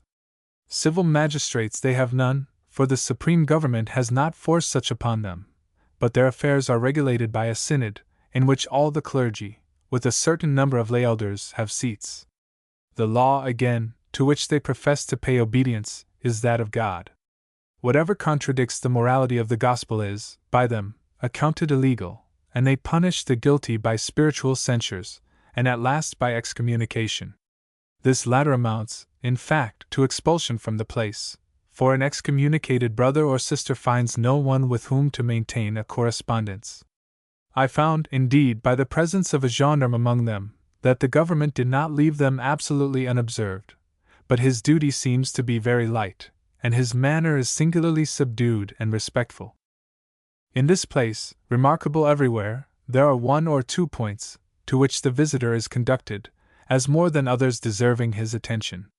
Foremost among these are the Broderhaus, the Schweisterhaus, and the Prediger House, the latter being the name which the Herrnhuters think fit to bestow upon their church, or house of public worship.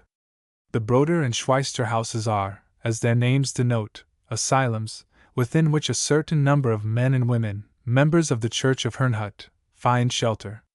Not that the inmates of these well-regulated abodes are all paupers.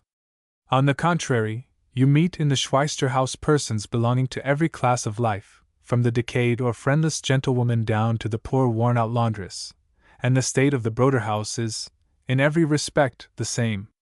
But one roof covers them all, and though their treatment beneath it may vary a little in regard to the lodging, diet, and afforded them, they are treated by one another, as well as by their fellow religionists who visit them, strictly as brothers and sisters.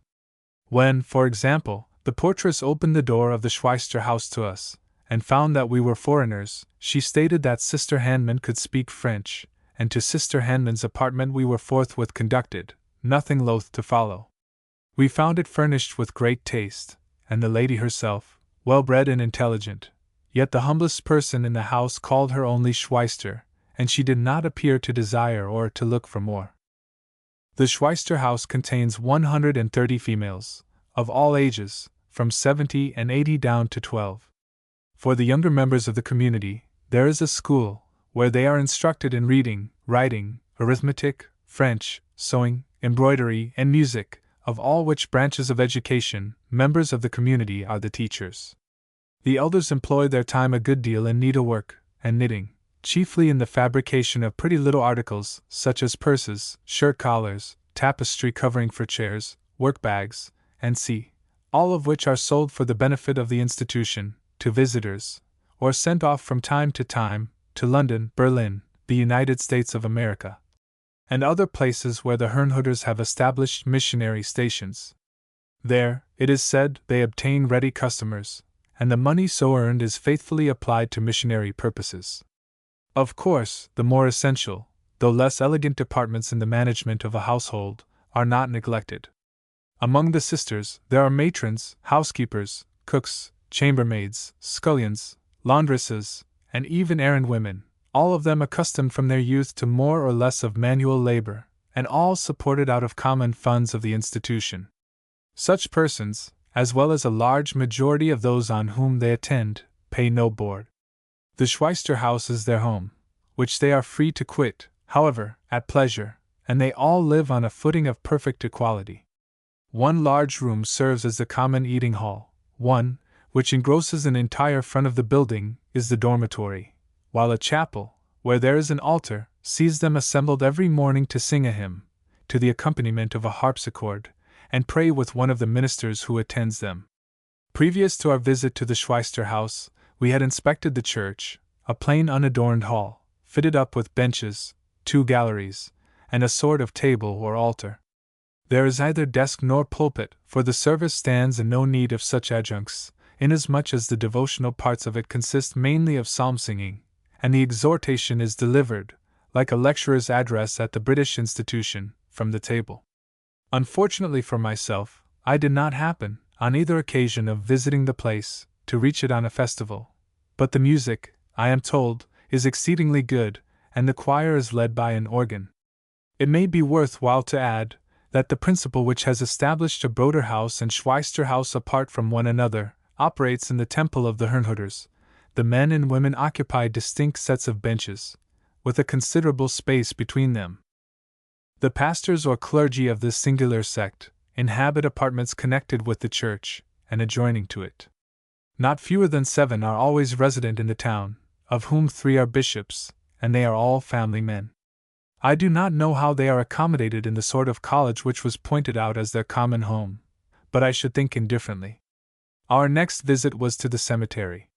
To reach it we were obliged to traverse a considerable portion of the town, than which I have seen nothing in Germany so neat and clean, and what we should describe in England as thoroughly comfortable looking.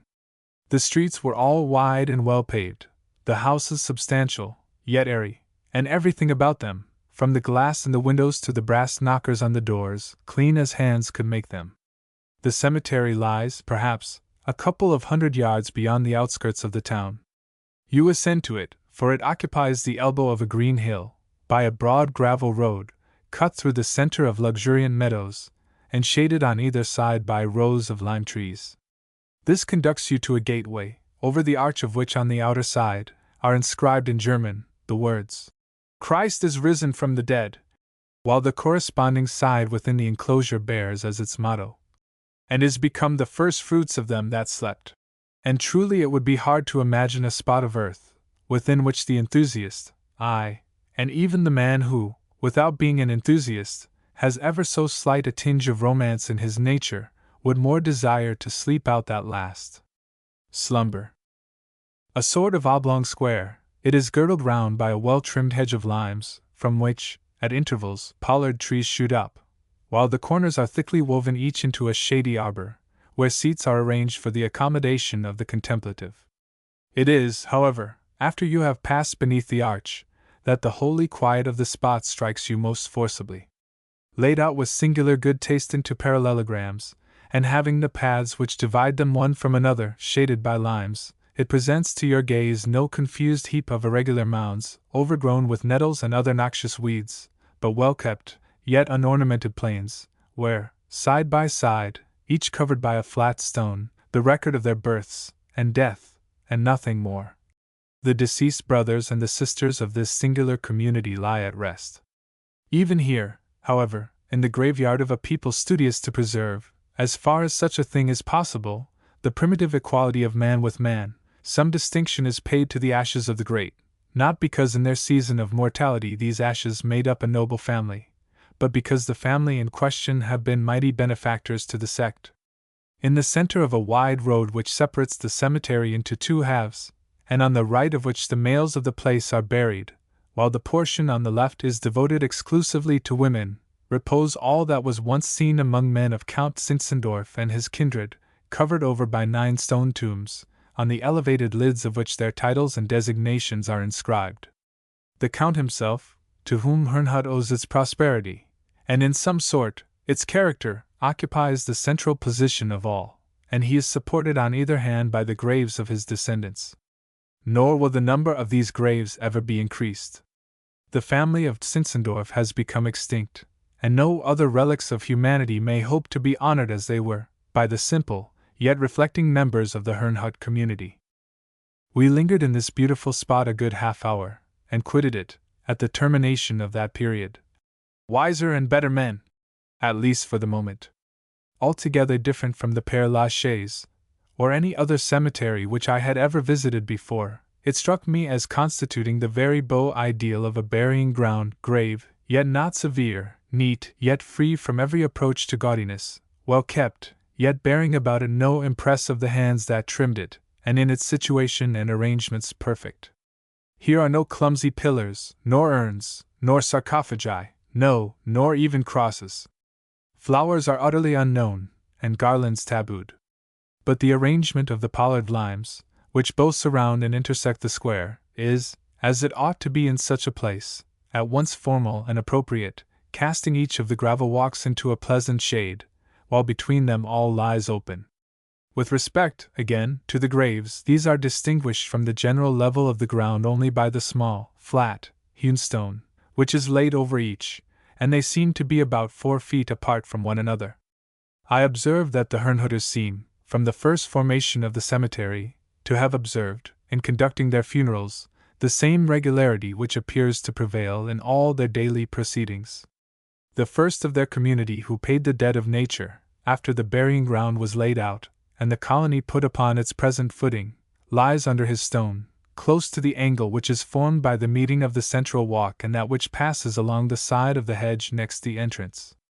In like manner, I observed that, far to the rear of the 2 lines which enclose, as it were, the tombs of the Zinzendorfs, there are blank spaces, which will doubtless be filled up, as the course of time sweeps away generation after generation from their hopes and their fears, their anxieties, their pursuits, and their follies.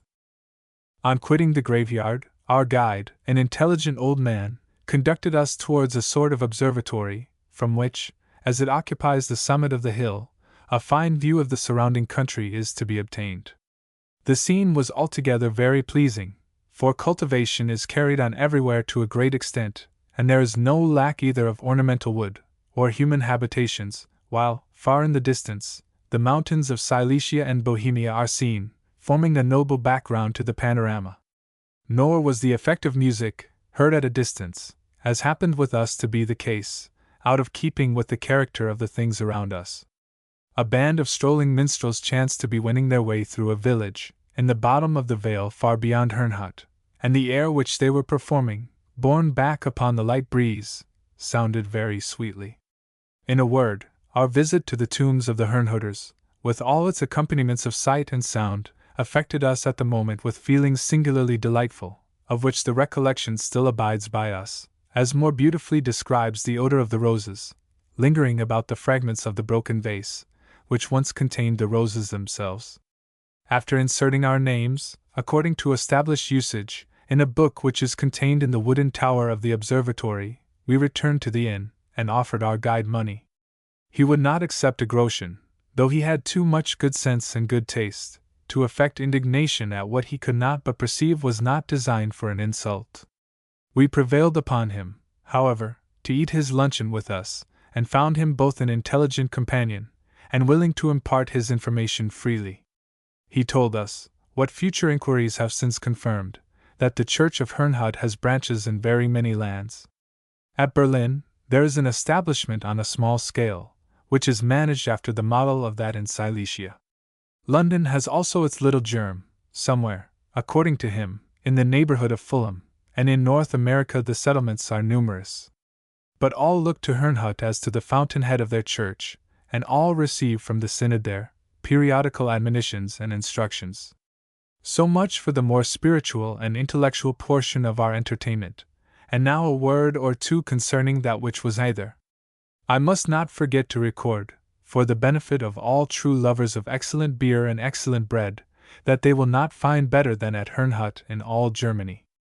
The claret, which was also good, held, in our estimation, a very secondary place to the clear, brisk, pale ale, which the waiter poured out for us from certain elegantly shaped, green glass bottles, and the bread we pronounced to be beyond all praise.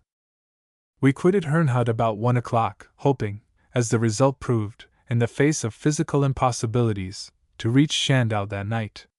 The idea was the more preposterous, that we knew perfectly well how far, by the line of the main road, the one place is divided from the other, but being told of a footpath over hill and vale, and having examined upon the map the situations of the villages to which it led, we came to the conclusion that we should be able to compress the usual 40 English miles into half that number.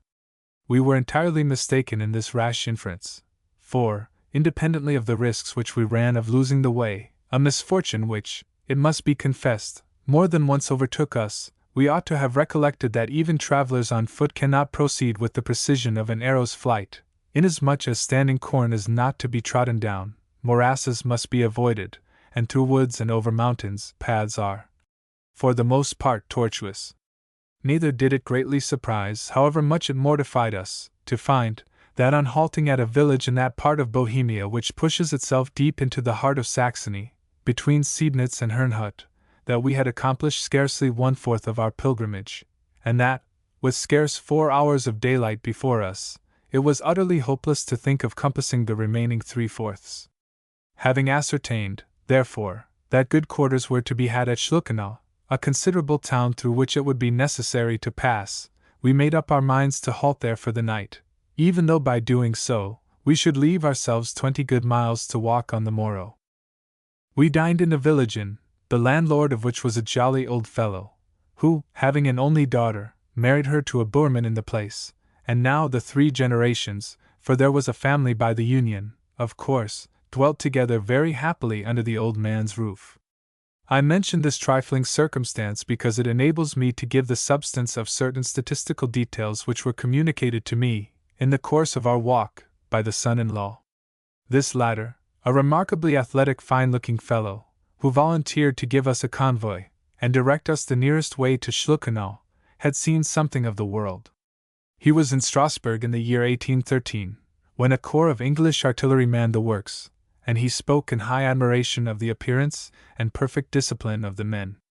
Now, however, he cultivated with excellent skill a farm of 80 or 100 acres, of which he was the proprietor, and while he led me over his land, and pointed out with honest pride the order in which it was kept, and the enormous crops which it produced, he very readily answered such questions as I put to him on the subject both of the Bohemian system of agriculture and of the profits arising out of it. Wheat, as, indeed, my own previous observation had shown me, is not much cultivated in Bohemia. Here and there, where the soil is particularly favorable for it, the seed is sown, but rye is the staple commodity, with which, indeed, the fields were loaded. Out of rye, as I need scarcely mention, the Germans manufacture, not only the bread that is commonly in use among them, but almost all their ardent spirits, of which I have tasted very little, but which, whenever I did taste it, seemed to be execrable. Oats they likewise rear for their horses, as well as barley for malting, but these grains bear no proportion, in point of abundance, to the rye crops. When the rye is removed, they sow the ground with clover, not, as with us, that they may feed it off, and so enrich the soil while they extract something from it, but for the purpose of securing a supply of dry fodder for their cattle, which, all the winter over, and throughout a considerable portion of the spring and summer, are kept in their stalls. Then come potatoes, then a season of fallow, after which a good coat of manure, to be followed by rye again. Whenever flax is grown, and next to rye it is, both here and in Saxony, more cultivated than any other grain, fallows are more frequent, for flax, as every child knows, drains the soil of all its nutritious qualities. The implements used in agricultural operations seem to be ruder, and far more inefficient, than among us. The plough is precisely such an instrument as I recollect to have seen represented in my Delphin edition of Virgil's Georgics when I was at school, and it is drawn indifferently by horses, bullocks, or heifers. Bullocks and heifers are, however, more commonly used than horses, though it is no unusual sight to see a horse and a heifer yoked together. There is no boy to drive, but the ploughman, as in Scotland, at once holds the stilts of the plough, and with his voice, and a long halter, guides the cattle. With respect to the harrows, I saw little difference between them and our English implements, except that those in Germany are lighter, and never have more than 1 horse or 1 bullock attached to them. The rest of their tools, such as forks, rakes, mattocks, spades, and very much resemble our own, with this difference, in reference to the last, that in Germany much less iron is wasted upon them than upon similar articles in England. The blade of a German spade, which, by the way, is pointed, or rather semicircular in form, is composed of wood to within a few inches of the edge, and there is no iron at all upon the handle. I am not quite sure that I perfectly understood my intelligent companion, when we came to discuss the amount of crop raised from the land, and the prices fetched by the different kinds of grain in the market. His method of computing these matters was so different from any to which I had been accustomed, that I could only guess at a parallel between it and our English measures.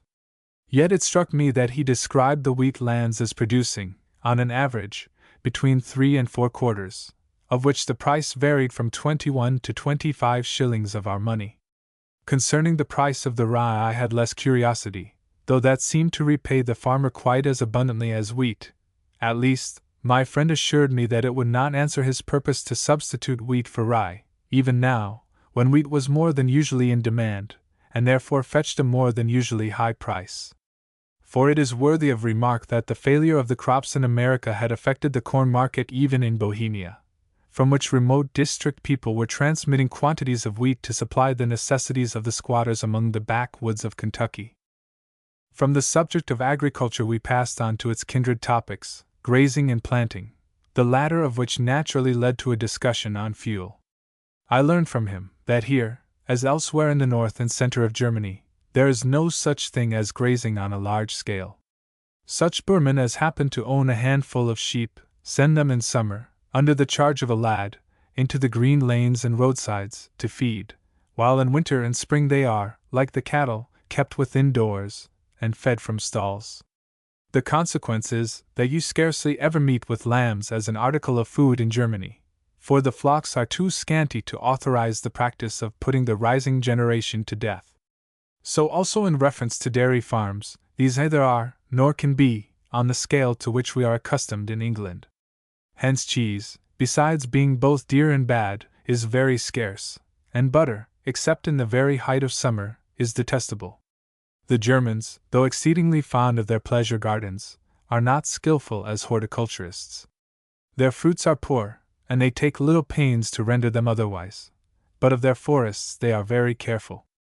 This is the more necessary, because of their dependence upon the woods for almost all the fuel which they consume, and which, while it is not cheap anywhere, is here, in Bohemia and Silesia, among the most costly articles in use.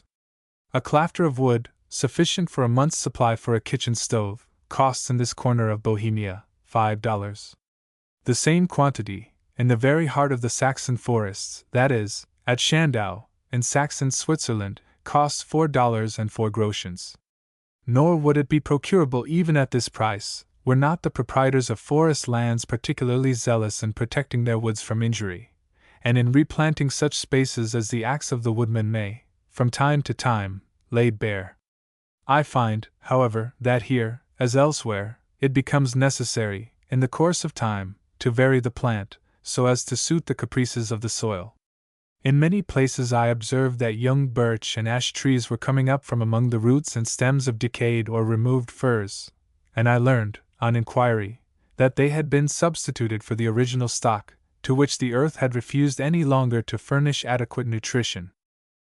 I have as yet said nothing of the size and general appearance of the horses, cattle, and sheep which, from time to time, cross me. Of the first, I should say that the breed must be singularly mixed, for you meet, here and there, tolerable specimens of the animal, to be succeeded immediately afterwards by the merest rips. Generally speaking, however, the draft horses seem to be good, slow, doubtless, and alike defective in the shoulder and hindquarters, but strong, without being, like the Flemish breed, so heavy as to oppress themselves. The riding horses, and especially those taken up for the service of the cavalry, struck me as being, in proportion, far inferior. They are either all legs, which they do not seem to use either with dexterity or elegance, or mere punches. In like manner, the cattle, to the eye of one accustomed to the sleek coats and well-covered ribs of our Lincolnshire or Durham breeds, present a very sorry appearance. Each particular bone in each particular brute's carcass sticks up in melancholy distinctness, and in point of size the animals themselves are mere dwarfs. I have seen a man ploughing with a couple of heifers, positively either taller nor stouter than a pair of Lincolnshire calves of 3 weeks old. From such materials it would be vain to expect that good beef can be manufactured. Indeed, the Germans have no notion of pampering themselves with good beef. Their system is, not to fatten the beast, and then kill him, but to work him as long as he is fit for work, and then to kill him lest he should become an encumbrance. Neither can their sheep boast much of the symmetry of their proportions, or of the high flavor of their flesh when it comes to table. The wool, as everybody knows, is, indeed, excellent, but the mutton is but sorry food, at least to an Englishman. As I stated some time ago, however, the English traveler need not distress himself too much on this account. He is very rarely troubled with the offer of mutton, inasmuch as calf's flesh seems to be not only at hand all the year round, but to supply the place of every other species of animal food. We parted from our civil boorman about 4 o'clock, at the summit of a hill, whence he was enabled to point out to us both the direction of the ground on which Schluckenau stood, and the course of the path which it would be necessary to follow in order to reach it. His instructions were communicated with so much accuracy that we never deviated an inch from the right way, and so came in about 7, to just such a town as our experience of other agricultural stadts and burgs had led us to expect. At the Golden Stag we fixed our headquarters, a large inn, and apparently well frequented, where we spent the night, without either accident or adventure befalling of which I need pause to give an account. There is a schloss here, which, to our surprise, we learn, belongs, like the lordship of the manor, to the same Graf who owns the land about Attersbach on the other side of the Riesensbergen. I have forgotten both his name and his title, but he must be a wealthy nobleman, even for Austria, which, while it possesses many poor, can likewise muster some of the richest noblemen in the world. We were not over above delighted with Schluckenau, for the landlord had about him none of the politeness which we had invariably found in his brother craftsmen in Bohemia, and his domestics were all singularly slow and stupid. We therefore quitted the place without regret, at 6 o'clock next morning, and marched upon Schandau. Again we followed, both from choice and to shorten the distance, by paths, which carried us through some glorious scenery, quite different in character, but scarcely less attractive than any which we had passed in our tour. For the rocks and precipices of Saxon Switzerland were once more around us, and never had they appeared to us more wild or more sublime. Through these, under the influence of a bright sunny day, we trudged along, crossing hill and traversing dale, in the highest possible spirits, till having gained the main road not far from the village of Zeidler, we followed it, without swerving, into the quiet glen of Schandau. The tale of my pedestrian tour in the highlands of Bohemia, Silesia, and Saxony is told. To the first of these countries I afterwards devoted a good deal more both of time and attention, but as my journey was performed, not on foot, but in carriages, the opportunities presented to me of becoming intimately acquainted with the habits of thought and fireside occupations of the people were necessarily less abundant than I could have wished them to be. My reader must, therefore, be content, for the remainder of this excursion, to accept, in lieu of a diary, a general outline of the route which I followed, and to pause with me, from time to time, while I relate to him such incidents as befell, or retail such fragments of information as I considered it worth while to treasure up when acquired, and have since judged it expedient to commit to writing. Chapter 9. The diligence from Dresden to Toplitz. The field of Culm. The battle, and the monuments that record it. There is a diligence, or Eilwagen, which leaves Dresden for Prague twice in every week. It passes along the Schandau road as far as Pirna, whence, making a turn to the right, it traverses the lower slopes of the Erzgebirge, and so conducts, by the mineral baths of Berg Jaischabel, to Hollendorf, on the Saxon frontier. My young companion and I, having made all necessary arrangements, took our places in this vehicle on Wednesday, the 5th of July. We had previously wandered over a good deal of the country through which it was to carry us, our report of all that we had encountered and seen having excited a natural desire in others to see it also. And in the interval between the termination of one expedition and the commencement of another, the carriage was accordingly put in requisition. Toplitz, and various other points, replete with interest, were thus visited, of which I have not yet spoken, because it would have been labor lost to describe them twice. Yet the fact of beholding it now for the second time, had no influence in lessening the pleasure which we derived from the scenery around us. Without partaking in any degree of the character of a mountain district, this mid-space between Saxony and Bohemia is highly picturesque, for it is one continued succession of valleys, with well-wooded hills enclosing them, and the bold summits of Lilienstein and Königstein are rarely out of sight. A Saxon Auwagen is a machine nowise deserving of reprobation.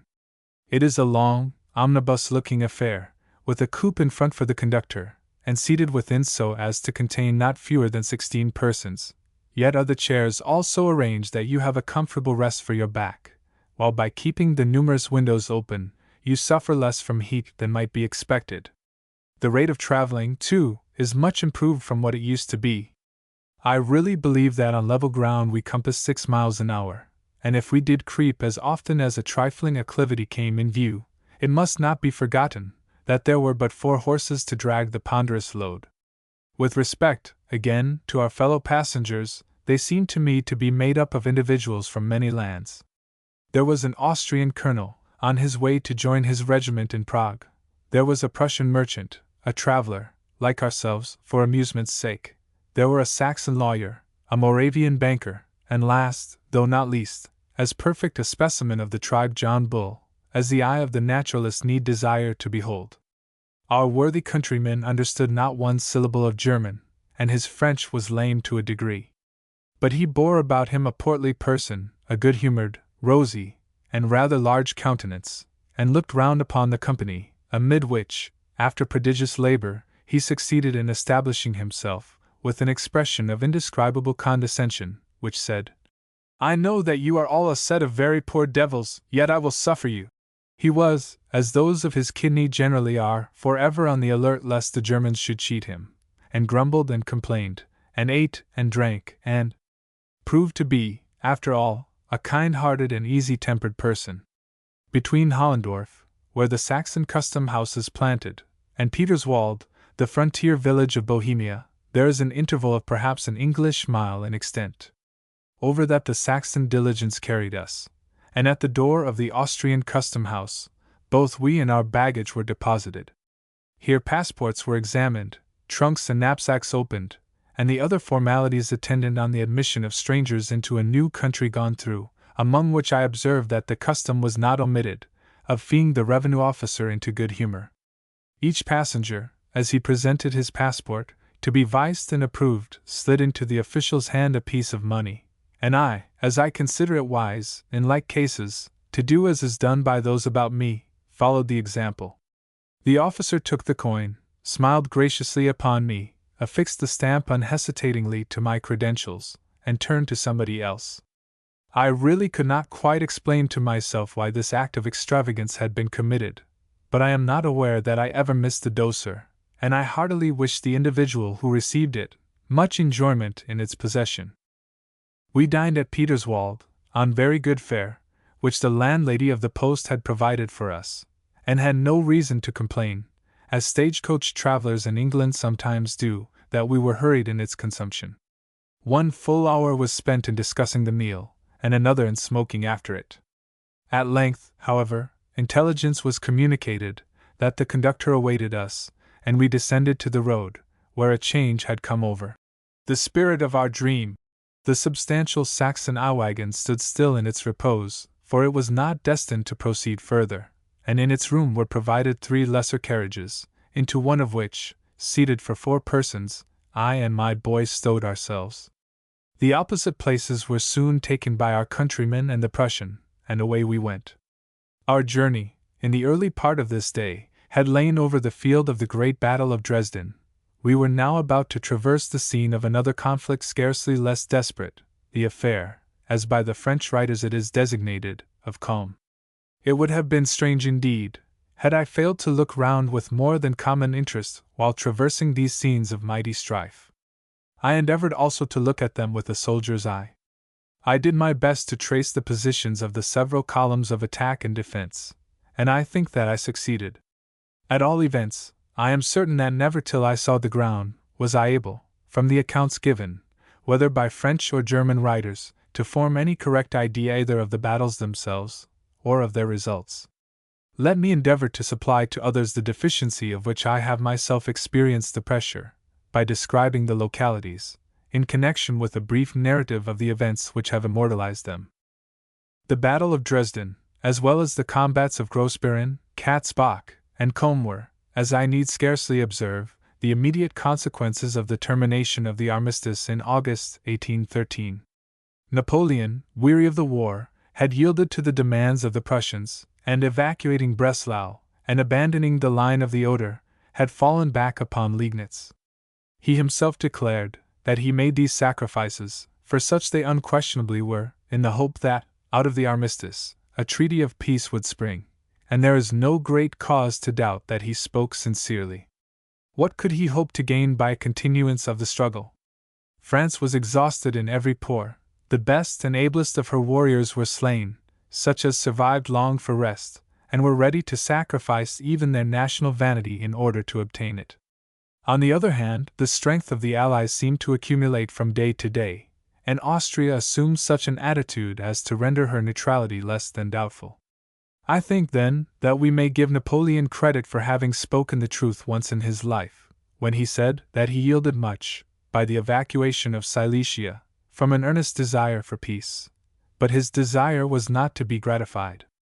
The Allies judged, and judged wisely, that a season of repose would, by him, be employed only to gather means for creating fresh troubles, and they determined, the councils of England prevailing with them, to wage war à outrance. On the 11th of August, the armistice came to an end.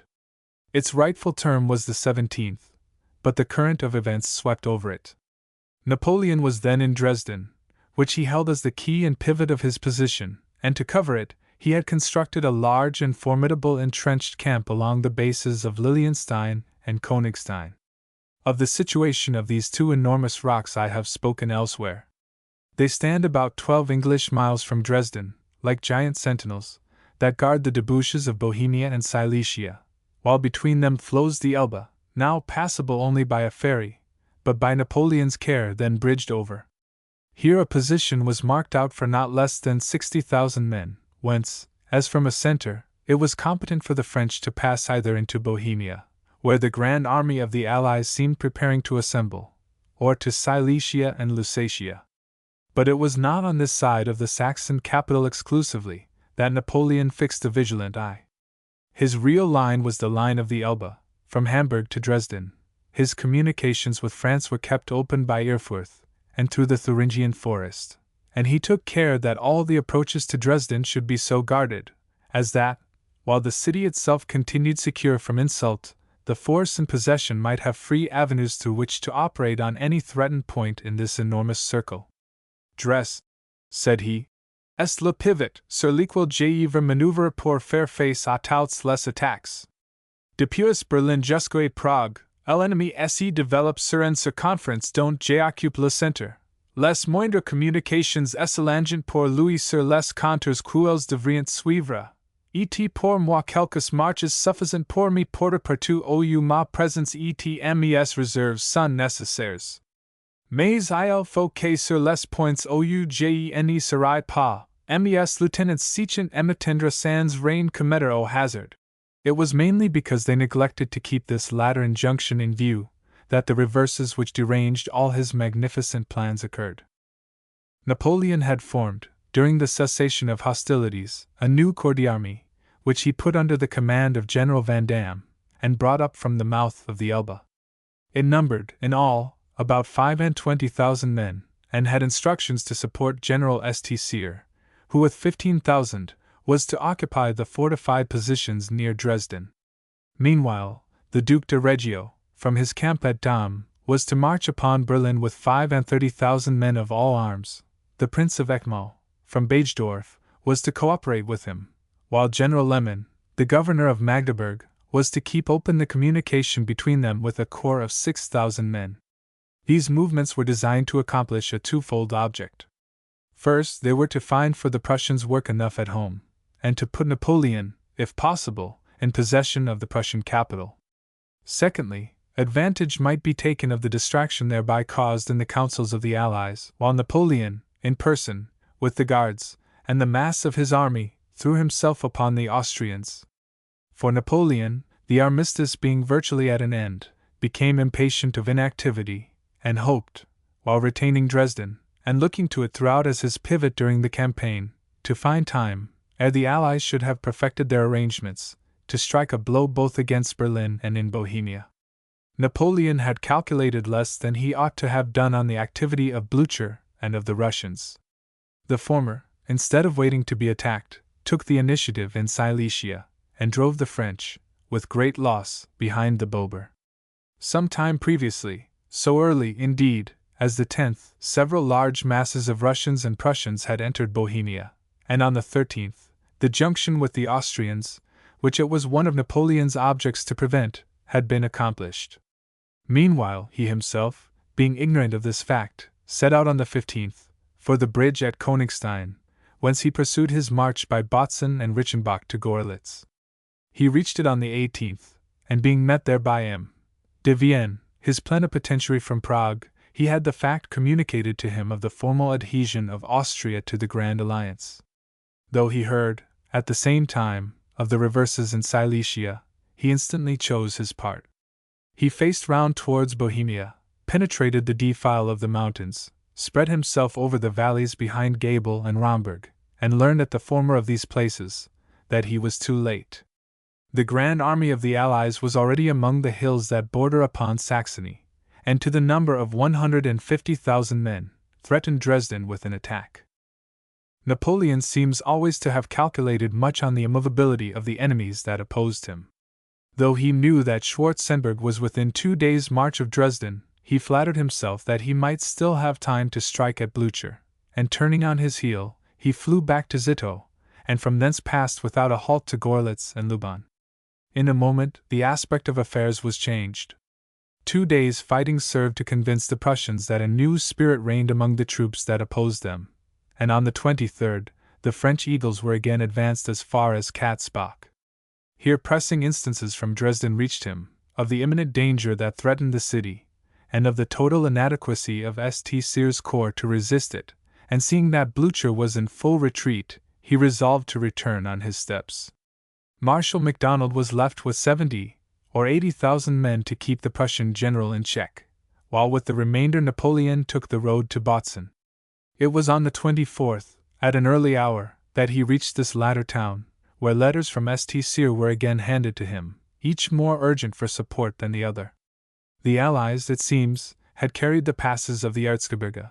Their columns were descending into the plain on all sides, while the French, unable to maintain themselves in the field, were sheltered behind the outer defenses of the city.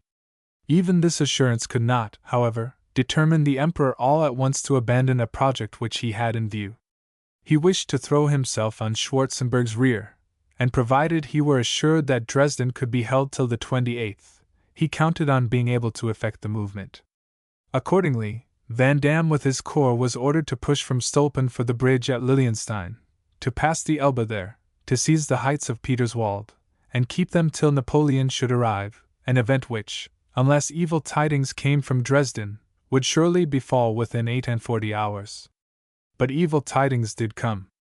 At Stolpen, whither he had marched on the 25th, General Gourgaud overtook him to entreat, if he desired Dresden to be saved, that he would return, and General Haxel, the engineer, whom he sent back to examine the state of the defenses, was the bearer of a similar communication.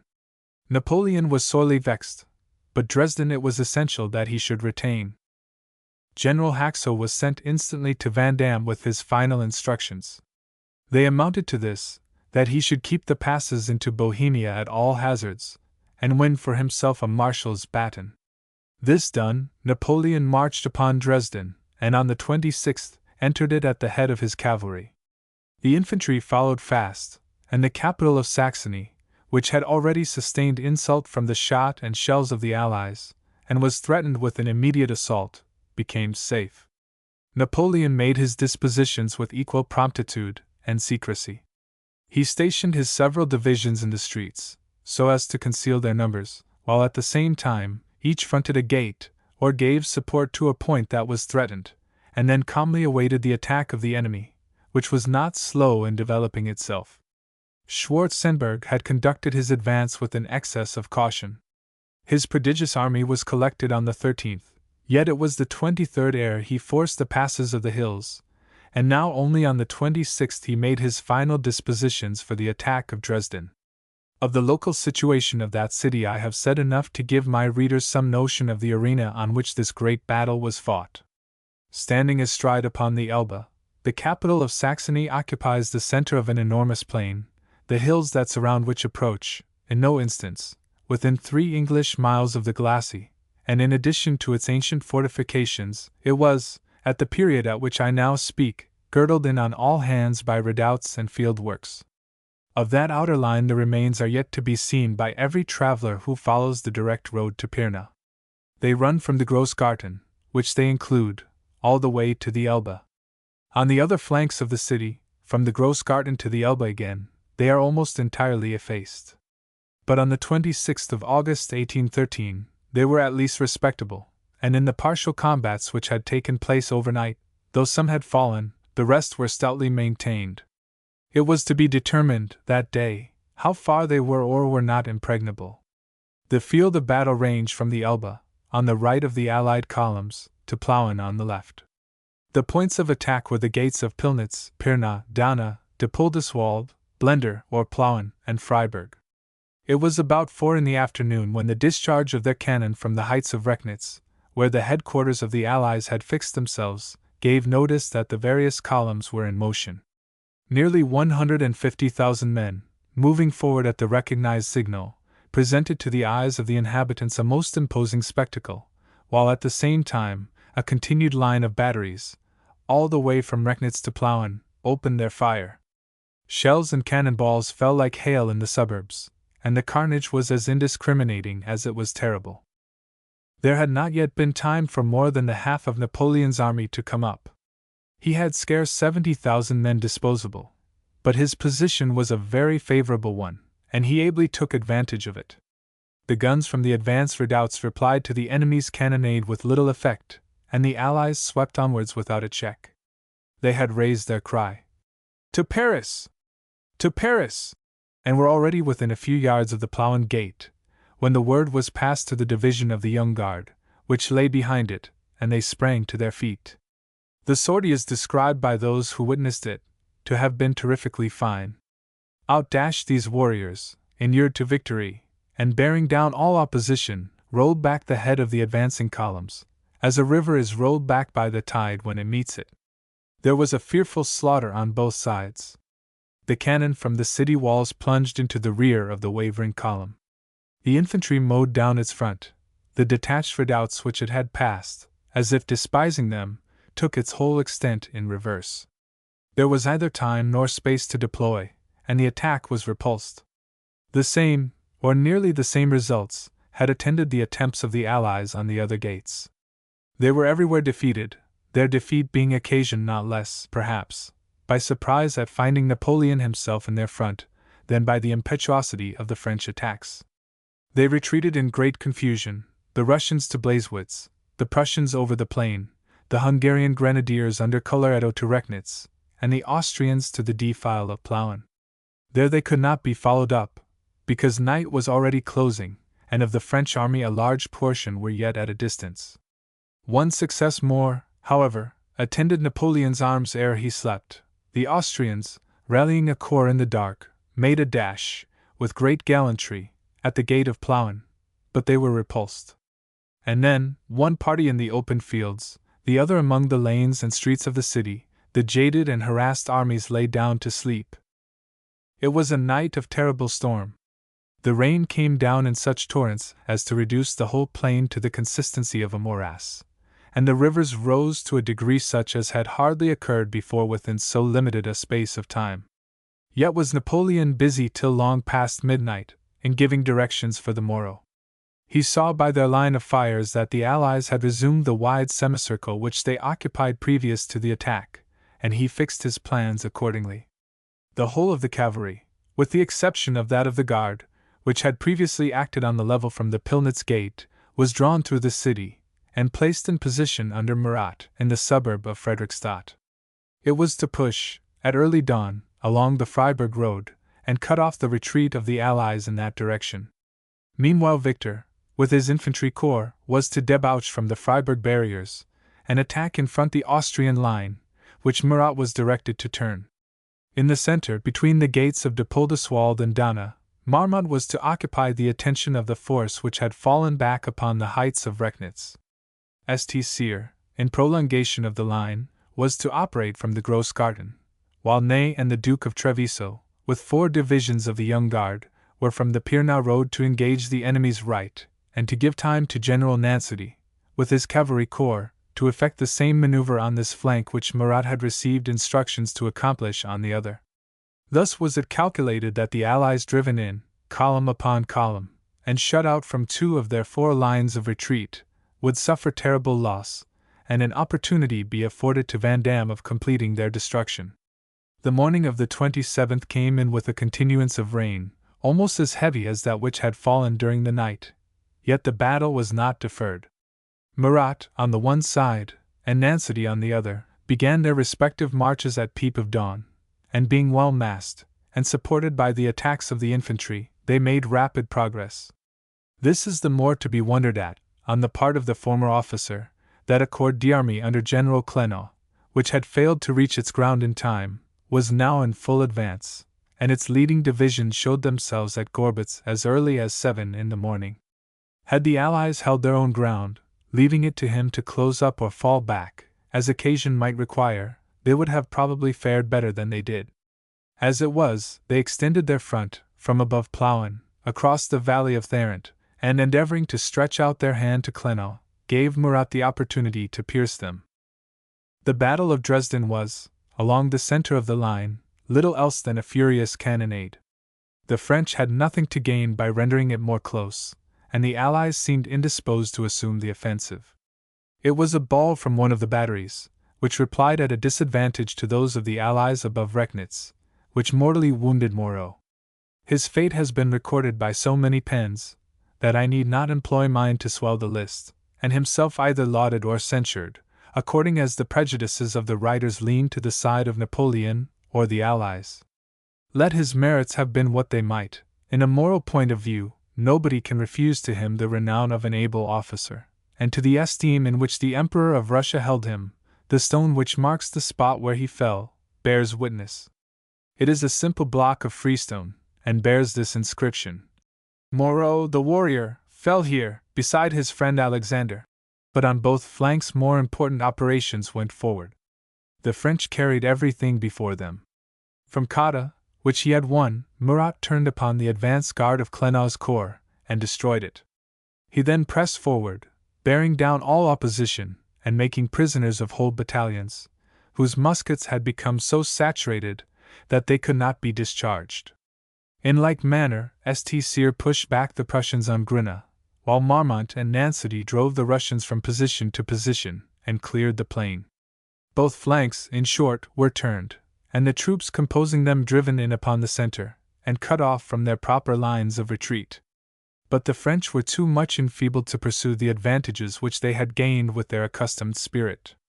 About 3 in the afternoon the cannonade grew slack, the Allies showed only a strong rearguard, and Napoleon returned to the city, saying to those around him, "I am greatly deceived if we shall not hear news of Vandamme. It is his movement which has constrained the enemy to retreat thus abruptly." The 28th was a day of continued and broken retreat on the part of the Allies, of movements more tardy than, perhaps, they ought to have been, on the part of the French. A great deal of baggage, almost all the wounded, and many prisoners, were abandoned by the fugitives, yet, in most cases, they won the defile in tolerable order, and were safe. Colloredo, covered by a strong rearguard, threaded the pass of Depoldeswald, and had Toplitz, the point of reunion, in view. The rest made their escape likewise, though with more of confusion, and in one striking instance, they would not have succeeded at all, had not Vandamme been enticed into the grievous error of leaving the heights of Peterswald unguarded. It was this blunder of his, which caused the disaster at Combe, and in order to make clear the brief account which I am going to give of that battle, it will be necessary to revert to my own movements, so that the ground may be described as by an eyewitness. The village of Peterswald lies at the northern base of a range of heights, which, circling round, place Toplitz in the center of a huge amphitheater. On this side the ascent is gradual, and the face of the hill open and cultivated. In a military point of view, therefore, the position is admirable. It forms a perfect glacis.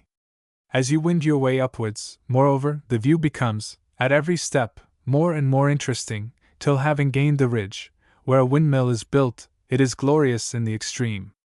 You look down upon a valley, of which it is scarcely too much to say that the eye of man has never beheld anything more perfect.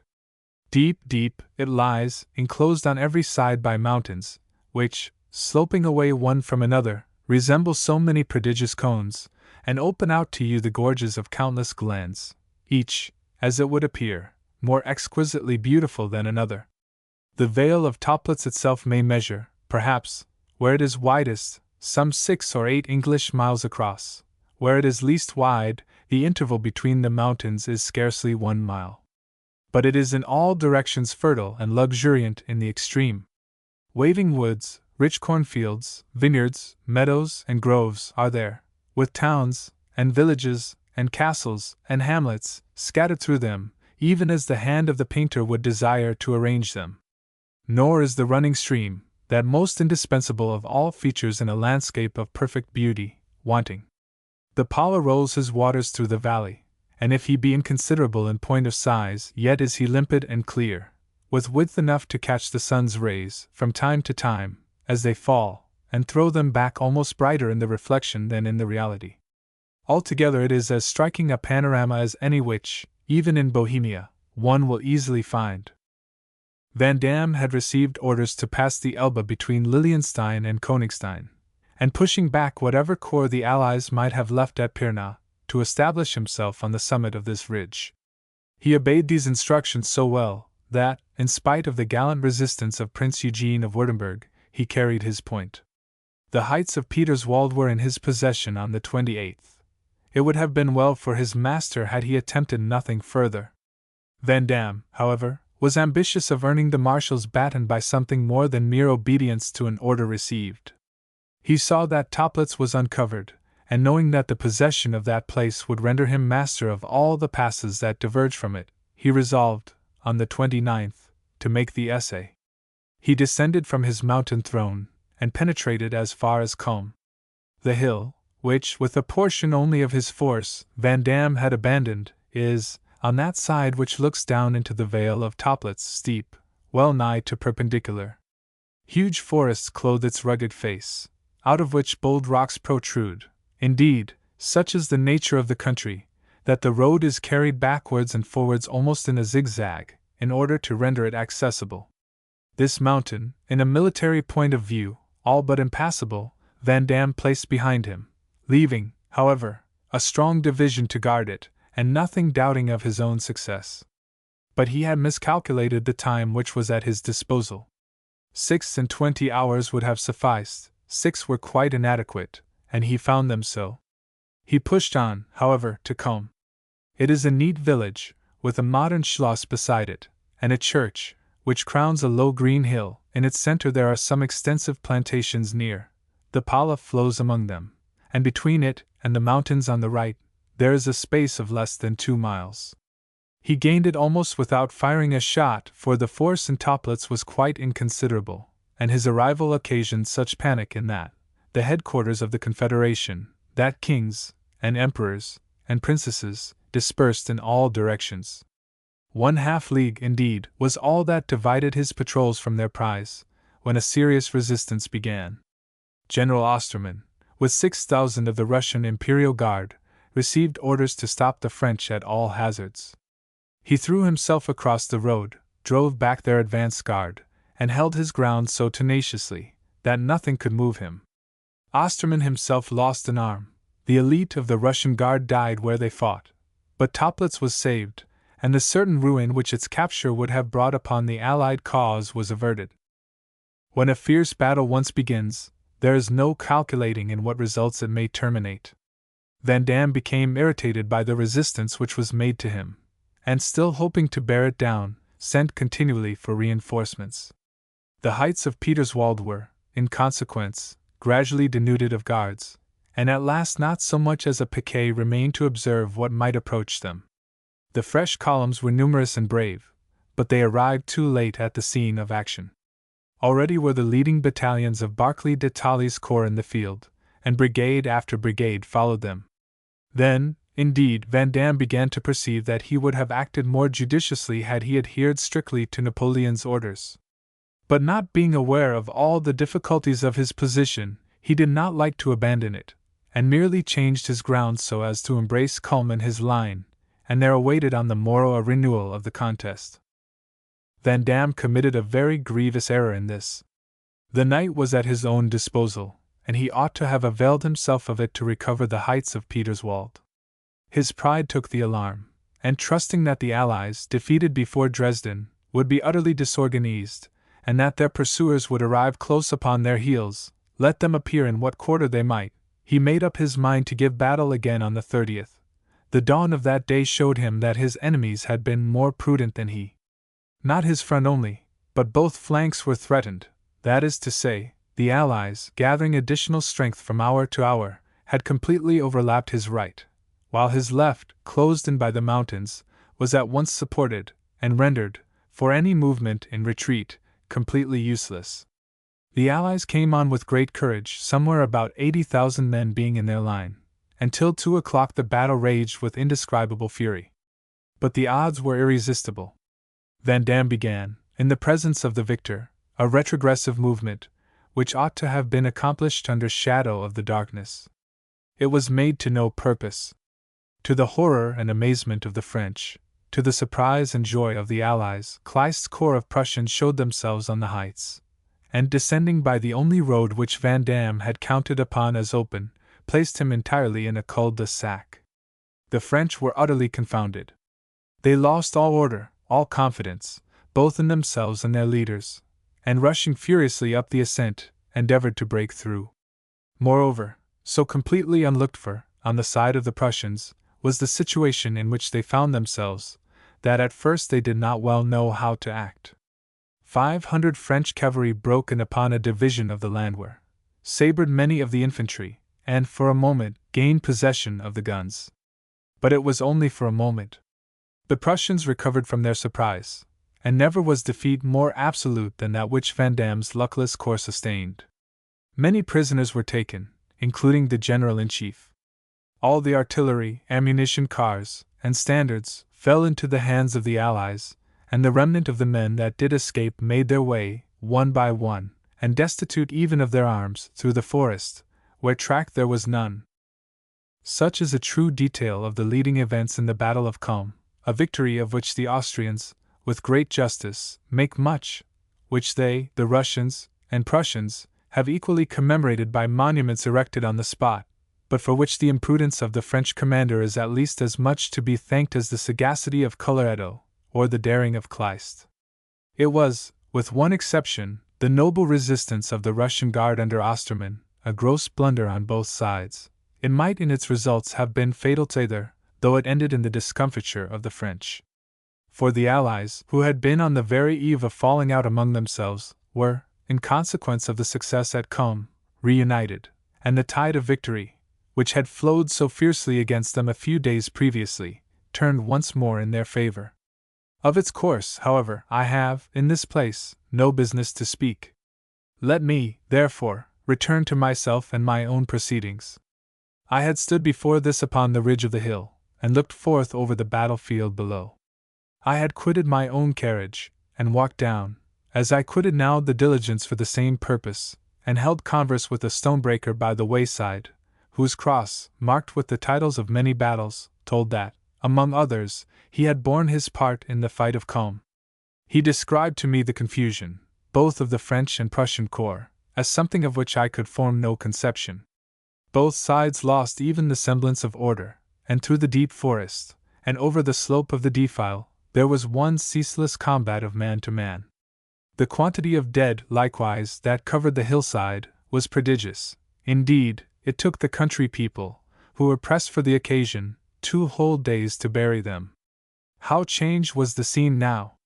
The outward forms of nature, doubtless, retained their identity, but wood, and ravine, and defile, and sweeping level, all lay under me, as quiet and as peaceful as if the sounds of war had never been heard among them.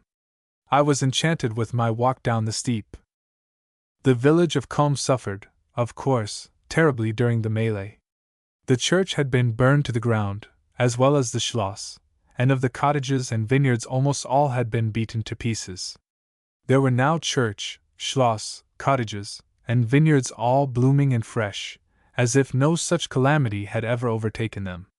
The inhabitants, too, unmindful as men ever are of evils that have befallen to others, and even to themselves, long ago, delight in nothing so much as in replying to the questions which curious travelers, like myself, may chance to put to them. But the Cicerone ex officio, to whom references are invariably made, is a fine old Austrian invalid, to whose care the charge of the monuments is entrusted. The old fellow is not, I must confess, very intelligent, but he displays his orders with manifest and most commendable pride, and assures you that General Colloredo, who that day received his mortal wound, was the best soldier in the Emperor's service.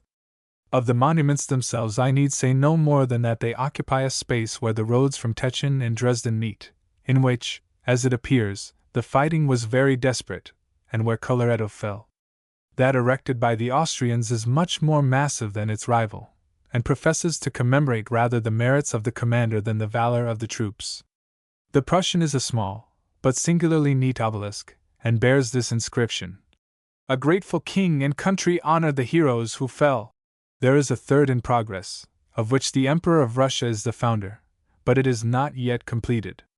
It ought to be the most magnificent of the whole, for assuredly the success of the day was owing more to the stubborn hardihood of the Russian guards, than to any efforts either of Austrians or Prussians.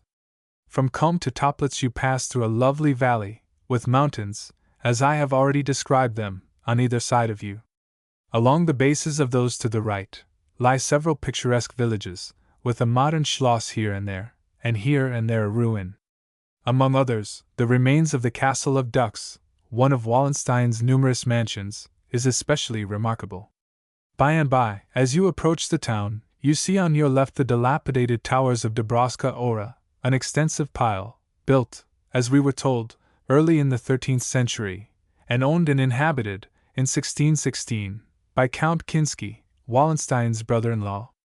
And last of all, you enter the town itself, of which I shall speak as I found it on a previous visit, when, instead of hurrying on as we did now, after a single night's rest, we spent some pleasant days at one of the best and cheapest of German inns, the Hotel de Londres.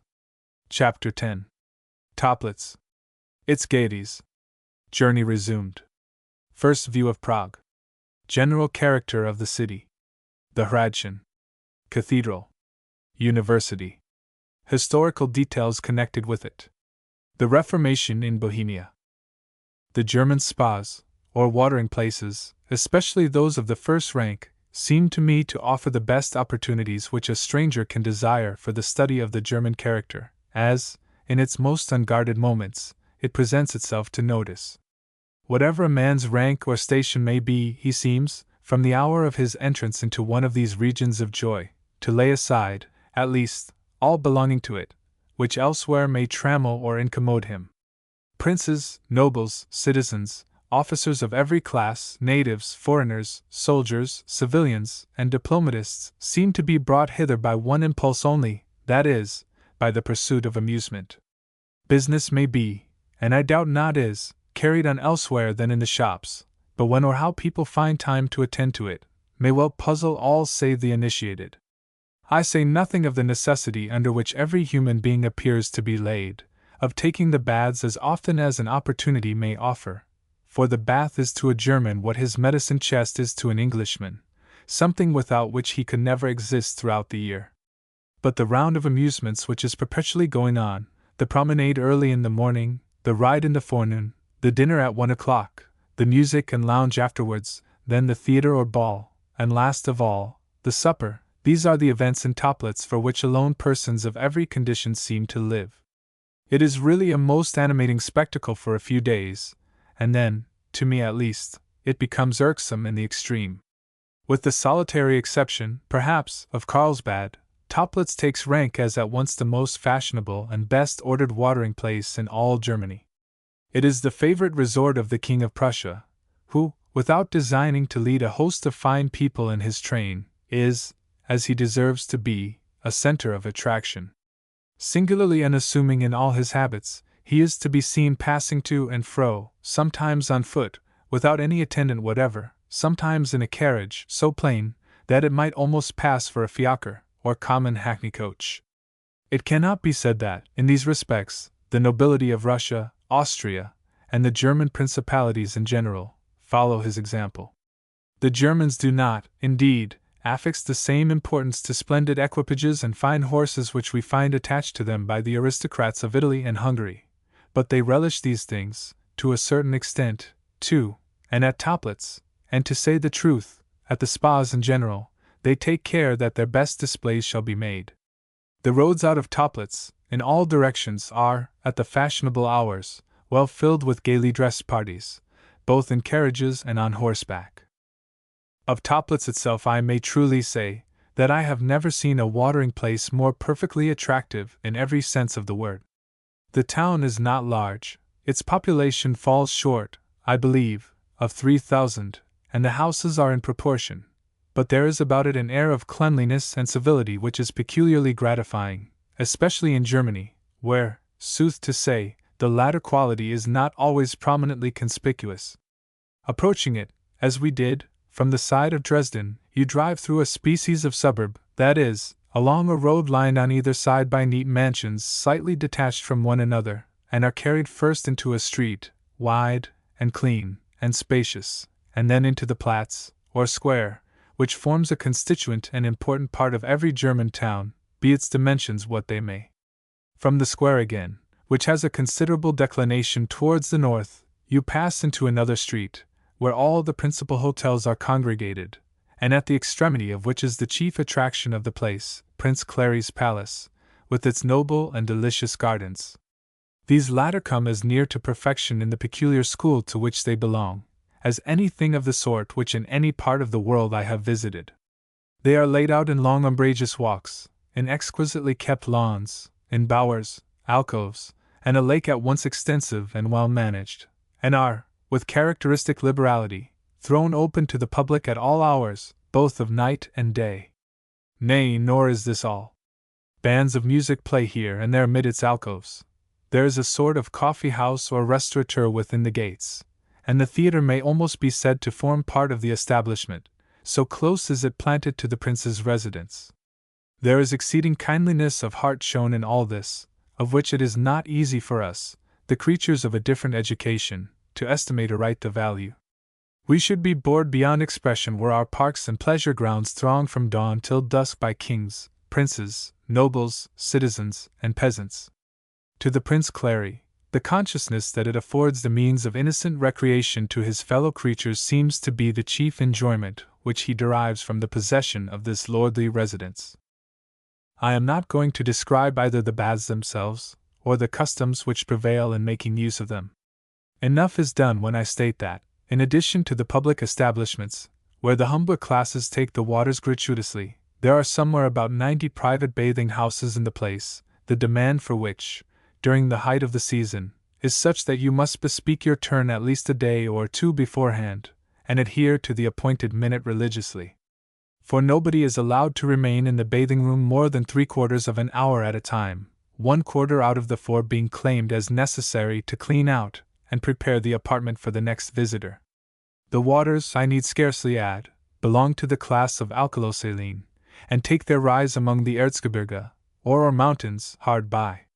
They are extremely hot, and are regarded as especially useful in all cases of rheumatic or gouty affections.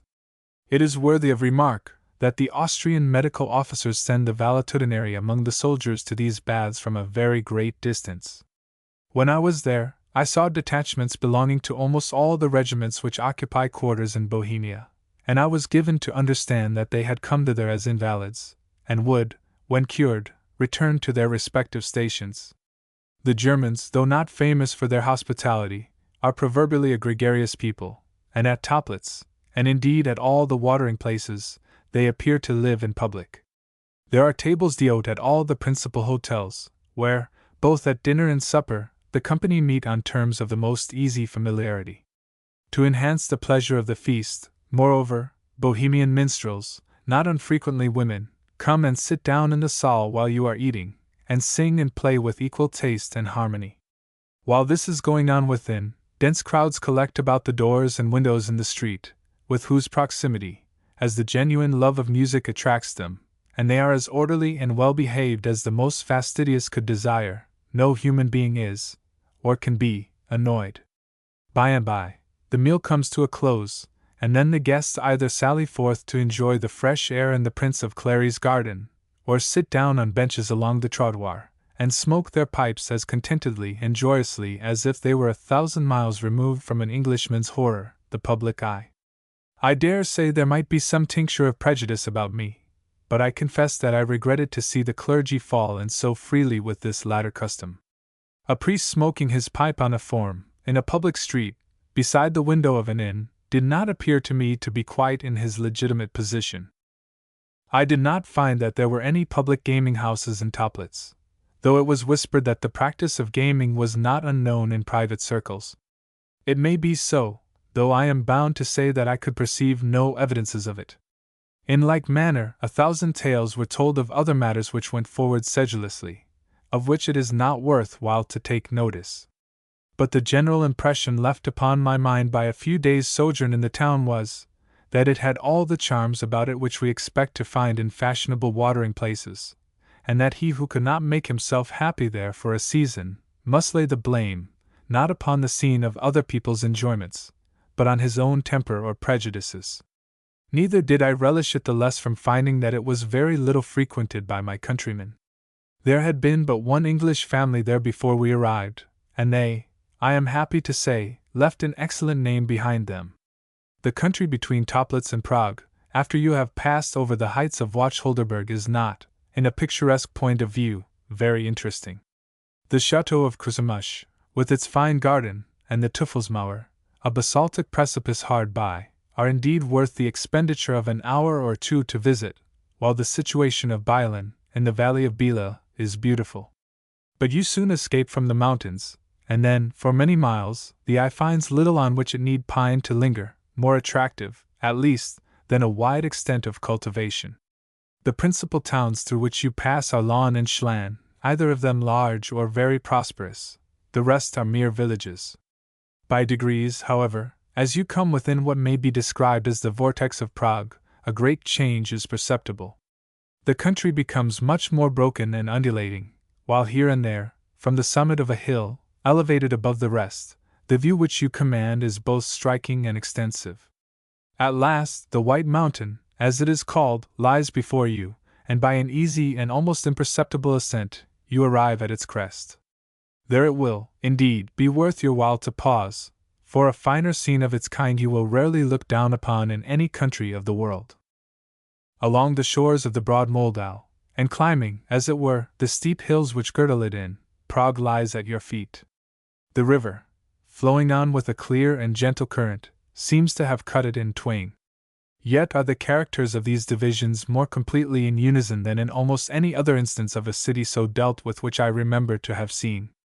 1,000 towers, spires, minarets, and domes shed over the whole an air of magnificence which in some sort partakes of the Oriental. There are hanging gardens, too, and a noble bridge. There are large and exquisitely wooded islands in the Moldau. There is the Altstadt on the further bank, with its Thane Kirche, or Tyne Church, celebrated in story, and its venerable town hall. There is the Kleinstadt nearer at hand, where streets and squares, crowded with the residences of the nobles, rise one above another, till they terminate in the old palace. And the unfinished cathedral of St. Vitus. There is the new Stadt, the handiwork of the Emperor Charles IV, covering a prodigious extent of ground, and enriched with the convents, hospitals, and other public buildings, which owe their existence to the liberality of the Jesuits. There are these, with a background of low, yet picturesque hills, surmounted here and there by some blackened ruin, or other monument of times gone by, which make up altogether one of the most striking inland panoramas on which I have anywhere had the good fortune to gaze. We stopped our carriage some minutes in order to enjoy it, and then pushed forward. At every step which we took in advance, objects of a varying but not a lessened interest met us. Now we passed a monastery, an extensive pile, but evidently of modern construction. Now a convent of English nuns was pointed out to us. By and by the road sank down into a sort of ravine, which shut out all view except of the fortifications that enclosed the city, and block up the extremity of the defile. Then began signs of active and busy life to accumulate round us. Countrymen, with their wains, were met or overtaken. Bodies of cavalry, in their stable dresses, were exercising their horses on the level. Here and there an officer in uniform rode past us, and carriages, in which sat some of Bohemia's fairest and noblest daughters, swept by. Next came the barrier, the demand for passports, the drawbridge, over which our wheels rolled heavily, the exercising ground for the artillery, where a strong brigade of guns was maneuvering, a momentary glimpse of the convent of St. Lawrence, and the old towers of the oldest portion of the palace, after which we saw nothing distinctly, till our journey, properly so called, had terminated. For our course lay down a very steep street, and across the bridge into the Altstadt, where at a hotel, rich in all the essentials of food, and wine, and couches, though somewhat deficient in the superfluity of cleanliness, we established our headquarters for a season. Perhaps there is no city in the world which, by the air which attaches to all its arrangements, more completely separates you from the present, and carries you back into the past than Prague. There is nothing in or around it, there is no separate building, nor street, nor square, within its walls, which is not more or less connected by the strong link of association with the mightiest and the most enduring struggle of principle in which the Christian world ever was engaged. Go where you will, your eye rests on something which speaks to you of a time when Prague was indeed a capital. Here in the Altstadt stands, noble in its decay, the old palace of Könighof, the favorite residence of Charles IV. There is the Tyne or Thane church, within which Huss, himself but the successor of Meletius and Stiechna, and even Genovius the Parisian, denounced the corruptions of Rome. Here the same town hall, where, by the gallant burghers, the doctrines of the Reformation were first avowed, and within which, after a long and desperate effort to maintain them, they were abjured, not I suspect forever. But it is not by looking exclusively to what may be called the great features of the city, that these and similar reminiscences are awakened. As you traverse the streets, each edifice, be it lordly or humble, presents to your gaze some record of prouder days. Here an armorial device, there a saint, with his golden circlet or burning lamps, or a half-obliterated fresco, an arched balcony, a fortified gateway, or an ornamented shrine. 1. I heartily agree with the writer, from whose spirited sketches the preceding extract has been taken, that this old and enduring character of the city is not without its importance. At a period when every political means is employed to efface and subdue the national character, when every act of social life, to be innocent must be Austrian, it is well that there is a power and a spirit in these unshaken walls, and perennial customs, which must needs keep the memory of their great origin and former energy fresh in the hearts of the Bohemian people. 1. Wherever the stranger may have taken up his abode, whether in the Altstadt, the Neustadt, the Kleinstadt, or in one of the suburbs, the first objects which he is tempted to visit will naturally be the palace of the Hradschin and the old cathedral. If, as is probable, he has established himself in the Altstadt, it will be necessary, in order to reach these points, that he should cross the bridge, a magnificent structure, which, like almost all the most enduring monuments of human skill in the city, owes its existence to Charles IV. It measures not less than 1,780 feet in length. It is supported upon 12 noble arches. It is protected at either extremity by embattled towers, in their day, without doubt, very efficient têtes du pont, and to adorn its parapets on either hand, it has the statues of many saints, with more than one crucifix and 2 chapels. Among these watchers over the temporal and spiritual prosperity of Bohemia, St. John of Nepomuk holds a conspicuous place. Being now in an especial manner the guardian of bridges, his position here is more honored than that even of the Virgin herself. He occupies the very center of the pile, and may be distinguished from the rest by the 5 stars which glitter in their gilding round him, yet is his canonization an event of little more than a century's growth. He was set up by the Jesuits in 1729, in opposition to St. John Huss, to whom the Bohemians, for many years after the suppression of the Protestant worship among them, continued to pay saintly honors, and he continues to this day, in the reverence with which he is everywhere greeted, a sort of galling and vexatious, because constantly recurring memorial, of the system of mental thraldom, under which Bohemia has long groaned. From the bridge you pass by a noble street, where churches and stately mansions woo you on either hand, up the steep ascent of the Hradschin, the summit of which will be most speedily, and therefore comfortably, attained, if you mount a flight of stone steps that faces you after you have made a slight turn to the right. They conduct at once to the sort of platform on which stand the old and new palaces, the cathedral, the lodgings of the canons, and the residences of some of the official personages to whose charge these buildings are committed. Of the cathedral, I have already said that it never was completed. According to the traditions of the place, this is, indeed, the third pile which, consecrated to the worship of the true God, has graced the brow of the Hradschin, but the two first were entirely destroyed by fire, and this, begun by Charles IV, remains exactly as, in 1380, his architects, Matthew of Arras and Peter Olieri, left it. It is an extremely beautiful specimen of the sort of Gothic which preceded that of the date of our own Henry VII, and is surmounted by a lantern crown, similar in its character, and not very different in its dimensions, from that which is to be seen on the tower of St. Giles's in Edinburgh. Yet is the pile, when spoken of as a cathedral, a very sorry edifice, for the choir is all of his own noble plan, which Charles was permitted to complete, and there has arisen no king of Bohemia since his day, who has cared to bring the work to a conclusion. At the same time, both the choir and the unfinished chapels that surround it are strikingly beautiful. The former, emblazoned within with the shields of the House of Habsburg, with the armorial bearings of Bohemia, Hungary, Styria, Moravia, Burgundy, Spain, and Brabant, more resembles the private chapel of a prince than the metropolitical church of a nation, while the latter, crowded with memorials of other and earlier days, were, at least by us, regarded with still deeper and holier interest. One of these, the chapel of St. Wenceslas, the fourth Christian Duke of Bohemia, has its walls inlaid with native jasper, agate, and other precious stones, and adorned with frescoes, inferior, in point of merit, to none which this century has produced. They are attributed, some to Nicholas Wurmser of Strasbourg, some to Dietrich of Prague, two of the most renowned artists of their day, who with many others, received at the hands of Charles, the most liberal patronage and encouragement. Moreover, the exterior of the wall, which looks towards the palace, is richly ornamented with mosaics. Many of the old Slavonian saints are there, such as St. Sigismund, St. Procopius, St. Vitus, St. Wenceslas, and others finely grouped together, while above them is a St. Veronica head of Christ, which would not disgrace St. Mark's in Venice itself. From the cathedral to the palace is but a step. Though called old in contradistinction to a modern edifice which confronts it, and which the Emperor, when he visits his Bohemian capital, usually occupies, this building, in almost all its portions, is of a date not more ancient than the 14th century.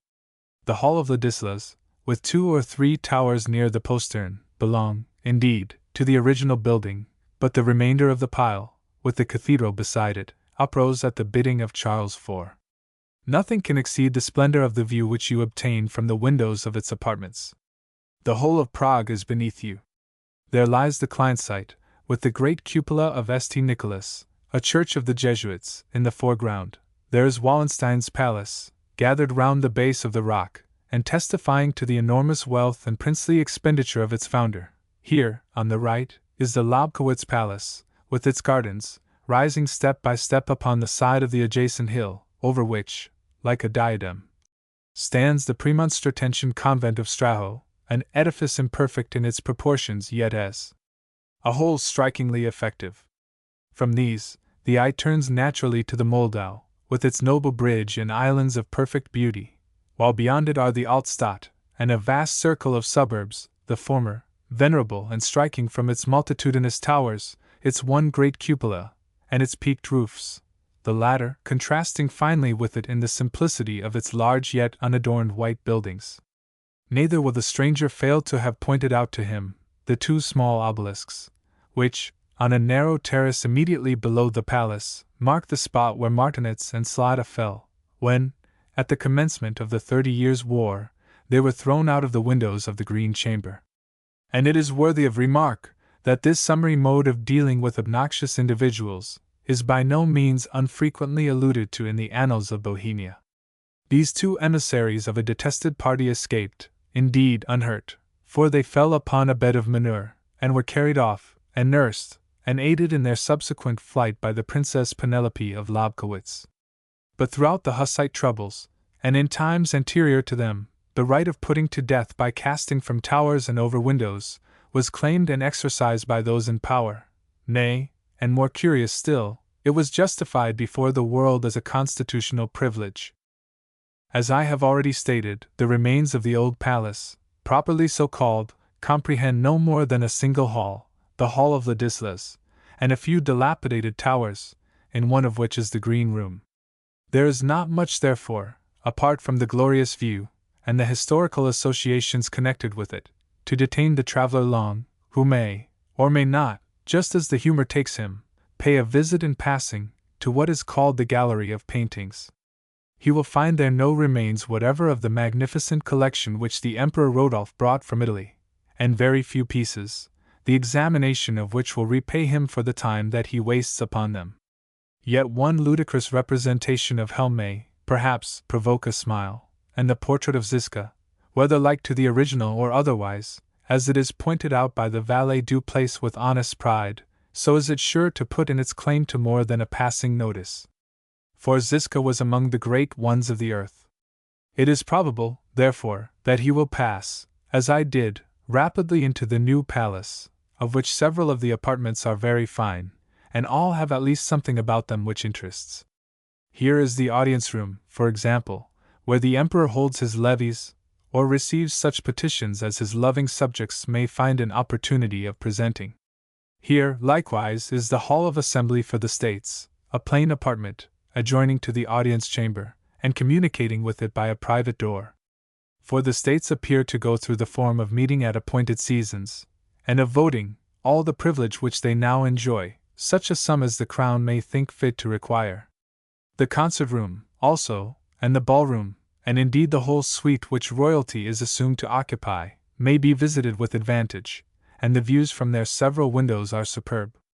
I do not, however, advise anybody to linger here, for there is much to be seen, and examined, and inquired into elsewhere, and in conducting such researches, unless time be absolutely at our own disposal, even moments are of value.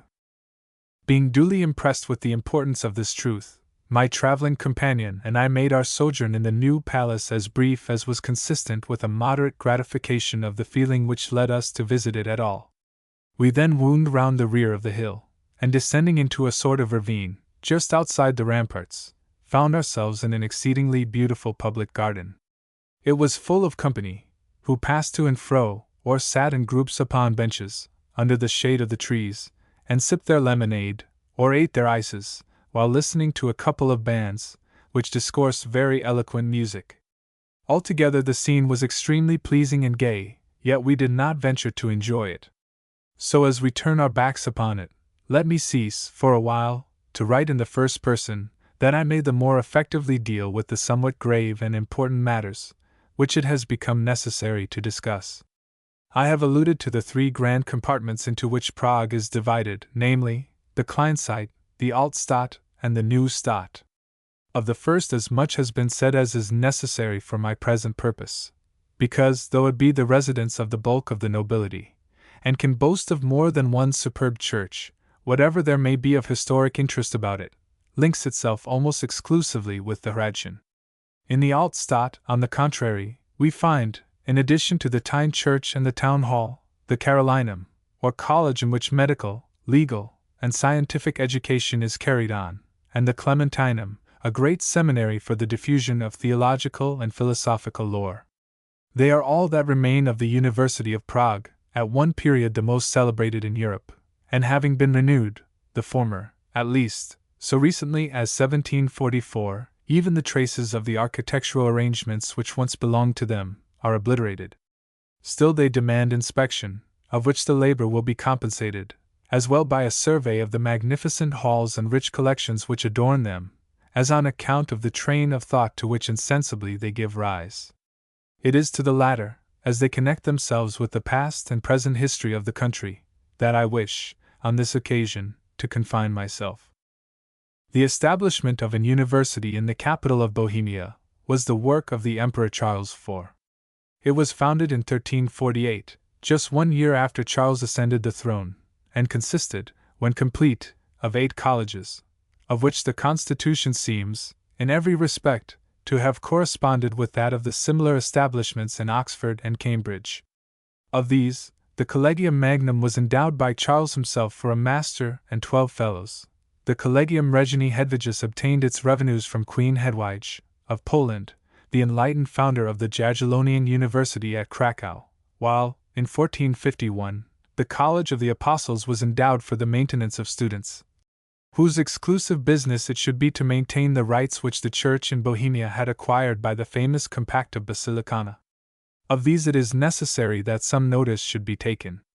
Perhaps there is nothing connected with the annals of the Romish Church more remarkable than the early and rooted aversion exhibited both to its doctrines and its ceremonies, by that very province in the Austrian Empire which is now, more than all others, given over to popery.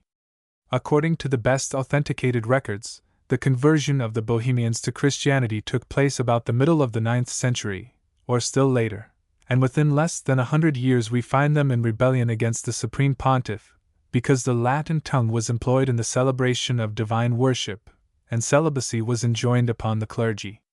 The adoption of a Latin ritual was, however, forced upon Duke Radislaus by Gregory VII, who declared that there was a prohibition in Holy Writ against the use of any other language in addresses made to the deity. This was in the year 1070. But though the Bohemians yielded so far to an authority which they knew not how to controvert, their firmness, in reference to the celibacy of the clergy, was not so easily overcome. The legate who brought to Prague a bull to this effect in 1197 was set upon by the populace, and stoned to death. Republican and imperial Rome were not more persevering in their encroachments on the civil rights and liberties of the barbarians than was religious Rome in her endeavor to establish an universal dominion over the consciences of mankind. One step gained in advance proved, in every case, but the prelude to another, and the establishment of a Latin ritual and an unmarried clergy was soon followed by the refusal of the cup in the administration of the Lord's Supper to the laity. In 1350, the cup was withdrawn. Then rose John Malicious, a canon of Prague, and Conrad Stiechna, his friend, to protest by speech and writing against the measures pursued by the Pope, and to denounce him as Antichrist in the hearing of a multitude, who listened to their teaching very eagerly. By and by, that is, in 1370, Matthias Genovius, the confessor of Charles IV, came to their support in the battle, and in several treatises, which displayed great skill as well as vigor, the Pope was by him denounced. But Charles, though far in advance of his age, was not sufficiently enlightened to adopt the opinions of his confessor. He refused to call a general council on the plea that the right of so doing was vested in the Pope, and the Pope finally prevailed upon him to send Matthias into banishment. From the period of Matthias' death, which happened in 1394, the Reformers, now a numerous and influential body, began to suffer persecution, and the strong arm of power endeavored, for a while, to accomplish what fair and open controversy had failed to bring about. Such was the condition of affairs, when a wealthy and pious citizen of Prague, a German, however, by descent, laid the foundations of a church in the Altstadt, which he called the Temple of Bethlehem. To it, now the Tyne Church, John Huss, already celebrated for his oratory and extensive learning, was appointed preacher. He saw the corruption of the age, and was not slow in denouncing it. For a while his rebukes were applied exclusively to the laity, who complained to the king of the preacher's insolence, and the archbishop was, in consequence, requested either to silence or at least to restrain his violence. But the archbishop, as well as the clergy at large, were as yet Huss's admirers, and the king was informed that as John, in rebuking vice without regard to persons, did not go beyond the spirit of his ordination vow, so there was no power in man to restrain him. By and by, however, Huss adventured into a new field, and the vices of the priesthood were dragged to light. This was neither so convenient nor so agreeable, and the archbishop became, in his turn, the complainant. But the king would pay no heed to the prelate's remonstrances, further than to meet them with the same reply which the pastors now complaining had, on a former occasion, directed to himself. Huss is but acting up to the spirit of his ordination vow. He is clearly worked upon by inspiration from heaven. He must, on no account, be molested. Thus were the minds of the people kept on the stretch, and the way was paved for still greater operations, which soon began to develop themselves.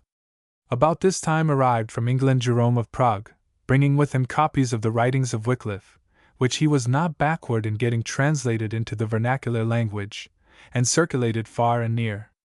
By and by came 2 Englishmen, bachelors of divinity, from Oxford, who, disputing boldly against the Pope's supremacy, drew great crowds after them.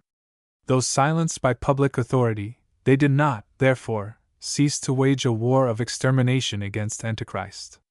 They were tolerable limners, so they composed a painting, which, like the shield in the story, had a twofold character, for, on one side, it represented Christ and his apostles, as these are described in the Gospels, and on the other, the Pope and his cardinals, as they appear in their pride of place.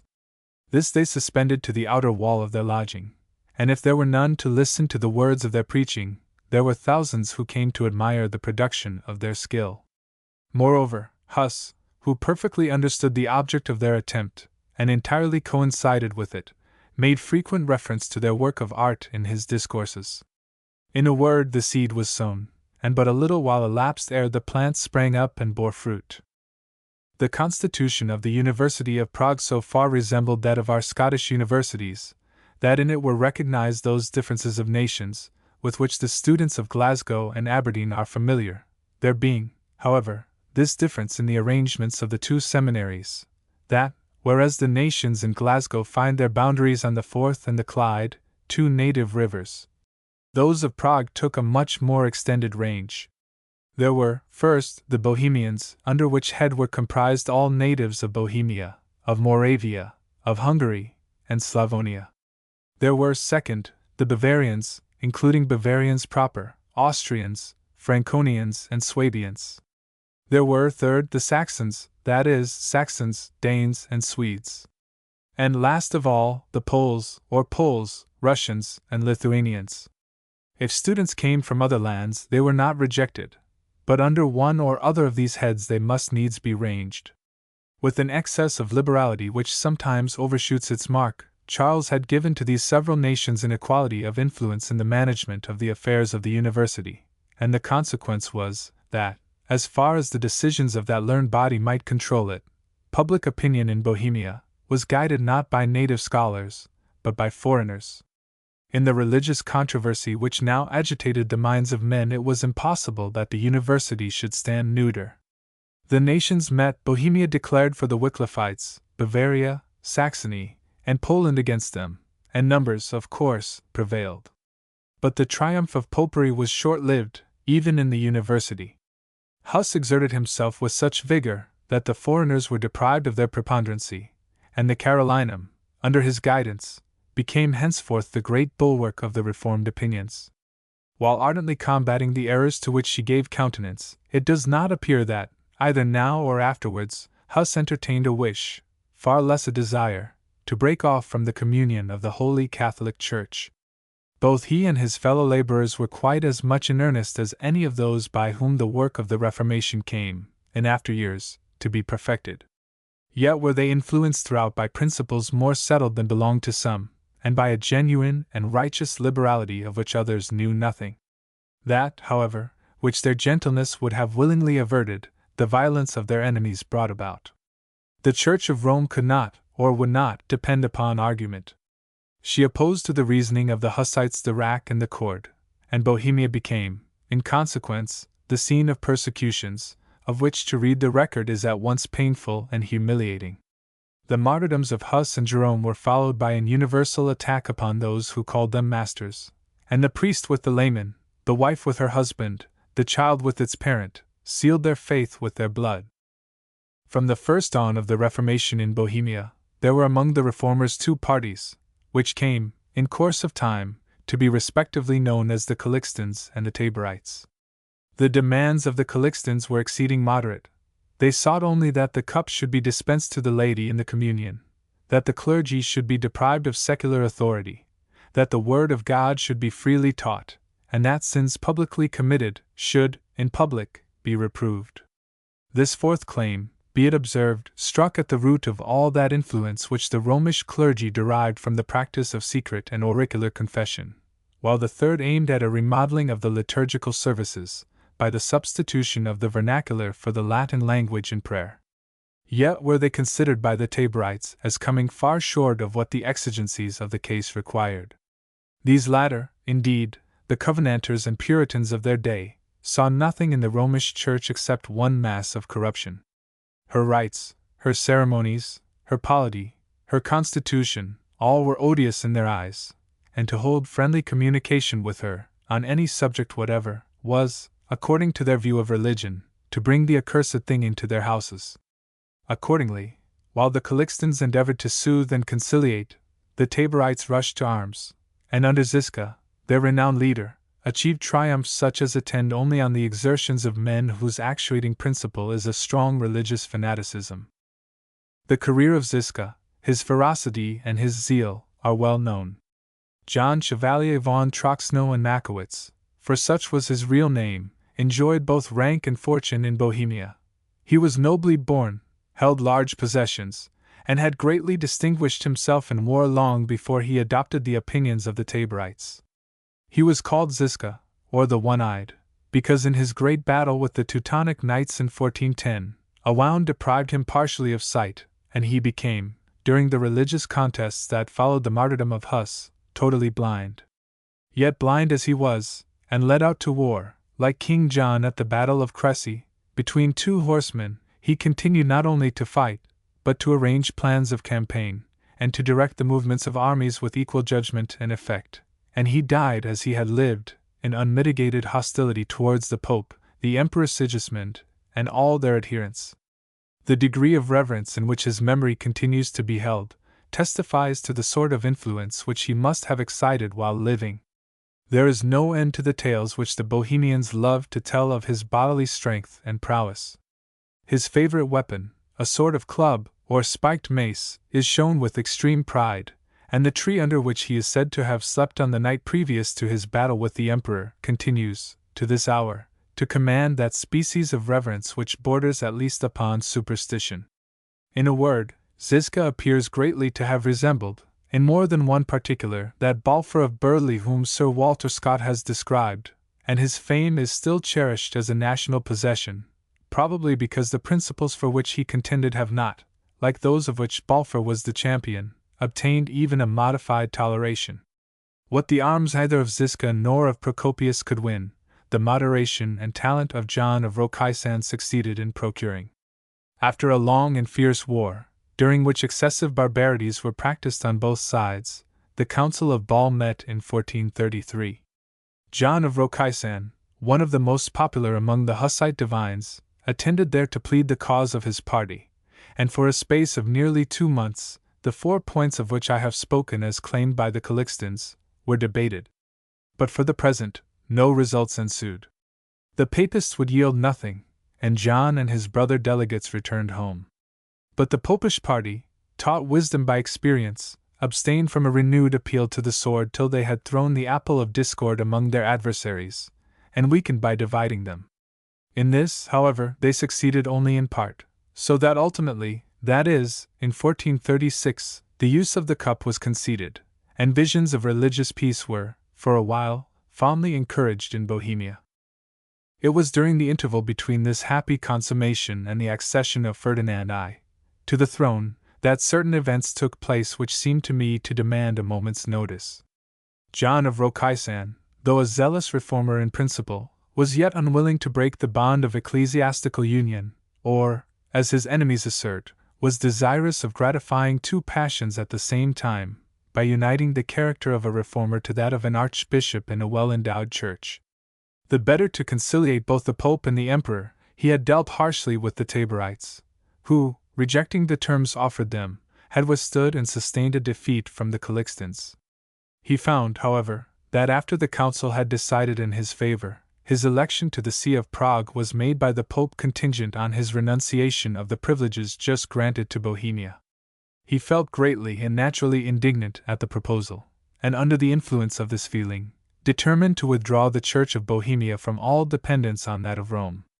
That the Church of a single nation could stand alone, however, no communion being held with other churches, seemed then as far beyond the range of possibility as that a branch torn from the parent tree would flourish, and John, whose principle in this respect was deeply rooted, cast his eyes in the direction of Constantinople. I am not aware that of this fact the notice has been taken by ecclesiastical historians which it deserves, yet is it certain that for 2 whole years the reformers of Bohemia were in communication with the Patriarch, and that there came to Prague delegates with full powers to admit Bohemia into the bosom of the Greek Church. They were never called upon to exercise these powers. Their ceremonies, more offensively superstitious than those of Rome herself, gave extreme umbrage to the Hussites, and the matter which they had been commissioned to effect fell to the ground. It was at this juncture that the final separation between the Taborites and the Calixtans took place. The former renounced all connection with Rome, and for a while laid aside their very priesthood. The latter continued in name the children of that church, whose favorite, because most oppressive, edicts they disobeyed. Not that popery was without its adherents in Bohemia all this while; on the contrary, these were very numerous, and they included a large proportion of the hierarchy, as well as many of the nobles. But the university, as it had early adopted Huss's opinions, so it continued steadily, yet mildly, to maintain them. Throughout the wars that marked the commencement of this strife of opinion, the Carolinum was ever present to assuage the rancor of parties. It withstood absolute popery on the one hand, and absolute fanaticism on the other. And when the war ceased, and George of Podiebrad mounted the throne, it gave all its influence to a government of which the policy throughout was just, and wise, and temperate. Acted upon by the efforts of this seat of learning, the Taborites themselves became gradually tame. They accused John of Rokaisan, it is true, of having betrayed them, because he would not place himself at the head of the schism, and they held aloof from familiar intercourse with their rivals, but they made no appeal to the sword. Accordingly John became their advocate with the new monarch, and ample toleration was extended to them. With this they were satisfied. They withdrew into the mountains, built villages and places of worship, and never addressing each other except as brother or sister, they came, by and by, to be known everywhere as the Bohemian or Moravian Brethren. Simple in their habits, and primitive in their ideas, they soon ceased to be objects of terror to the government, and being left to themselves, became, by degrees, at once the most industrious and honest portion of the population. Moreover, the anomaly in the constitution of their church, which at the outset had been little thought of, began by degrees to make itself felt. They had no appointed teachers or ministers among them, and there was confusion in their very worship. Their chiefs determined to remove the evil, and 70 of them, from Moravia as well as Bohemia, meeting together, cast lots on whom the priestly office should devolve. 3 men, Matthew of Cunwald, Thomas of Przelen, and Eli of Krzenovich, were chosen, who repairing to a settlement of the Waldenses, of whom numbers were scattered over Austria and Moravia, received from the hands of Stephen, one of their bishops, episcopal consecration. From them the brethren derived that apostolical priesthood, which has never since died out, and of which the most perfect model is now to be seen at Herrnhut, in Silesia. Thus fared it with the reformed religion and its professors in Bohemia, till Ferdinand I ascended the throne. There was tranquillity, at least, and toleration, under Ladislaus of Poland, and an anxiety expressed everywhere, that the language of controversy might cease, and that the cultivation of letters, which more than a century of civil strife had interrupted, might again occupy men's minds, and soften and humanize their spirits. But Ferdinand had no part in this virtuous longing. Whether it was the influence of his brother, the Emperor Charles V, or his own innate hatred of the institutions of Bohemia, that swayed him, is a question not easily answered, if, indeed, it were worth asking, but it is not. The promises which he had given so liberally when elected were all disregarded so soon as he felt himself secure, and Bohemia, which ought to have thrown her weight into the scale of the Protestant princes, was kept, at the period of the League of Smalcald, in a state of fatal neutrality. She could not wield her power against men to whom she was bound by all the ties of sympathy and communion of principle, for by this time the Lutheran doctrines were taught in her churches, and openly maintained in her university. Neither would the Diet consent that an army should be marched into Saxony.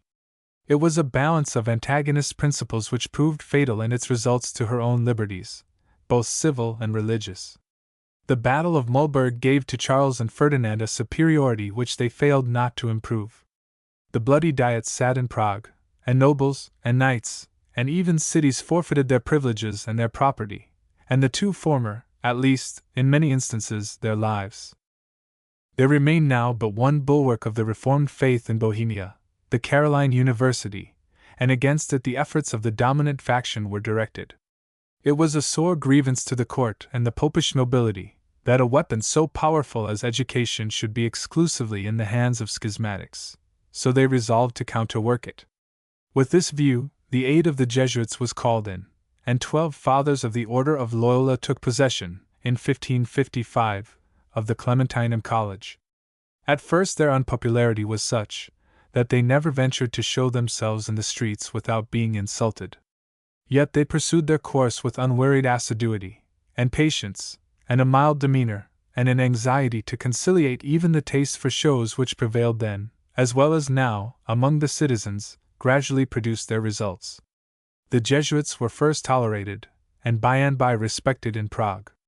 Moreover, the college was raised to the rank of a university, in which theology and philosophy might be taught, and they received from day to day an accession to their numbers. Still the fame of the Carolinum, or Protestant seminary, surpassed that of the modern university, as far as the Jesuits individually surpassed the Protestant teachers in urbanity of manner, and hence, though personally tolerated, the latter continued as a party to be objects of extreme suspicion.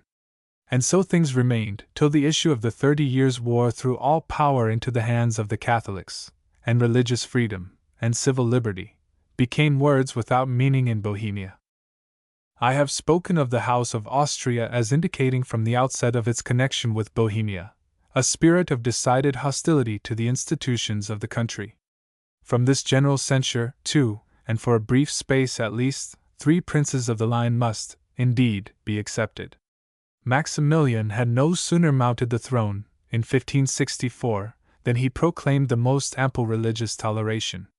The Compacta Basilicana, which had heretofore protected the Utraquists alone, were set aside, and all sects were permitted to worship God, according to the dictates of their own consciences.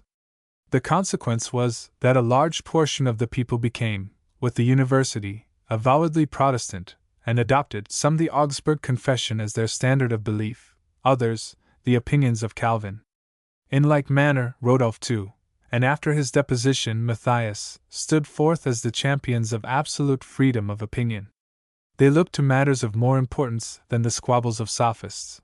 They labored to advance the prosperity of their people, and they succeeded. The interval between 1564 and 1610 may, indeed, be described as the golden age of Bohemian history.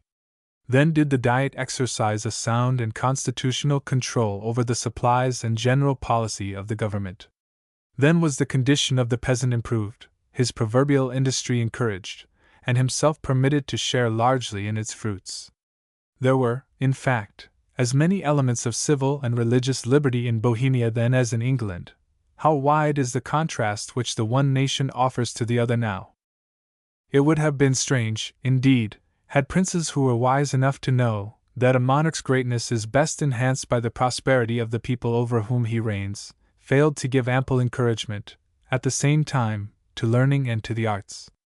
Under Rodolph the halls of the Hradschin were adorned with the productions of the best masters, which he purchased in Italy, and brought with him into Bohemia. His court, likewise, became a center of attraction, round which Tycho Brahe, Kepler, and other foreigners of high renown were gathered, while the native nobility, catching the impulse which their sovereign afforded, devoted themselves, in numerous instances, to the cultivation of letters and of science. There are several histories yet extant, which came from the pens of Rodolph's courtiers, while the same class gave professors and teachers, not only to the university, but to many of the most distinguished seminaries in Italy and Germany.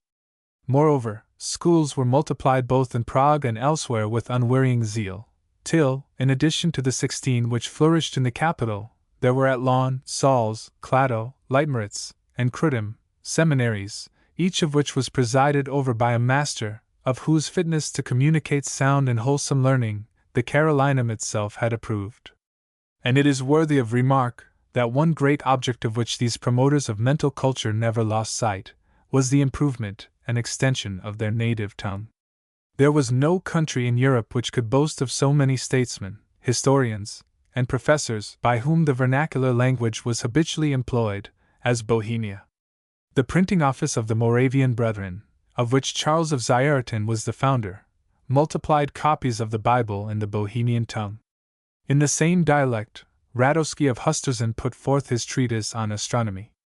John of Diadruna used it as well as Charles of Xaerten, and Hajek, Dębrowski, Wartowski, and Blahoslaw all demonstrated its fitness for the purposes of the chronicler.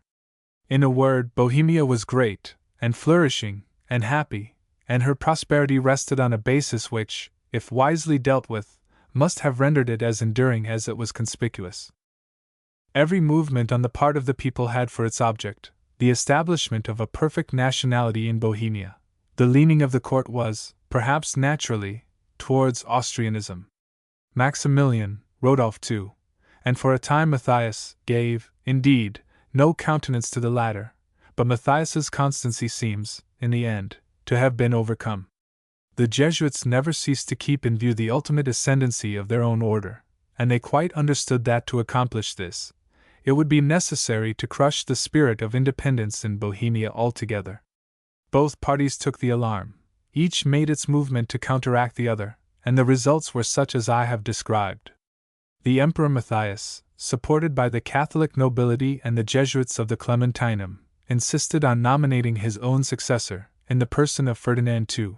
The states, to which adhered the Carolinum, and all that were Protestants in Bohemia, protested against so gross a violation of their rights. Then followed an insurrection, the expulsion of the Jesuits from the kingdom, and a demand that neither the university nor any other seminary of education should again be subject to the control of that order. And finally began that terrible struggle which crushed the liberties, as well civil as religious, of the Bohemians. For Ferdinand, not content to scotch the snake, never rested till it had ceased to be. The Carolinum, with all its endowments, privileges, and libraries, was handed over to its rival. Protestantism was declared to be extinct, and the gibbet, and the stake, and confiscations, and banishments, rendered the decree, in due time, more than an idle boast.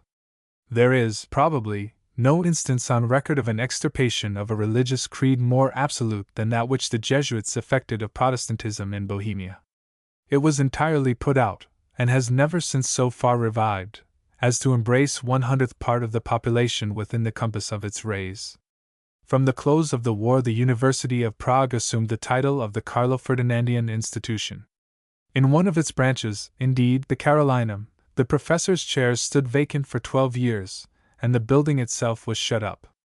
But at the termination of that period it was reopened, and it has continued ever since to be the seminary in which instruction in the faculties of law and of medicine is communicated.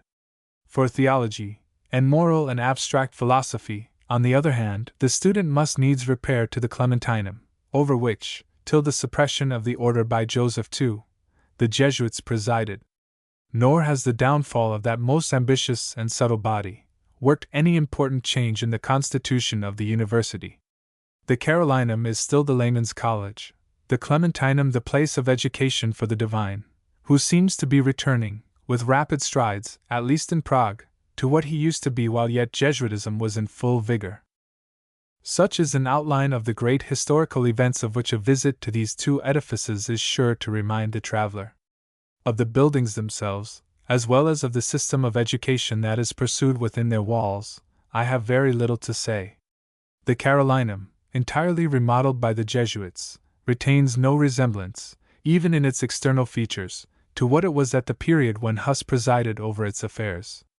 It is a handsome pile, doubtless, but all traces of its Gothic architecture are swept away, and in its very dimensions it is changed. The Clementinum, on the contrary, has grown, both in importance and bulk, for it occupies the site of 2 churches, of a Dominican convent, and of several streets and squares, which were pulled down in order to make room for it. Of its noble halls the interior decoration is altogether Italian, and its library, its museum, its cabinets, and scientific collections are, at least, worth seeing. Education in Bohemia, as well as in the other provinces of the Austrian Empire, goes on under the strict and unceasing surveillance of the police. The clergy, in spite of what travelers assert to the contrary, have no control over it at all, except so far as they may possess influence enough with the government to recommend such textbooks as are adopted in the various seminaries. It was whispered, indeed, in Prague that since the accession of the present emperor the clergy have, in this respect, made large strides upwards, and it is very certain that Jesuitism is not what it was some years ago, a profession which men esteemed it prudent to conceal. But however this may be, as the nomination to vacant chairs in the university is vested in the Board of Education at Vienna, so by the head of the police it is determined by what process eminent philosophers, and divines, and lawyers shall be fabricated. In like manner the period of attendance on each class, or, to speak more accurately, the space of time which is necessary to complete an academical course, is not left either to the discretion of the professors, or to the talent and industry of their pupils. In the first place, the youth, to be admitted, must show that he has attended one of the public schools for 3 years, at the least. He must bring with him also a slender stock of German, arithmetic, mathematics, Greek, and Latin, which for 6 years more he labors only to increase. Then comes a fresh distribution of the students, who throughout these protracted periods have gone on together, but who now pass off into the schools of law, and medicine, and divinity, according to the nature of the professions for which they are respectively intended. The candidates for the cope and the judge's chair complete the course in 4 years more. From the incipient Aesculapius 6 years' professional study is demanded. It is worthy of remark that not a single lecture is delivered in the vernacular language of the country. German is, indeed, employed, where Latin may have grown into disrepute, but the Bohemian is a dialect of which the use seems restricted to the very lowest and most despised of the peasantry. It would be idle to conceal that the extreme vigilance of the government in these respects, and still more, its bigoted hostility to everything which might recall the recollection of Bohemian independence, has given great umbrage to the thinking portion of the people. I have conversed with persons in every rank, and I found none who spoke of it except in bitterness. But it is not by these means alone that the House of Austria endeavors to shield its Bohemian subjects from the infection of liberalized opinions. I had entrusted to me, before leaving London, an English book, which I was to forward or deliver to a gentleman of rank in the country. He would not send for it by the hands of a common messenger. He came in person many miles to receive it. Because, said he, one does not know what may happen, and it is best to avoid collision with the police. The book was a very harmless one. It was only the first volume of Lockhart's Life of Sir Walter Scott, but my friend did not consider that it would be prudent to make a parade of its reception. Again, I visited a gentleman in Prague, and found upon his table a number of the Foreign Quarterly Review. There was an article in it which bore upon the existing condition of Bohemia, an able paper, on the whole, though here and there inaccurate. I conversed with him about it, and having an hour to spare I accepted his offer to carry it to my hotel, and there read it. When you send it back, said he, be so good as wrap it carefully up in paper. We don't know where we are safe, in this country, and your Foreign Quarterly is not one of the favored publications which we are licensed to import. What a pitiable state of existence is this, what a perfect bondage of mind, for which the utmost security to person and property can never make amends. See some admirable sketches of Prague, in the Metropolitan Magazine for 1836. Chapter 11. The Jews' Town. Visits to various points worth noticing. State of public feeling. I have devoted so much more of space than I had intended to the university, and the associations connected with it, that I must be content to describe in few words such other objects as appeared to me most deserving of notice in Prague.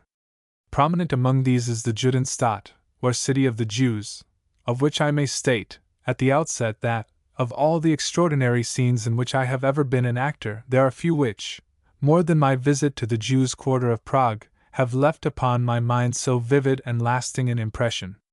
Let the reader imagine to himself, if he can, the effect of a sudden transition from the pomp and splendor of a great capital into a suburb of mean and narrow streets, choked up with the litter of old rags, broken furniture, and cast-off clothes hung out for sale, where are aged women asleep in their chairs, young ones nursing infants, or, it may be, perfecting their own unfinished toilets, men, squalid and filthy, with long beards, flowing robes, and all the other appurtenances which usually belong to their race, children in a state of nudity, turban heads, features thoroughly oriental, tarnished finery, books, music, and musical instruments scattered about, everything, in short, whether animate or inanimate, as entirely in contrast with what you have just left behind, as you might expect to find it, were you transported suddenly into some region of the earth, of the very existence of which you had previously been ignorant. I have passed through the classic regions of St. Giles, the Seven Dials, and Rag Fair. I have gone, in my youth, under the escort of a police officer, the round of all the most degraded corners of London, yet have I never beheld a sight which, in all that is calculated to bewilder, if not to outrage, the senses, could bear one moment's comparison with what the Judenstadt brought before me. I confess that the first feeling excited was a vague idea that to proceed further might compromise our personal safety. Yet I defy any one who has penetrated but a few yards down the passage to abstain from going on. There is about you, on all sides, an air of novelty, such as it is impossible to resist, and you march forward, wondering, as you move, whether you be awake or in a dream. The establishment of a Jewish colony in Prague is said to be coeval with the foundation of the city itself. From age to age, moreover, the sons of Israel have inhabited the same quarter, namely, a suburb which, running in part along the margin of the Moldau, is approached from the Altstadt by the street of which I have just spoken. Here dwell they, to the number of 8 or 10,000, in a state of complete isolation from the Christian myriads which surround them, inhabiting flats, and in many cases, single apartments by whole families, and appearing to rejoice in the filth and neglect to which the Christians have consigned them. The streets in their suburb are all narrow and mean, and devoid of ornament. The stalls, with the articles which the chapmen expose upon them, are scattered up and down in utter confusion. The shops, mere recesses, have Hebrew inscriptions over them, and the entire population, when I went among them, seemed to be abroad. One building, and one only, does indeed deserve to be visited. I allude to the synagogue, the oldest of its class, perhaps, in Europe, a strange edifice, above the floor of which the soil has gathered to such a height, that to enter it, you are forced to descend a flight of steps. I must endeavor to describe it, though conscious that description must utterly fail to convey a correct idea of the original. The old synagogue, as it is called, a structure of the 12th century, is essentially Gothic in the leading points of its architecture, but so loaded with Byzantine ornaments as to resemble no other edifice of a similar date which I, at least, have seen in Europe. It is thoroughly Oriental in its character, fantastic in its proportions, and little likely to be mistaken, under any circumstances, for a Christian church. The interior is not less remarkable, whether we look to the productions of the builder's skill, or to the arrangements which have been made for the purposes of worship and study. A lofty vault, supported upon 3 Gothic pillars, which spring from the middle of the area, and meet in pointed arches at the roof. It is lighted only by a range of lancet-shaped windows, which being elevated above the floor to the height of 40 or 50 feet, throw down a few broken rays upon your head, just sufficient to render the darkness visible, but not to dispel it. By this uncertain glimmer, you perceive, after a while, that walls, and pillars, and roof, are black with the dust of ages, and that everything around you bears testimony to the gloomy nature of the reverence which these stubborn Israelites pay to the God who has discarded them. Beneath the arch of the pillars there is a raised platform, where desks and stools are placed for the accommodation of the rabbins, and the pupils who come hither to study the law. At the extremity of the vault stands the altar, the silver candlestick, with its many branches, surmounting it, while from the roof hang 7 silver lamps, to give light, according to the divine injunction, over against the candlestick. I exceedingly regretted to find that the day on which I inspected this pile was not a holy season in the Judenstadt. Some doctors and students there were, on the platform, whose attention seemed engrossed by the occupation in which they were engaged, and their picturesque dresses, flowing beards, and stubborn and haughty expressions of countenance, accorded well with the localities by which they were surrounded. But the business of prayer was not in progress, and the sacred book of the law lay hidden. From the synagogue we passed into the old cemetery, which lies contiguous to it, and looked round upon a picture of desolation more stern than the dream of the poet has perhaps ever conjured up. Extensive as the plot of ground is, there is not, throughout its compass, 1 foot of level soil. Graves, trodden partially down, pointed gravestones that are sloping and falling in every direction, these, with a wilderness of alder trees, which, whether planted by the hand of man, or sown by the winds of heaven, overshadowed the crumbling tombs, constitute altogether a fitting monument to the desolate condition and broken fortunes of the Hebrew race. Yet may you easily enough distinguish, from the devices that are engraved on each of them, the rank and condition of many of those who sleep beneath these gravestones. The Lion of Judah, the upraised hands of the house of Aaron, the Nazarite's bunch of grapes, are all here, while the graves of the rabbins are, as elsewhere, adorned, each with a sort of cenotaph. The Jews have, for some time, ceased to bury in this mass of human dust. It was filled, and filled, till it could contain the bones of no more, and now their dead are carried to a new cemetery, removed a short distance beyond the city walls. According to their own traditions, the quarter of Prague which the Jews now occupy was possessed by their ancestors long before the destruction of Jerusalem. We may credit this statement or not, just as we please, but it seems admitted, on all hands, that if they dwelt not where we now find them, previous to the foundation of the city, they were among the earliest of the colonists who repaired to it. Many and severe changes of fortune they have indeed undergone. Plundered, oppressed, more than once expelled by violence, they have yet returned, again and again, to the home of their adoption, and they are now treated, if not respectfully, at least mildly, and on the whole, justly, by their Christian rulers.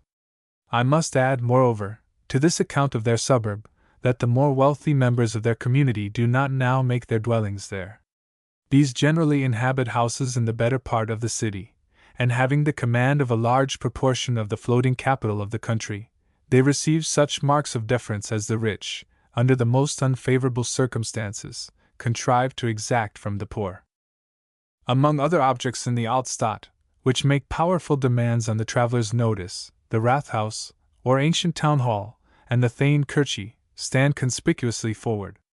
The former is a quaint, irregular Gothic pile, in a very dilapidated state, of which the council chamber is fine, in its degree, and the little chapel curious. It was here, that in 1420, the leaders of the Taborites assembled, their followers being gathered together in the gross ring, or square beneath, and at the tolling of a bell, the whole sallied forth to commit those excesses which, both in Bohemia and elsewhere, have cast such discredit on the dawn of the Reformation. It was in a dungeon beneath the Rathaus that the Emperor Wenzel IV suffered, in the year 1403, a 15 weeks' imprisonment, and it was in the square, on which the windows of the hall look out, that the justs and tournaments of the knightly age were carried forward. Of the latter again, which fronts the Rathaus, and so occupies a conspicuous position in the same square, why should I say more than has been said already?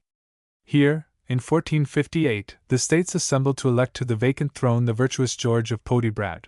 Here Huss preached, and John of Rocaisan taught, and Tycho Brahe found here the last resting place which is allotted to mortality.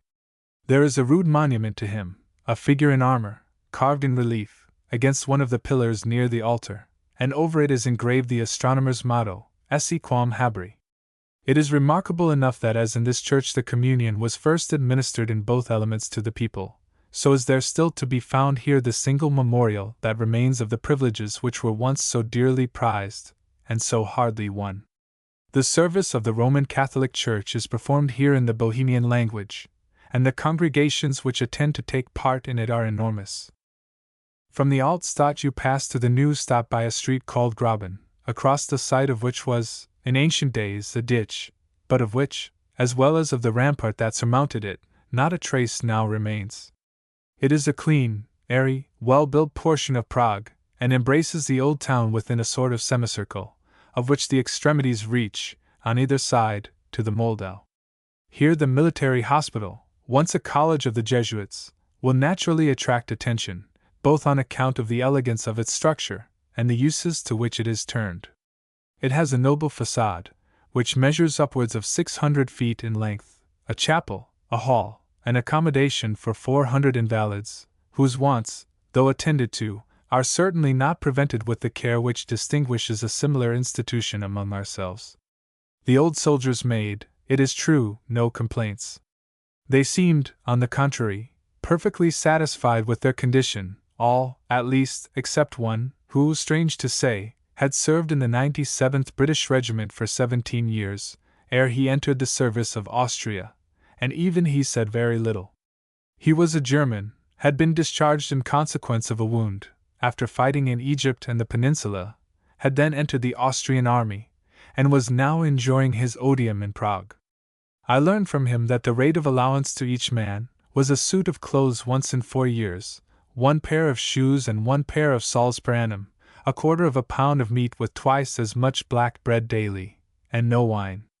Had he gone upon what we should call the out pension, his subsistence would have amounted to 3 pence, of our money, per day.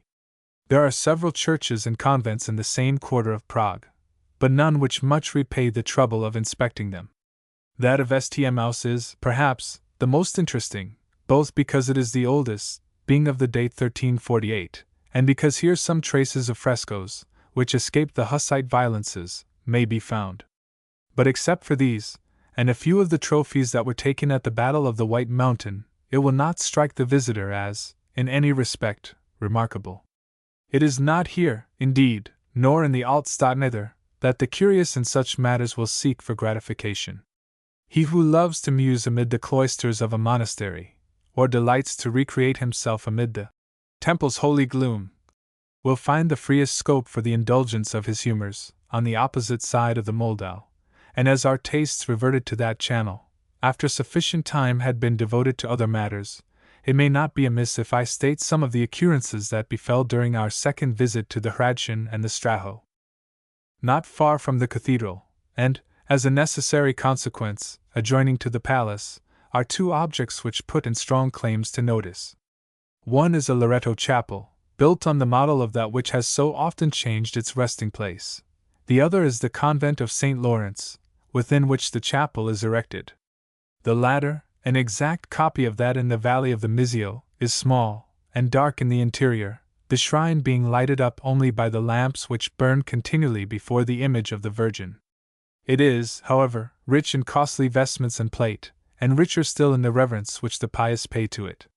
The convent, again, is large, with fine cloisters, and some tolerable frescoes along the sides of them, and the monks, to do them justice, are exceedingly civil. My young companion expressed a wish to visit their cells, and it was instantly complied with. We were directed to pass round to another door, and there the porter took charge of us. Our guide, a squalid creature, with shaven crown, bare legs, sandaled feet, and a grizzly beard, led us by a long passage first into the refectory. It was a hall of no great dimensions, meanly furnished with deal benches and tables, and surrounded on the walls with some rude representations of the most loathsome and horrid martyrdoms. The tables were spread with wooden trenchers, each of which had a morsel of rye bread beside it, and beneath each bench were rows of spit boxes, one being set apart for the use of each of the brothers. What the viands might be which were to fill the trenchers, I do not know, but the smell was not inviting, so we quitted the hall, and following our guide upstairs, were introduced into a cell. Its appearance entirely overthrew the theories which my young companion had nourished. A small, but neatly furnished apartment, with a clean bed, a chest of drawers, and a quantity of flowers on the windowsill, by no means came up to the ideas which he had entertained of monastic asceticism, and when, over and above all this, he found more than a breviary and a crucifix within reach, namely, a sort of pocket library and a lute. His astonishment found vent in words. "Are monks allowed to indulge their taste for music?" asked he. "Oh, yes," was the reply. "Brother Franz is a great musician. It is he that always leads in the chanted grace before and after meals." Brother Franz, however, was not present to answer for himself, so we continued our progress. We desired to see the chapel, and as we approached it by a back stair, the notes of the organ that swelled along the passage gave indication that some service was going on. We entered a gallery, whence, from behind the shelter of a screen, we could look down upon the chapel, and those that filled it. The congregation was both numerous and devout, and in the body of the pile, all were engaged in singing a requiem for a departed soul. On a bier in the middle aisle stood a coffin, having a skull and crossbones laid upon the pall, and over it hung a priest, whose gestures sufficiently indicated that for the tenant of that narrow chamber he was supplicating. "This is some recent death?" demanded I. "Some person of note is gone to his account, and you are praying that his sins may be pardoned?" "No, sir," answered the monk. "The individual whose demise we this day commemorate gave up the ghost 100 years ago, but we are still bound to say masses for her soul. She has bequeathed property to secure this forever." "And is her body in that coffin?" demanded I. "Not at all," was the answer. "These are but representations of what you take them for. That is not a coffin, either are these a skull and crossbones." I could not help smiling when this avowal was made with such perfect simplicity, and I went away surprised that any such awkward endeavor to work upon the sympathies of the people should be considered judicious.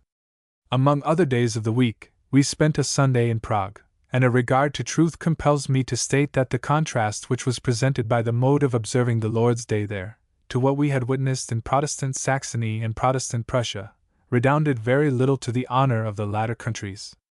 I need not observe that nowhere, on the continent of Europe, are the evenings of the Lord's Day devoted to other purposes than those of amusement. Whatever may be the national faith, whether Romish or Reformed, this is universally the case. But while in Saxony and Prussia the laws appear to sanction the total desecration of that day, even to the prosecution of men's ordinary employments, in Prague, and I am bound to add generally in Popish Bohemia, no such desecration takes place. After a given hour, all classes put on their merriest bearing, it is true, and the clergy, in Prague, a curious combination of stiffness and dandyism, may be met everywhere, but till that time arrives, the offices of religion appear to engross all thoughts, for the shops are closed, and the streets deserted, except by persons passing to and from their several places of worship. How much more decent, to use no stronger expression, is this, than the sort of scenes which I had occasion to describe in a previous chapter, how much better calculated to keep alive among the people some sense of religion, some respect at least for its external observances, not entirely, it is to be hoped, unconnected with a regard for higher things than externals. Why should I continue these details any further? We visited the theatre, with the music and acting in which we were greatly delighted. We dined on one of the islands in the Moldau, in the open air, in the midst of a crowd, beneath the canopy of heaven, and with a well-managed band to serenade us all the while.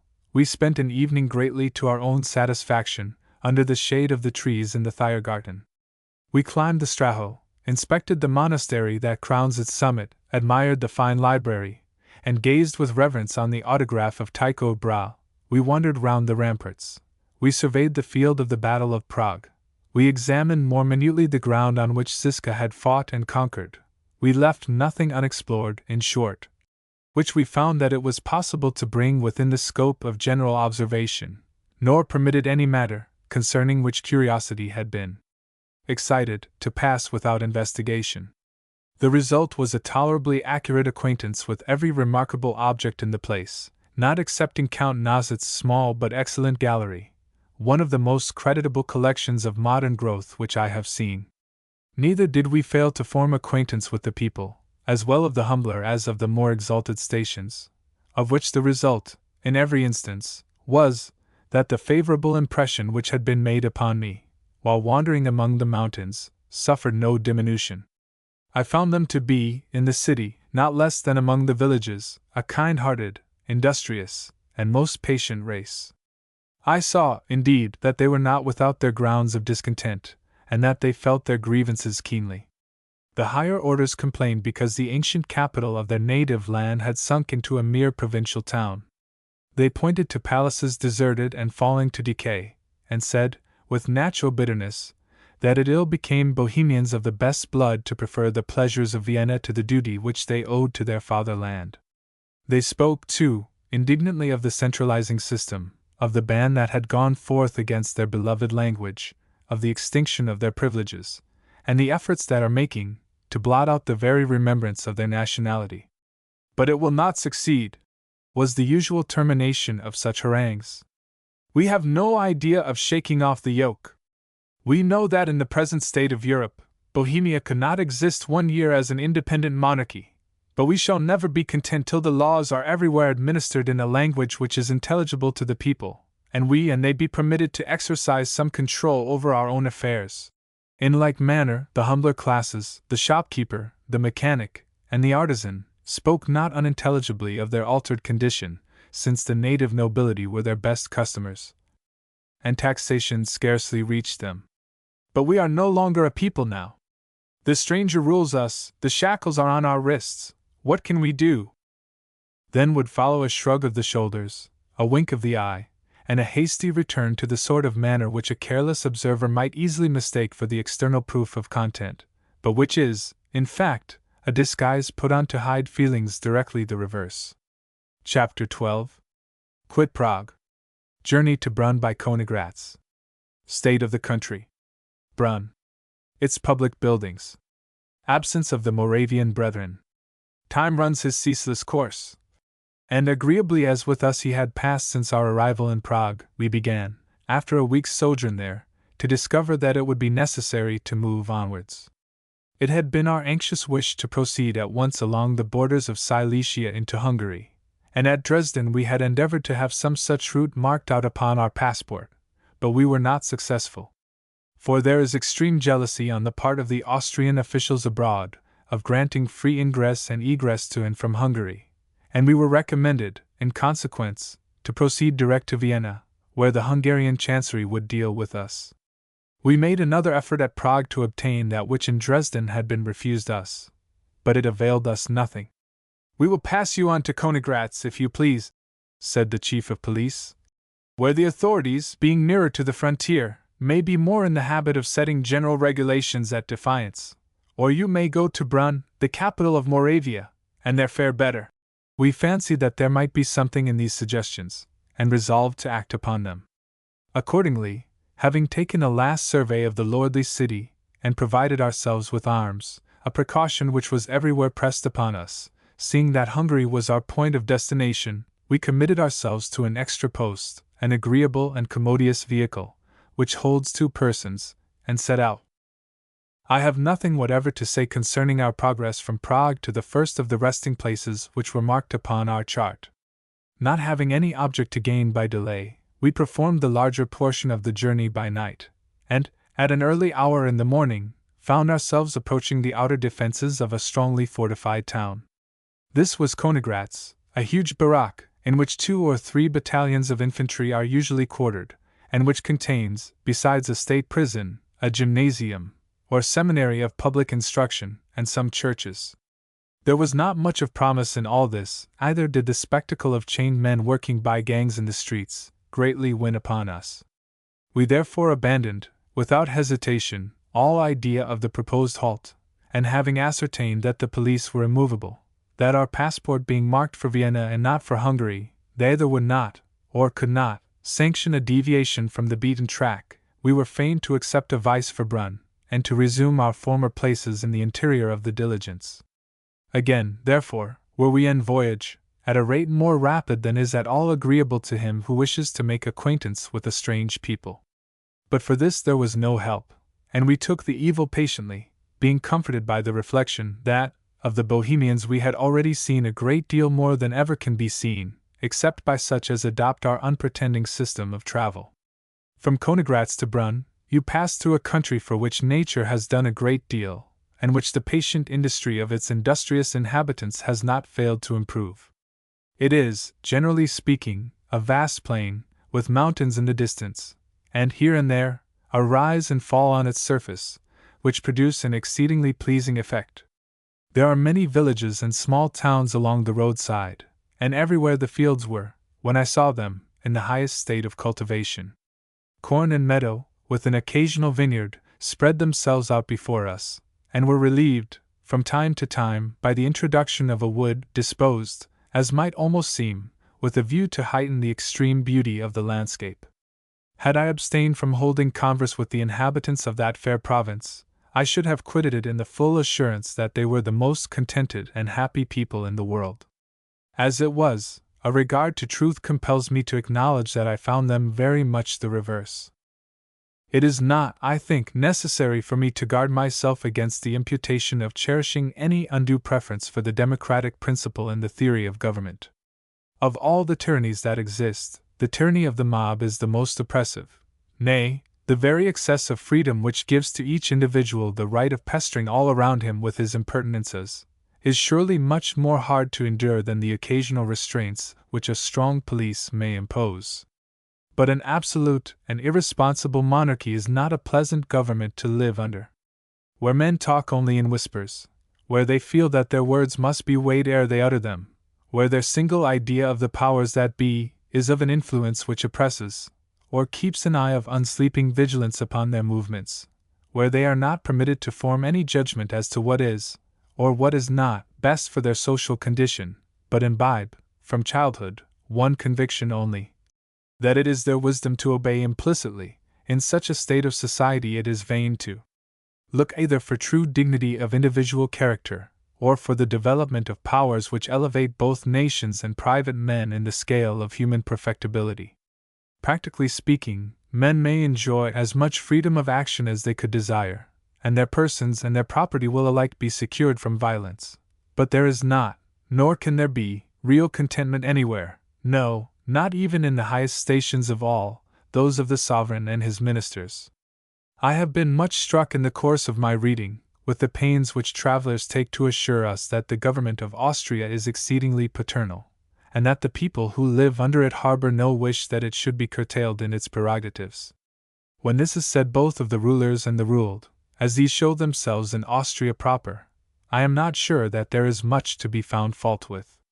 The Austrians have always been treated by the House of Habsburg as children are treated by their father, and being a light-hearted and most unthinking people, they are happy in the preference which is shown to them. But it is certainly not so in other portions of the empire. Of the Italian provinces I need say nothing. Of Hungary I shall not speak now, because other and better opportunities of doing so will arise. But with respect to the Bohemians, the impression left upon my mind is, that the iron has entered deeply into their souls. I have alluded elsewhere to the substance of conversations which I have held with nobles, and priests, and peasants. I have to record now what passed between myself and a fellow traveler in the diligence, a medical man, of strong good natural sense, and an education sufficiently enlarged. He was not slow in discovering that I was a foreigner, and on his demanding whence I came, I told him. "Ah," said he, "you are the native of a free country. Everything which you witness here must surprise and shock you." "Quite the reverse," was my answer. "I am charmed with the simple manners and apparently comfortable state of your population. I am delighted with the kindness and hospitality which I have received from your gentry, and above all, I am glad to perceive that you all enjoy as much of practical liberty as the heart of man need desire." "Where is this practical liberty?" replied he. "Is it in the liability of the unprivileged classes to military service, our total exclusion from the management of our own affairs, our rigid subjection to the surveillance of the police, the restraint we are compelled to impose on our very speech, the absence of all tribunals to which, when oppressed by the government, we can appeal?" He was running on with a still longer list of grievances, when I stopped him. "No," said I. "It is not in these particulars that your practical freedom displays itself, but in matters much more important, because of daily and hourly recurrence. You go out and come in when you will. You make choice of your own walk in life, and pursue it uninterruptedly. you are safe from injury to person and property. You have privileges, each of you, which no fellow subject is permitted to invade. Are not these very great blessings, and are you not content? Privileges, replied he. Where are they? Undoubtedly, I am permitted to practice medicine, under certain restrictions, exactly as the boorman may till his ground, and the artisan fabricate his wares. But my privileges are those only which nature has given, and human laws cannot take away. I may eat when I am hungry, if I can find food, and drink when I am thirsty. But what am I, regarded as a citizen, a hewer of wood and drawer of water, a mere drudge? Let my talents and ambition be what they may, I can work out no opening for them.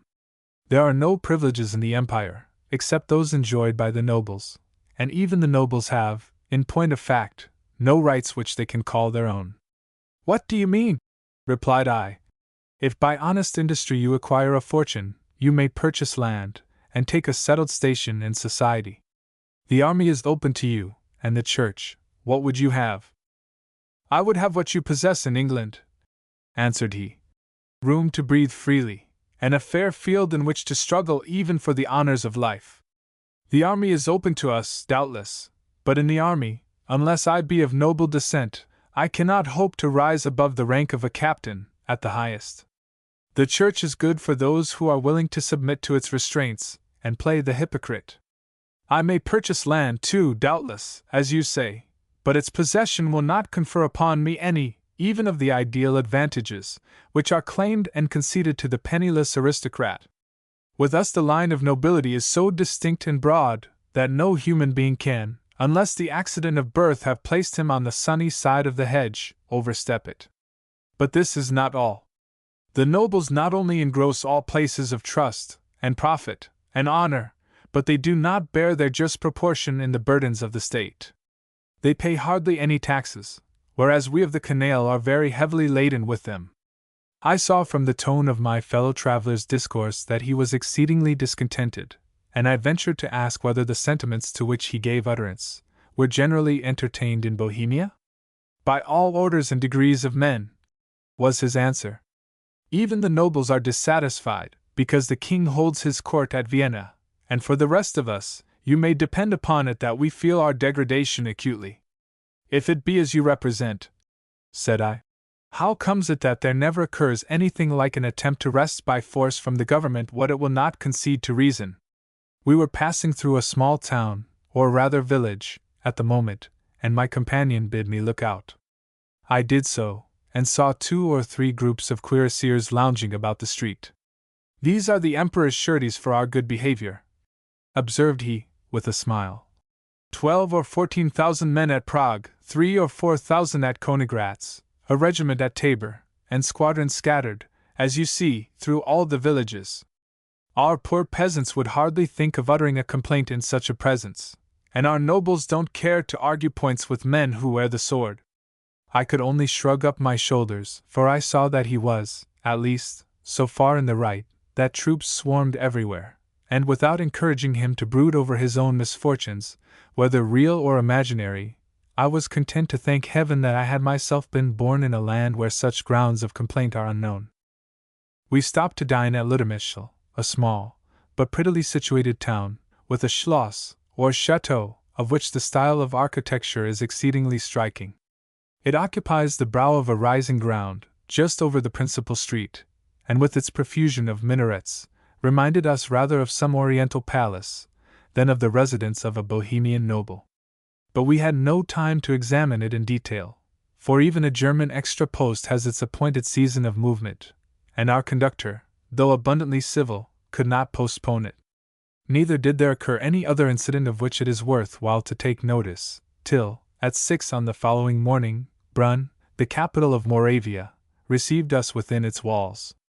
There is not much in this city, independently of the historical associations which are connected with it, that is likely to detain the traveler many days, or to draw from him, after he has quitted it, a lengthened description of what he may have seen. It is built along the ascent of a steep hill, of which the summit is crowned by the cathedral, a pile distinguished, like the more antique of the Slavonian churches in general, by the great altitude of its nave. It is surrounded by a belt of suburbs, at once more regular in their construction, and much more populous than the town itself. To the north lies the hill of Spielberg, surmounted by a modern and unfinished redoubt, which, having taken the place of the ancient citadel, is, and for many years back has been, used chiefly as a state prison. It was here that, during the reign of the Emperor Francis I, the unfortunate Silvio Pellico spent his long and dismal season of captivity. Here, too, Trenck, the famous leader of the Pandurs, in the War of Succession, suffered imprisonment. Here Mack, long suspected of treachery, underwent a severer punishment than his incapacity deserved, and here still linger captives from various provinces, whose offense, for the most part, is that they pine to be free. This system of shutting men up in prison, without trial, or the pretense of trial, is very shocking. But I was glad to learn from the few who ventured to speak in a whisper that the tenants of the dungeons of Spielberg are less numerous now than they used to be, and the time is not, in all probability, distant, when the practice of filling them at the caprice of a minister will be discontinued altogether. Brunn is the seat of some of the most extensive as well as valuable manufactories that anywhere exist in the Austrian dominions. The growth of these, it appears, was much fostered by the late emperor, and his memory is, in consequence, held in high veneration by the inhabitants.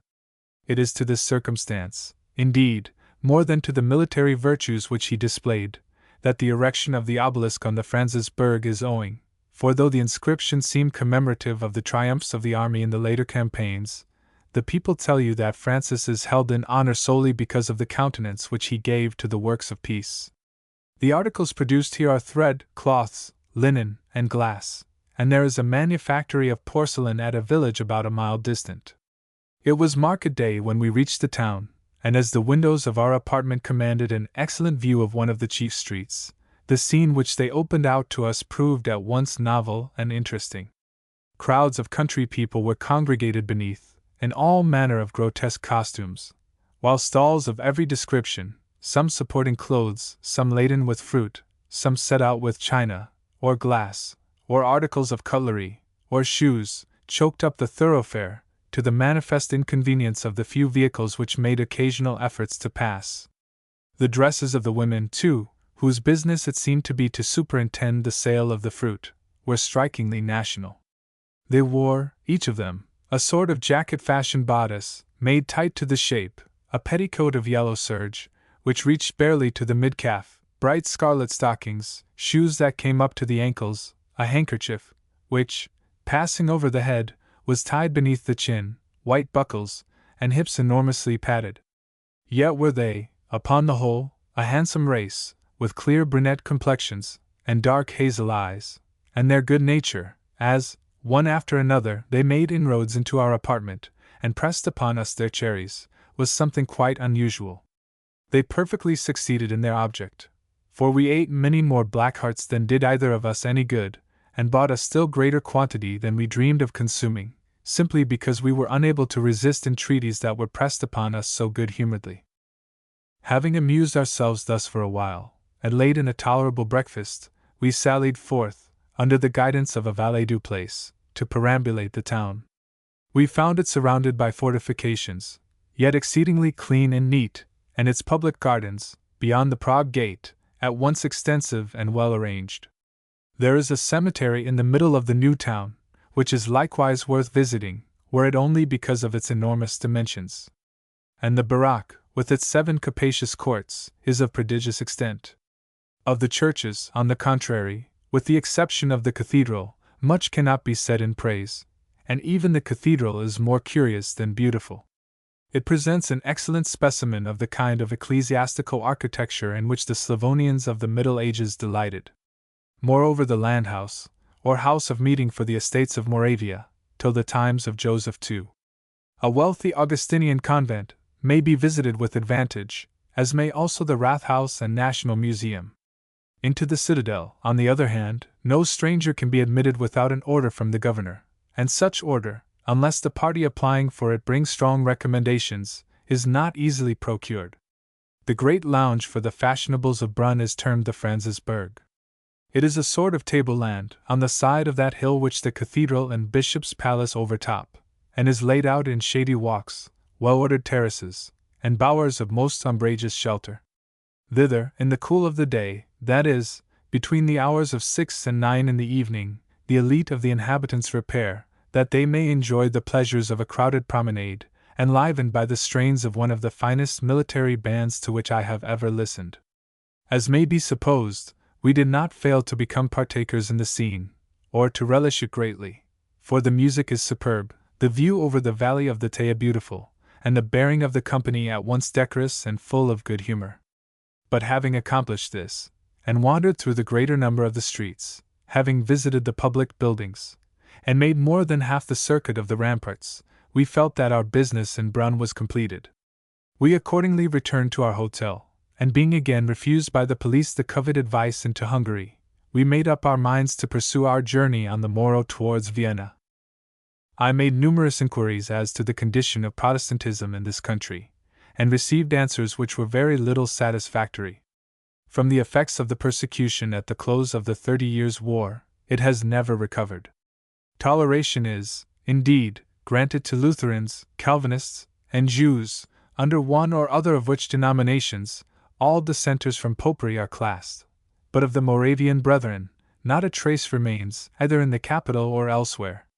Had I not previously made myself acquainted with the history of this pious sect, the circumstance of their total extirpation would have much surprised me, because the error of the name which has somehow been applied to them reaches also to our conception of their origin and fortunes.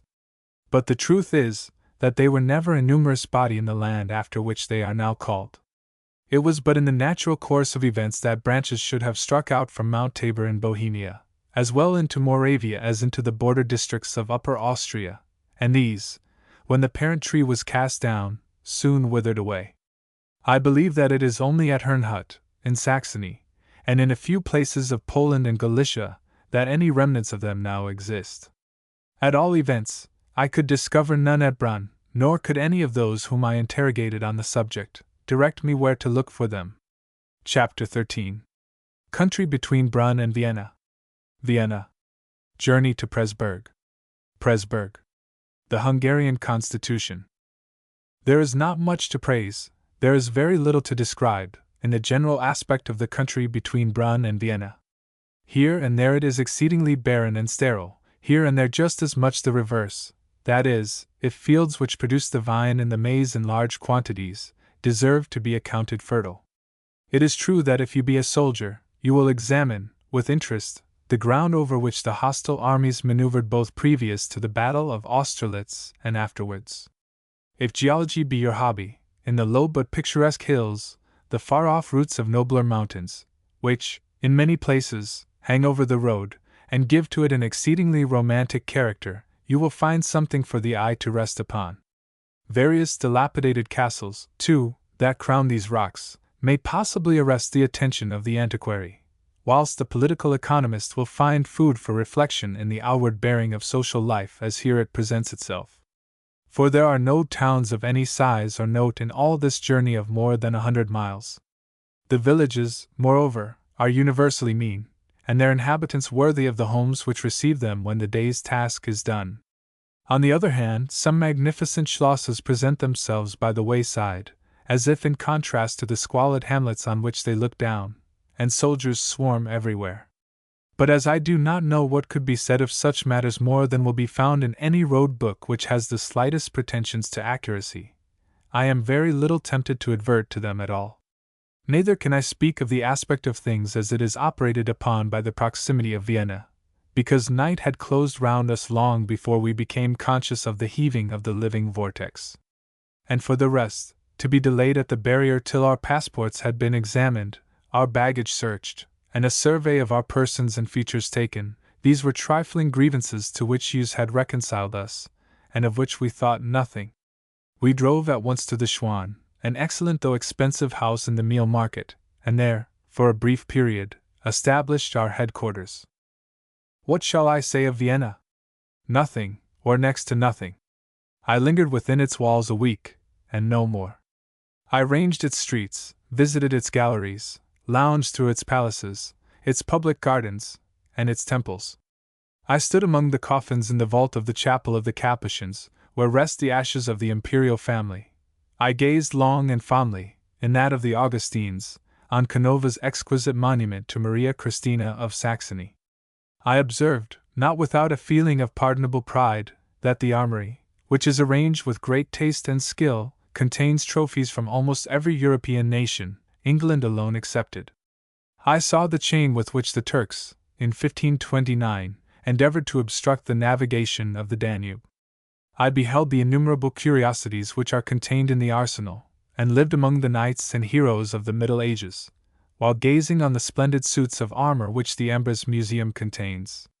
There is no public place which I did not visit, from the Volksgarten to the Prater, no conspicuous building, beneath the roof of which I failed to enter, from the cathedral to the Invaliden House, no palace which I did not inspect, from that of the Schweizerhof to Schönbrunn.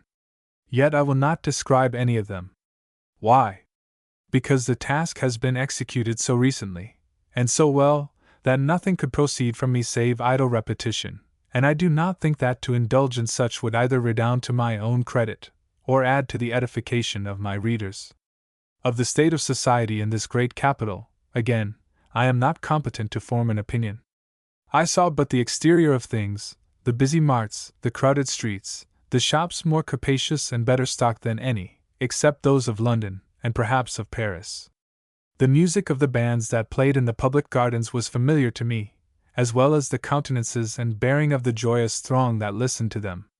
But of the habits of the individuals who composed these throngs, as they showed themselves within the domestic circle, I can say nothing. I was told, indeed, that the ties of moral obligation are not very rigidly regarded in Vienna, that, with much polish, and all the charms of high breeding about it, society is, in fact, exceedingly corrupt. This may or may not be true, but to me the single aspect which the Austrian capital wore was of a vast assemblage of people, whose great business it seemed to be to render life agreeable, and its events, in whatever order they might occur, as free from annoyance as possible. I am equally incompetent to pass sentence on the state of learning, and the fine arts, in Vienna. I found, indeed, that it was fashionable to pay court to men of acknowledged talent and genius, and that to music and dancing the Viennese are just as much addicted as any other members of the Germanic family.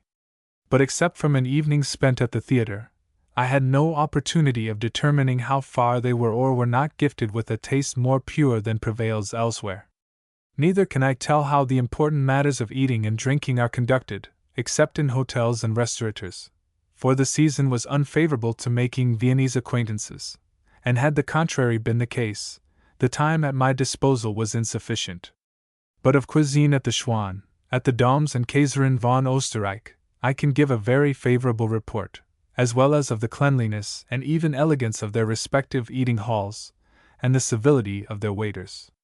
What, then, shall I say of Vienna? This, and no more.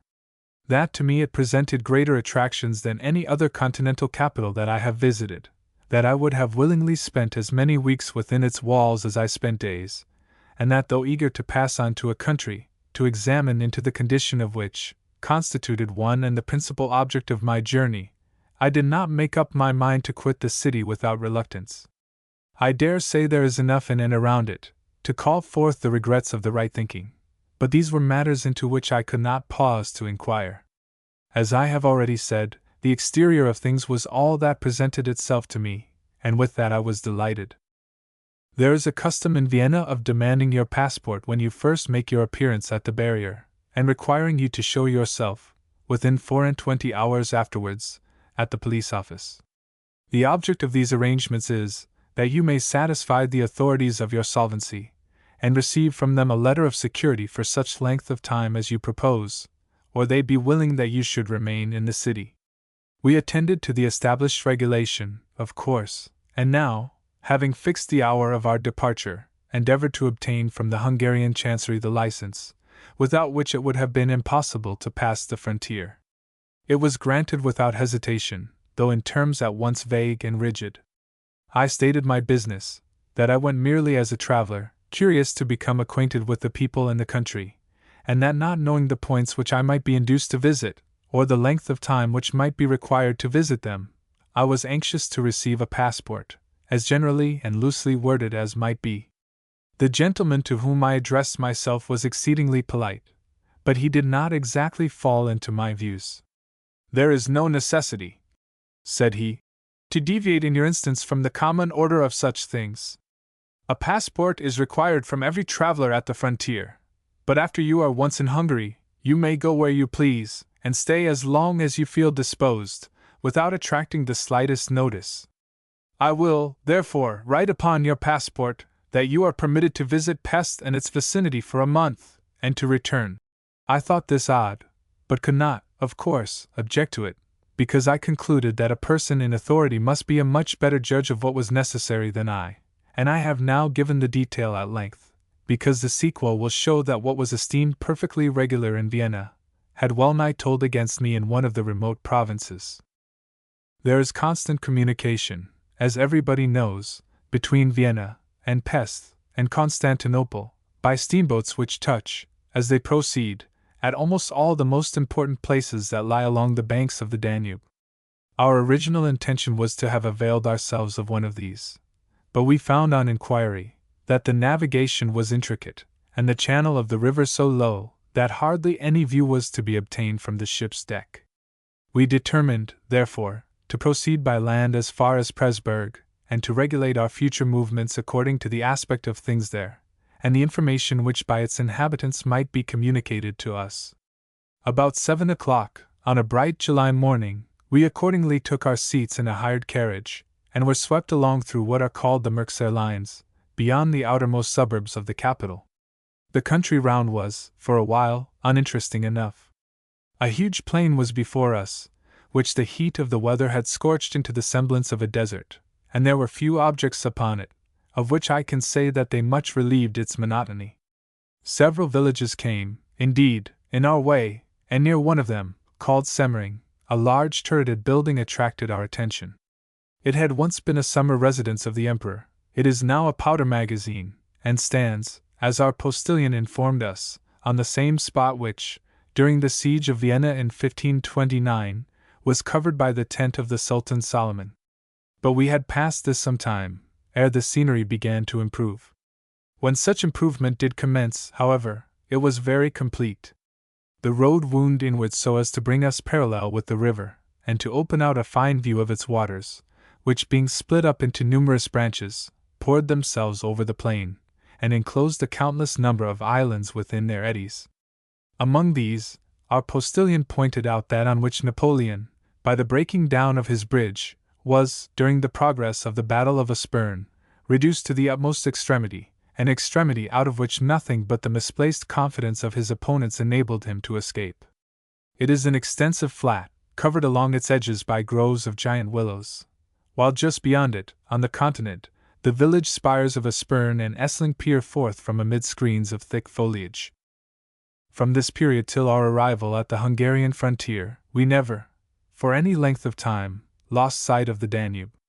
Here and there, indeed, the road struck inwards so as to carry us away, perhaps, an English mile or more, from its banks, but the river, after it reunites, is so broad, and the country rises over it to such a height, that its noble expanse is seldom concealed from you, and that only for a moment. Moreover, the monuments of other days, old castles, dilapidated towers, with here and there a rude pillar, or block of granite, became, at each post which we gained in advance, more and more numerous. Near Schwachat, for example, about 10 English miles out of Vienna, and itself a village of some 2,000 inhabitants, stands a stone, which marks the spot where Leopold first greeted the chivalrous Sobieski, not with the ardor which might have been expected from one in his situation, but coldly and ceremoniously, as if the king, who came to save, were sufficiently honored by the notice of the emperor whom he had delivered. Next came we to Fischamend, where the traveler will do well to halt, if it be only that he may delight himself, as we did, with the magnificent scene which woos his gaze from the summit of the scaur that overhangs the Danube. I do not think that I ever beheld a panorama of the sort which enchanted me more. We were elevated, perhaps, 300 feet above the bed of the river. Its broad, but not limpid waters, measuring, perhaps, half a mile across, laved the very base of the precipice, and swept along by their current a rude barge or two, the only productions of man's industry and skill that broke in upon their loneliness. Beyond was a wide plain, magnificently wooded, with here and there a village, looking forth from its covering of green boughs, while, up and down, the eye rested, either upon a continuance of the same bold score, or, more attractive still, on the advance guard of those mountains amid which I and my fellow traveler had resolved to make our way. Then there were tower and castle crowning the far-off rocks. There were rich vineyards, closing in to the very brink on which we stood, and, as if to complete the picture, a herd of dun-colored cattle, oppressed with the excessive sultriness of the day, descended, through a sort of ravine, in a long line, and stood to cool themselves in the Danube. Altogether it was as fair a landscape as the eye of the painter would desire to behold, and we did not leave it, till a few fruitless efforts had been made to transfer some, at least, of its most attractive features to a blank leaf in my journal book. After leaving Fischamend we passed in succession Riegelsbrunn, Deutsch Altenburg, and Hainburg, near the former of which the attention is arrested by what may easily be mistaken for the ruins of a city. It proved, however, on examination, to be the commencement of an ancient wall, which runs from Riegelsbrunn all the way to the Neusiedler Sea, of which the origin is lost in the mists of antiquity, but which is generally supposed to have been thrown up by the Romans. There are still the remains of towers here and there, which give to it, when first beheld, its civic character, and it was, I believe, made use of, so recently as 1683, as a line of defense against the Turks. Moreover, Deutsch Altenburg has its objects of interest also, a tumulus, or mound, 60 feet in altitude, but of a date to which tradition goes not back, while the church of St. John, which crowns an eminence near, is accounted one of the most perfect Gothic edifices in the Austrian dominions. And last of all, there is Hainburg, with its old castle, and gateways equally old, both exhibiting manifest traces of war on their exterior defenses, even to the cannonballs, which, since the last invasion of the Turks, have been left sticking where they fell. These, meeting you, as it were, one after the other, and forming points of rest to the eye when it has grown weary of ranging over the plain, produce a powerful effect upon your imagination, which is certainly not lessened by the aspect of the living creatures, whether of the human or some inferior species, which begin to gather round you. I had been prepared by all that fell from those who, having themselves penetrated into Hungary, were obliging enough, both in Dresden and at Vienna, to give me hints as to my own proceedings, for a state of things, both animate and inanimate, very different from that which had met me in Germany. I knew that the people were much less civilized than the Germans, and that for one, who proposed to wander as I did, alone, and wherever it might be possible to do so, on foot, arms might be found convenient, perhaps necessary. Yet I did not expect to see a change so complete, in every point of view, as that which became perceptible even before we passed the frontier. There began to meet us, a little way in advance of Deutsch Altenburg, troops of those Torpindas, whom, in the ignorance of our hearts, we had, in Bohemia, mistaken for gypsies. There they were, with their hosen and coarse cloaks, their broad sombrero hats, and matted locks, trudging along, in bands of 12 or 14, and looking up with a glance of half cunning, half curiosity, from beneath their shaggy eyebrows. By and by came herds of cattle, quite different, both in color and form, from any which we had previously encountered, and then pigs, monsters of the first class, whom men, evidently but 1 degree removed from barbarism, were driving before them. My young companion and I looked first at one another, and then at the pistols and other weapons which hung about our persons, and, as if the thoughts of each had wandered into the same channel, we smiled and said nothing. We had quitted Vienna early in the morning. It might be about 3 in the afternoon when we reached the custom house, a station in Wolfstal, remarkable for nothing except the constant bustle that goes on in its street. In order to reach the village we had been again carried away from the river, through a beautiful valley, hemmed in on either side by well-wooded hills, one of which bears upon its summit what must have been, in its day, a castle of prodigious strength. We were now clear of that pass, and the process of examination began. In our case it was both brief and simple.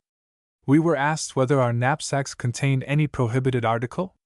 We did not even know what was prohibited, but finding that of copper the authorities were chiefly jealous, we answered in the negative, and were permitted to pass. It was not so with a whole string of wagons which came from the opposite direction. One after another they were compelled to discharge their contents, very much, as it seemed, to the inconvenience of the drivers, and not till a rigid examination of each separate bale and package had taken place, was permission given to load again. I could not help thinking that the policy which drew so broad a line of distinction between one portion of a great empire and another, was, to say the least of it, very singular, and I was not slow in being taught that it is very short-sighted too, because exceedingly distasteful both to the Hungarians, whom it injures, and the Austrians, whom it is designed to favor. Our passports were looked at, of course, stamped with the seal of the official, and returned to us, after which we pushed on. We crossed the frontier, and became sensible, on the instant, that a new country was before us. To the right, as far as the eye could reach, was one enormous plain.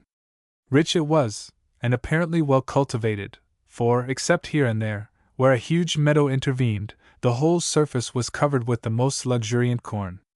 Of trees, on the contrary, scarce a sprinkling appeared. There were no groves at all, and even hedgerows were infrequent. Towards the left, again, there was that sort of character which belongs to a region in which an extensive range of highlands has terminated. Frequent hills and dales were there, grassy knolls, with little valleys running through them, and such a profusion of wood as held out the assurance that, in that direction at least, the eye would not pine in vain for foliage.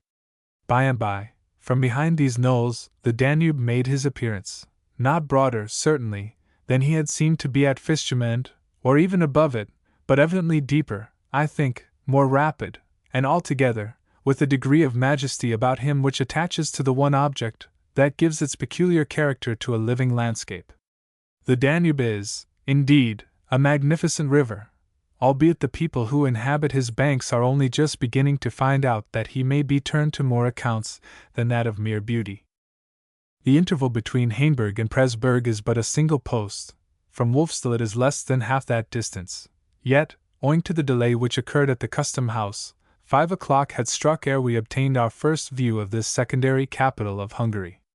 Its situation is fine, close to the Danube, at the base and along the ascent of low hills, the crest of which is surmounted by the remains of what was once a royal residence. This latter, the Alba Regale of the chroniclers, is of very ancient date in its foundation. It was enlarged in 1766 by the Empress Maria Theresa, and in 1809 burned to the ground. The Hungarians say that an Italian regiment in the French service set fire to it wantonly, when evacuating the place. But however this may be, it gives, even in its ruins, an air of aristocracy to the town, which, though neat and clean, and containing a population of 30 or 40,000 souls, would otherwise present no very striking feature to the eye of the stranger.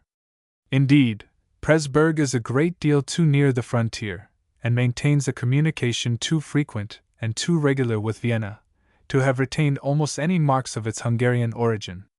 You might, both from the structure of the buildings, and the dress and manners of the inhabitants, easily fall into the error of supposing that it belonged to Austria. We approached Presburg by a good macadamized road, which follows the course of the river, on the opposite bank from that along which the city is built. It was very little thronged either with carriages or horses, and gave few indications, in other respects, that a large, and, as we had been assured, a bustling town, lay but a short way ahead of us. This was the more surprising, that we could discover no evidences of any transfer of the line of commerce from the land to the water, for there was neither barge nor steamboat to ruffle the bosom of the Danube. But the unfavorable impression created by such an air of stillness was not destined to remain. There is a long bridge of boats, which connects the opposite banks of the river, and affords facilities to the inhabitants of Presburg for passing and repassing. We saw, as we drove on, that it was crowded with people in their best attire, and the sounds of music, which rose from an enclosure hard by, sufficiently pointed out the nature of the attraction. We had come on a lucky day, for it was a festival, and all the world was abroad, to enjoy the delights of a calm and delicious evening amid the shady walks of the public gardens.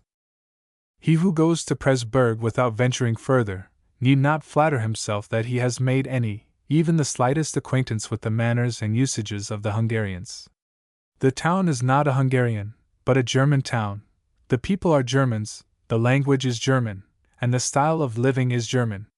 It is true that the historical associations connected with the place are all as thoroughly Hungarian as are those which greet you at Ofen or at Gran, but the living men and women seem to have striven, and striven successfully, to lay aside all the peculiarities which could, by possibility, connect them with the tales of other days. So far we profited by the circumstance that we found at the Sun excellent accommodations, and excellent accommodations are not to be procured at all the hotels in Hungary, yet were we, on the whole, dissatisfied with it.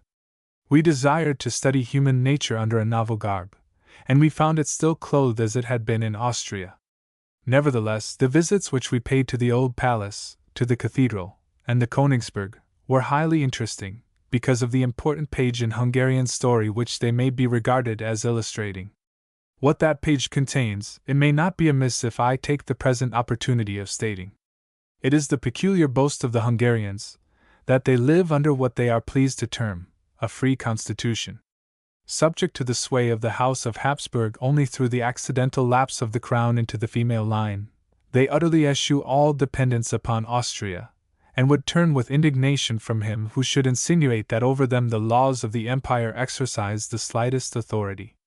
They are fellow subjects with the Austrians and Bohemians only so far that the imperial and the regal crowns happen to be worn by the same individual.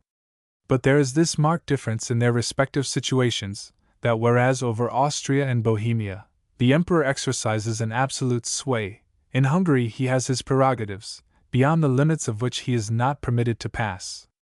He cannot, of his own will and pleasure, enact a new law, he cannot interfere with the privileges of his nobles, he cannot levy a tax, nor impose a new burden upon the nation, till the Parliament, or Estates, have given him authority to do so.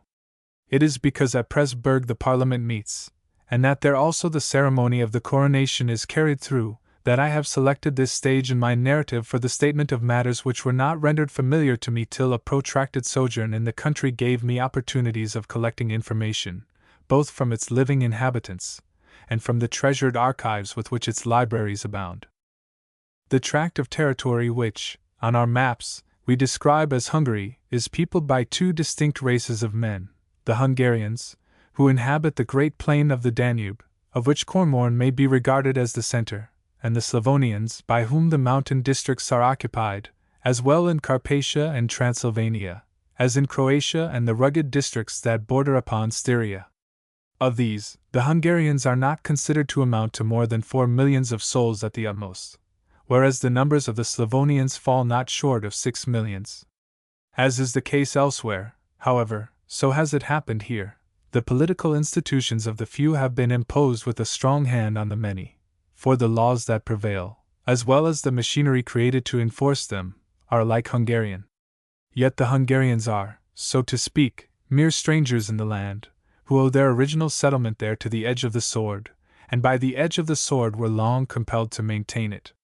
It seems now to be admitted that the theory which once connected the conquerors of Pannonia with the Huns is entirely without foundation. The Hungarians are the descendants of one of those eastern hordes whom the Mongols, in their progress southward, drove from their homes, and who, breaking through Russia, and traversing a large extent of Poland, won a settlement for themselves late in the 9th century, near the sources of the Theiss. Their legends say that by lineage they are Magyars, and that they obtained the name which they now bear through an accident. There stood near the spot where they first permanently encamped, a castle, called in the language of the country, Hungvar, which the strangers won, and converted into a sort of capital. As often as they sallied forth from that castle on predatory or other expeditions, the Slavonians were accustomed to exclaim, "Here come the Hungarians!" And the title thus given at first as a term of mere derision or hostility, came, by and by, to be accepted as a national distinction. I am not prepared to avow either my own acceptance, or my own rejection, of this mode of accounting for the origin of the Hungarian name. There is no good reason to be assigned one way or the other, for nations, like individuals, generally owe their designations to some cause equally simple, but that the Magyars, or Magyars, brought with them the elements of that constitution under which it is the boast of their descendants that they still live, is just as easily proved as that we owe our most valuable institutions to the customs and usages of our Saxon forefathers. The Mayers, like the Saxons, appear to have lived, during seasons of peace, in obedience to a whole host of petty and independent chiefs. If war broke out, or a foreign expedition was resolved upon, the heads of clans made choice of one of their order to command the rest. When the exigencies of the moment ceased to operate, the commander fell back into his proper place among his equals. 7 of these tribes are stated to have taken part in the earliest attack on Pannonia. They were led by one Almus, a brave and successful warrior, and soon spread themselves over the whole of the plain, but not for many generations could they count on a permanent cessation from the hostilities with which the mountaineers, driven back, yet unsubdued, continued to harass them. The results were precisely such as occurred in Normandy and England, and everywhere else, where tribes advanced to a similar pitch of civilization, won settlements by the sword. Arpad, the son of Almus, was chosen to succeed his father, and the foundations were laid both of an hereditary monarchy, and of a power able and willing to place limits to that of the crown. The best historians inform us that between Arpad and the heads of tribes, a solemn compact was entered into, which, in addition to other and less important stipulations, contained the following. It was agreed that the order of succession to the throne should be hereditary, that the male line should have the preference, the female not being excluded, but that the inalienable right of the people to elect their own sovereign should never be called in question.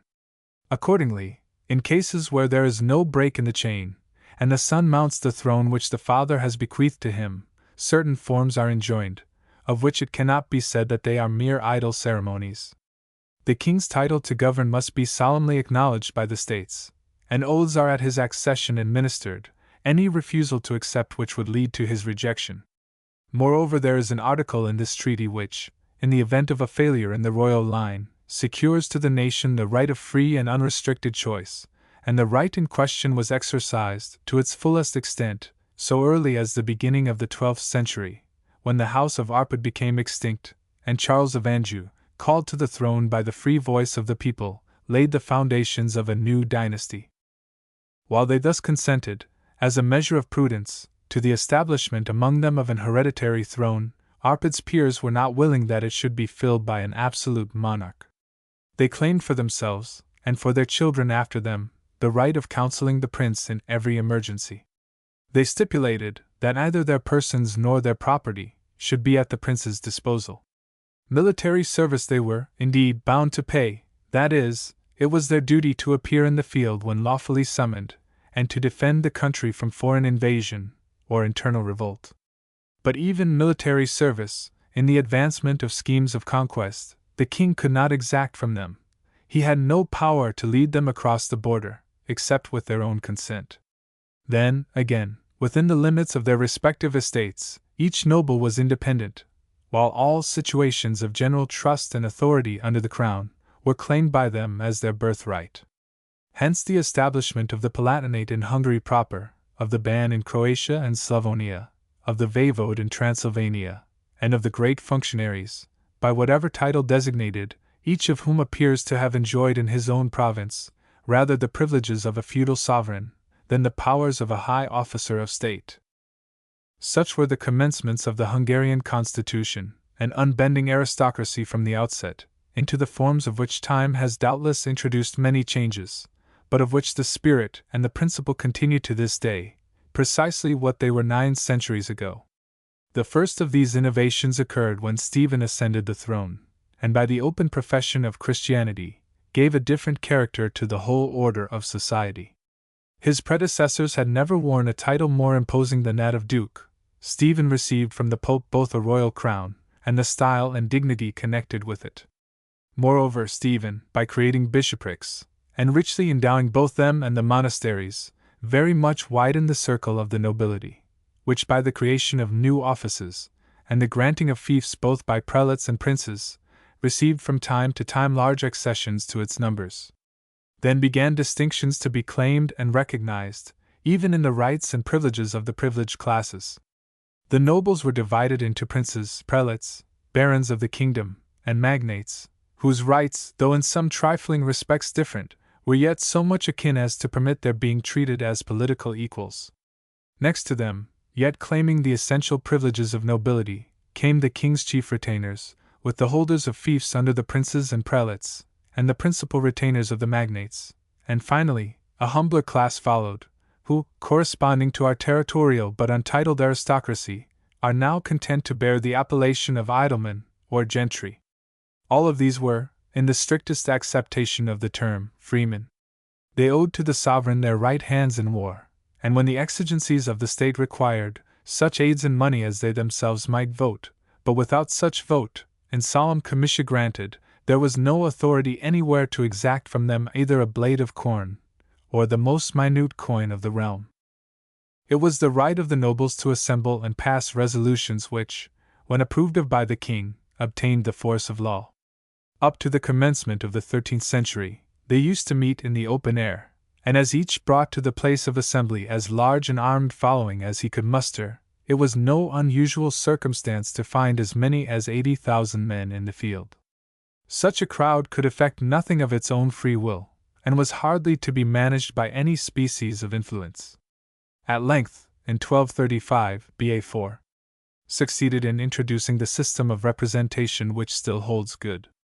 By this arrangement, an hereditary seat in the legislature was restricted to the magnates, with whom sat likewise such official personages as prelates and barons of the kingdom.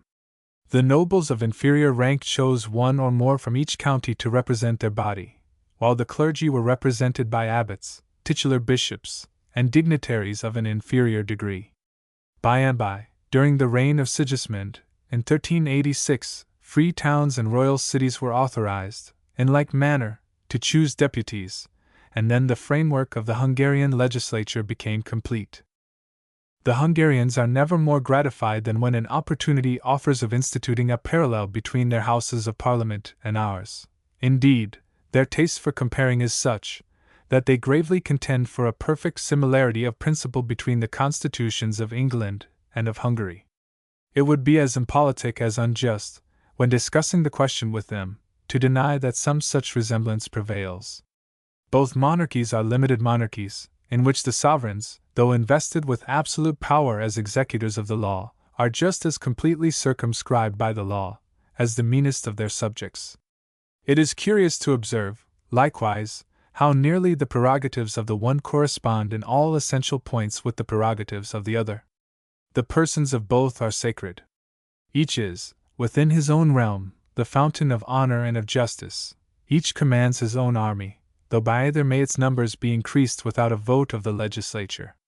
And more remarkable still, the King of Hungary, though a Roman Catholic, is the head of the Church in Hungary, in the very same sense which we apply to the term, when we speak of the King of England as the head of the English Church. In Hungary, the Crown appoints absolutely to all bishoprics, abbacies, and even to canonries. Confirmed the choice must be, in the first of these cases, by the Pope, otherwise the spiritual authority attached to the office would be wanting. But the bishop-elect enters at once upon the possession of his temporal ties, of which no exercise of papal influence can dispossess him. Moreover, it is in Hungary as it is in England, the affairs of state are administered in all departments by the king's authority. The king's taxes, the king's duties, the king's escheats and forfeitures, are levied, the harbors are the king's harbors, the courts are the king's courts, the fortresses are the king's fortresses, and the people are the king's lieges. But here the resemblance between the constitutions of the two countries ends, and all endeavor to trace it further is useless. Even in reference to the kingly office, we soon begin to find ourselves diverging one from another. The crown in Hungary is elective far more decidedly than in England. We, indeed, in the ceremony of our coronation, retain so much of the spirit which animated our Saxon forefathers, that the question is still put to the people, "Will ye have this prince to reign over you?" And the prince is bound by solemn oath to govern according to law. But the ceremony of a coronation is not so vital among us, as that it might not be passed over with impunity. In Hungary, so tenacious are the magnates on the one hand, and so sensitive the emperor on the other, that he never omits, in his own lifetime, to have the heir to the imperial diadem crowned king in Hungary. The present emperor became king of Hungary 3 years previous to the death of his father, and now the empress has been crowned at Presburg, so that there may be no link wanting in the chain which holds the several portions of the empire together. Again, the king of Hungary, while he enjoys various privileges, to which the king of England cannot lay claim, is likewise subjected to various restraints, from which the king of England is free. The former, for example, as he appoints arbitrarily to vacant bishoprics, so he inherits the whole of a bishop's professional savings, who may chance to have died intestate.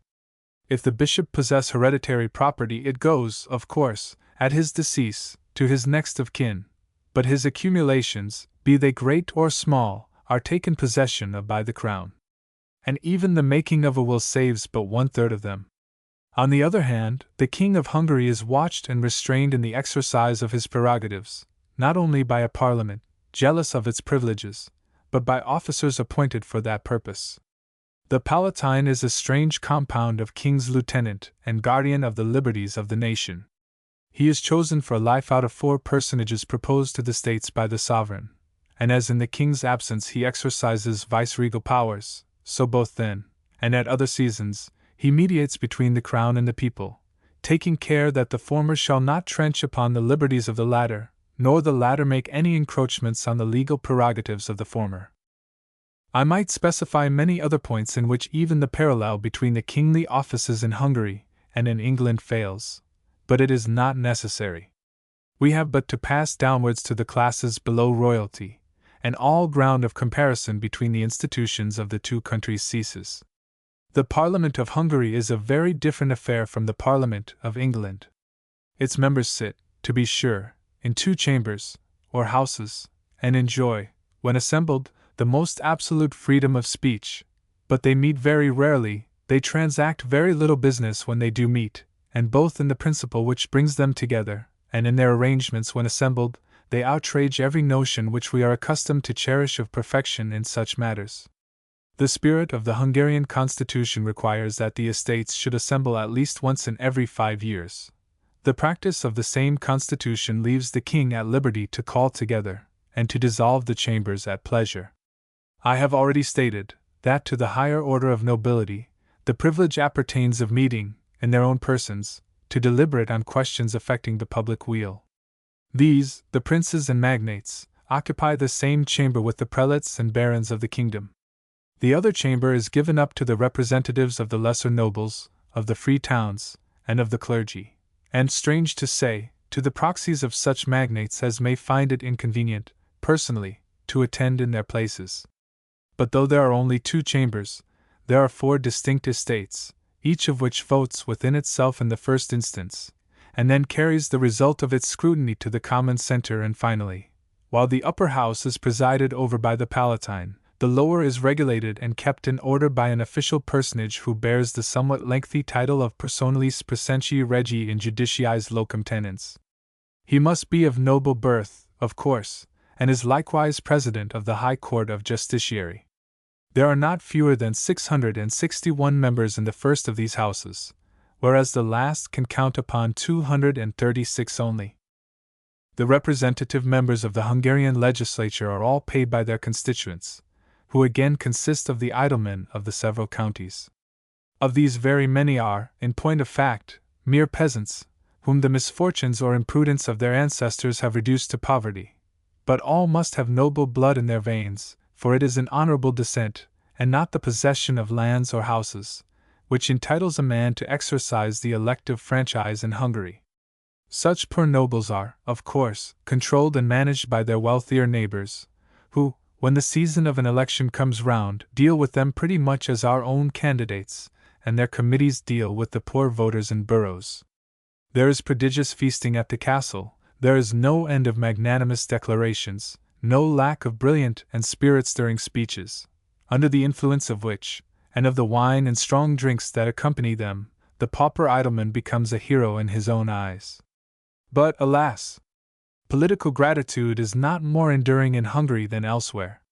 The crisis has its course, and the scion of a glorious race, the representative of a family which followed almost to the Theiss and gave the coronet to Arpad, goes back to his hovel, and his daily toil, and his filth, and his wretchedness, there to chew the cud of bitter fancy, till the return of an electioneering season shall call him forth once more to act a part upon the stage of life. My reader will be good enough to believe that while I thus speak of a country very much underpeopled by 10 millions of souls, I am referring to the condition of a minute fraction of that population, of something less than 200,000 persons, in whom alone the existence of rights and privileges is by the law recognized. The people, properly so called, the peasants who cultivate the soil, the mechanics who construct the dwellings, the artisans who fabricate your household utensils, your wearing apparel, your carriages, your ships, your machinery. These are precisely in the condition of Goethe and Wamba in Sir Walter Scott's romance of Ivanhoe. In the rural districts, every man whom you meet, provided he be either a noble nor a soldier, belongs to somebody. He has no rights of his own. He is a portion of another man's chattels. He is bought and sold with the land, as if he were a horse or an ox. On him, too, all the common burdens of the state are thrown. If the Parliament vote an increase of the taxes, it is from the peasants that these taxes are wrung, for the Lord takes care, though he himself pay immediately, that he shall be indemnified by the deduction which he makes from his serfs' allowances. It is the same spirit which provides that the peasantry, who make the roads, and by the labor of their hands keep them in repair, shall be the only class of persons of whom toll is anywhere exacted. An idleman in his chariot passes free through every barrier, a poor peasant's wagon is stopped at each, till the full amount of maut, as it is called, has been settled. But this is not all. Till the year 1835, each landed proprietor possessed over his peasantry an almost unlimited power of punishment, into his manner of exercising which no human being ever took the trouble to inquire. Accordingly, you still find, as an appendage to each mansion, a prison, with its bolts and chains, and other implements of torture, while the rod was as freely applied to the backs of delinquents, real or imaginary, as ever the whip made acquaintance with the persons of our own Negroes in a West Indian sugar field. It is to Count Cecchini, Seckenzi, in this, and many other respects, the greatest benefactor to his country which modern times has raised up, that Hungary stands indebted for a law, which, for the first time in the annals of the nation, gives to the poor peasant something like protection against the tyranny of a capricious master. Since the passing of that act there have been established in all the counties regular magistrates, before whom delinquents must be brought, and without whose sanction the punishment of the lash is supposed never to be inflicted. I did not find, however, on inquiry, that much regard was paid in practice to this statute. The nobles still flog their serfs, when the humor takes them, and the serfs are too hopeless of finding redress, by an appeal from one noble to another, ever, except in extreme cases, to think of making it. Such, in few words, is the Hungarian constitution, a limited monarchy, doubtless, which secures from the oppression of the sovereign a minute fraction of his subjects, and leaves all the rest to the tender mercies, not of one supreme head, whom motives of policy will render humane, and generally just, but of a band of nobles, who, nursed in the most exaggerated notions of their own importance, look upon all beneath them as mere beasts of burden.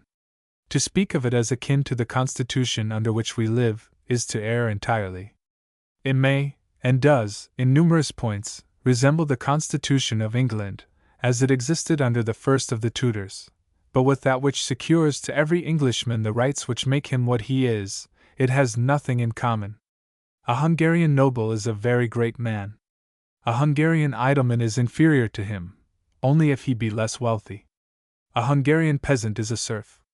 There is an excellent preparation made, doubtless, for better things in the future, but in its immediate working, the constitution which so orders matters is to the people 1,000-fold more oppressive than the most absolute despotism. I have spoken of the solemnity of the king's coronation as taking place at Presburg. I am not sure that it is necessary to describe the ceremony in detail. Like its counterpart among ourselves, it is regarded as the ratification of a covenant between the sovereign and the people, and is performed, amid much pomp, both religious and civil. The monarch-elect, attended by his magnates and councillors, repairs to the cathedral, where the officiating prelate administers to him the customary oaths, by which he binds himself to govern according to law, to protect the church, to uphold the privileges of the nobility, and to secure the kingdom against foreign aggression. He is anointed with the holy oil, and undergoes the usual routine of enrobing and crowning, after which he proceeds on horseback, the states of the realm and his train, to the Königsberg. It is a circular mound, perhaps 50 feet high, which stands just outside the city, and commands an extensive view over the plain, both eastward and southward. This the king ascends, his nobles, and knights, and dignified clergy being collected in a mass round its base, and, as all are on horseback, as their dresses are picturesque, their arms and housings costly, and their port chivalrous in the extreme, the spectacle is, perhaps, as grand as can be met with in any part of Europe. Beyond the circle of the privileged classes, again, enormous crowds are gathered, for the population flocks from far and near to behold the ceremony, and the curious in such matters will doubtless find as much to admire in their grotesque appearance, as in the haughty port and oriental splendor of their superiors. Meanwhile the king has ridden to the crest of the hill, where, before the bishops, he again gives the pledges which had been exacted from him in the cathedral. Finally, he draws his sword, and making a cut towards each of the cardinal points, thereby denotes that, let danger come from what quarter it may, he will repel it. Then are medals scattered among the crowd, then is the air rent with shouts, and the princely cavalcade returns to the city in the same order which attended its outward progress. End of the second volume. Select books for use in families, and for rewards and presents. Published by John W. Parker, West Strand, London. The Child's Guide to Good Breeding, founded on Christian principles. By Mrs. Marshall of Manchester. Handsomely bound, gilt edges 2s, 6d. In the present age, when so much is done for the benefit of the rising generation, when works of no small size or price are published, to teach our daughters to dress their dolls, and our sons to whip their tops, and both together to play at hide and seek, and puss in the corner, that so wide and important a field of instruction should have hitherto remained wholly uncultivated, seems indeed passing strange. My own often and deeply felt want of such a work has induced me to make the attempt which I now lay before the public, in the humble yet earnest hope that it may in some degree supply the blank in our juvenile literature, to which I allude, until some brighter and more able spirits start forward in the path I have opened, to supply the deficiencies of this little work, deficiencies no one can be more sensible of than I am myself, or can rejoice more sincerely in seeing noted and supplied. Since to be humbly useful is the motive I have at all times proposed to myself. In what I have ventured to submit to the same tribunal. From the author's address. Also, by the same lady. The Child's Guide to Devotion, with an essay on prayer, adapted to the understanding of children. My Brothers and Sisters, a Domestic Story.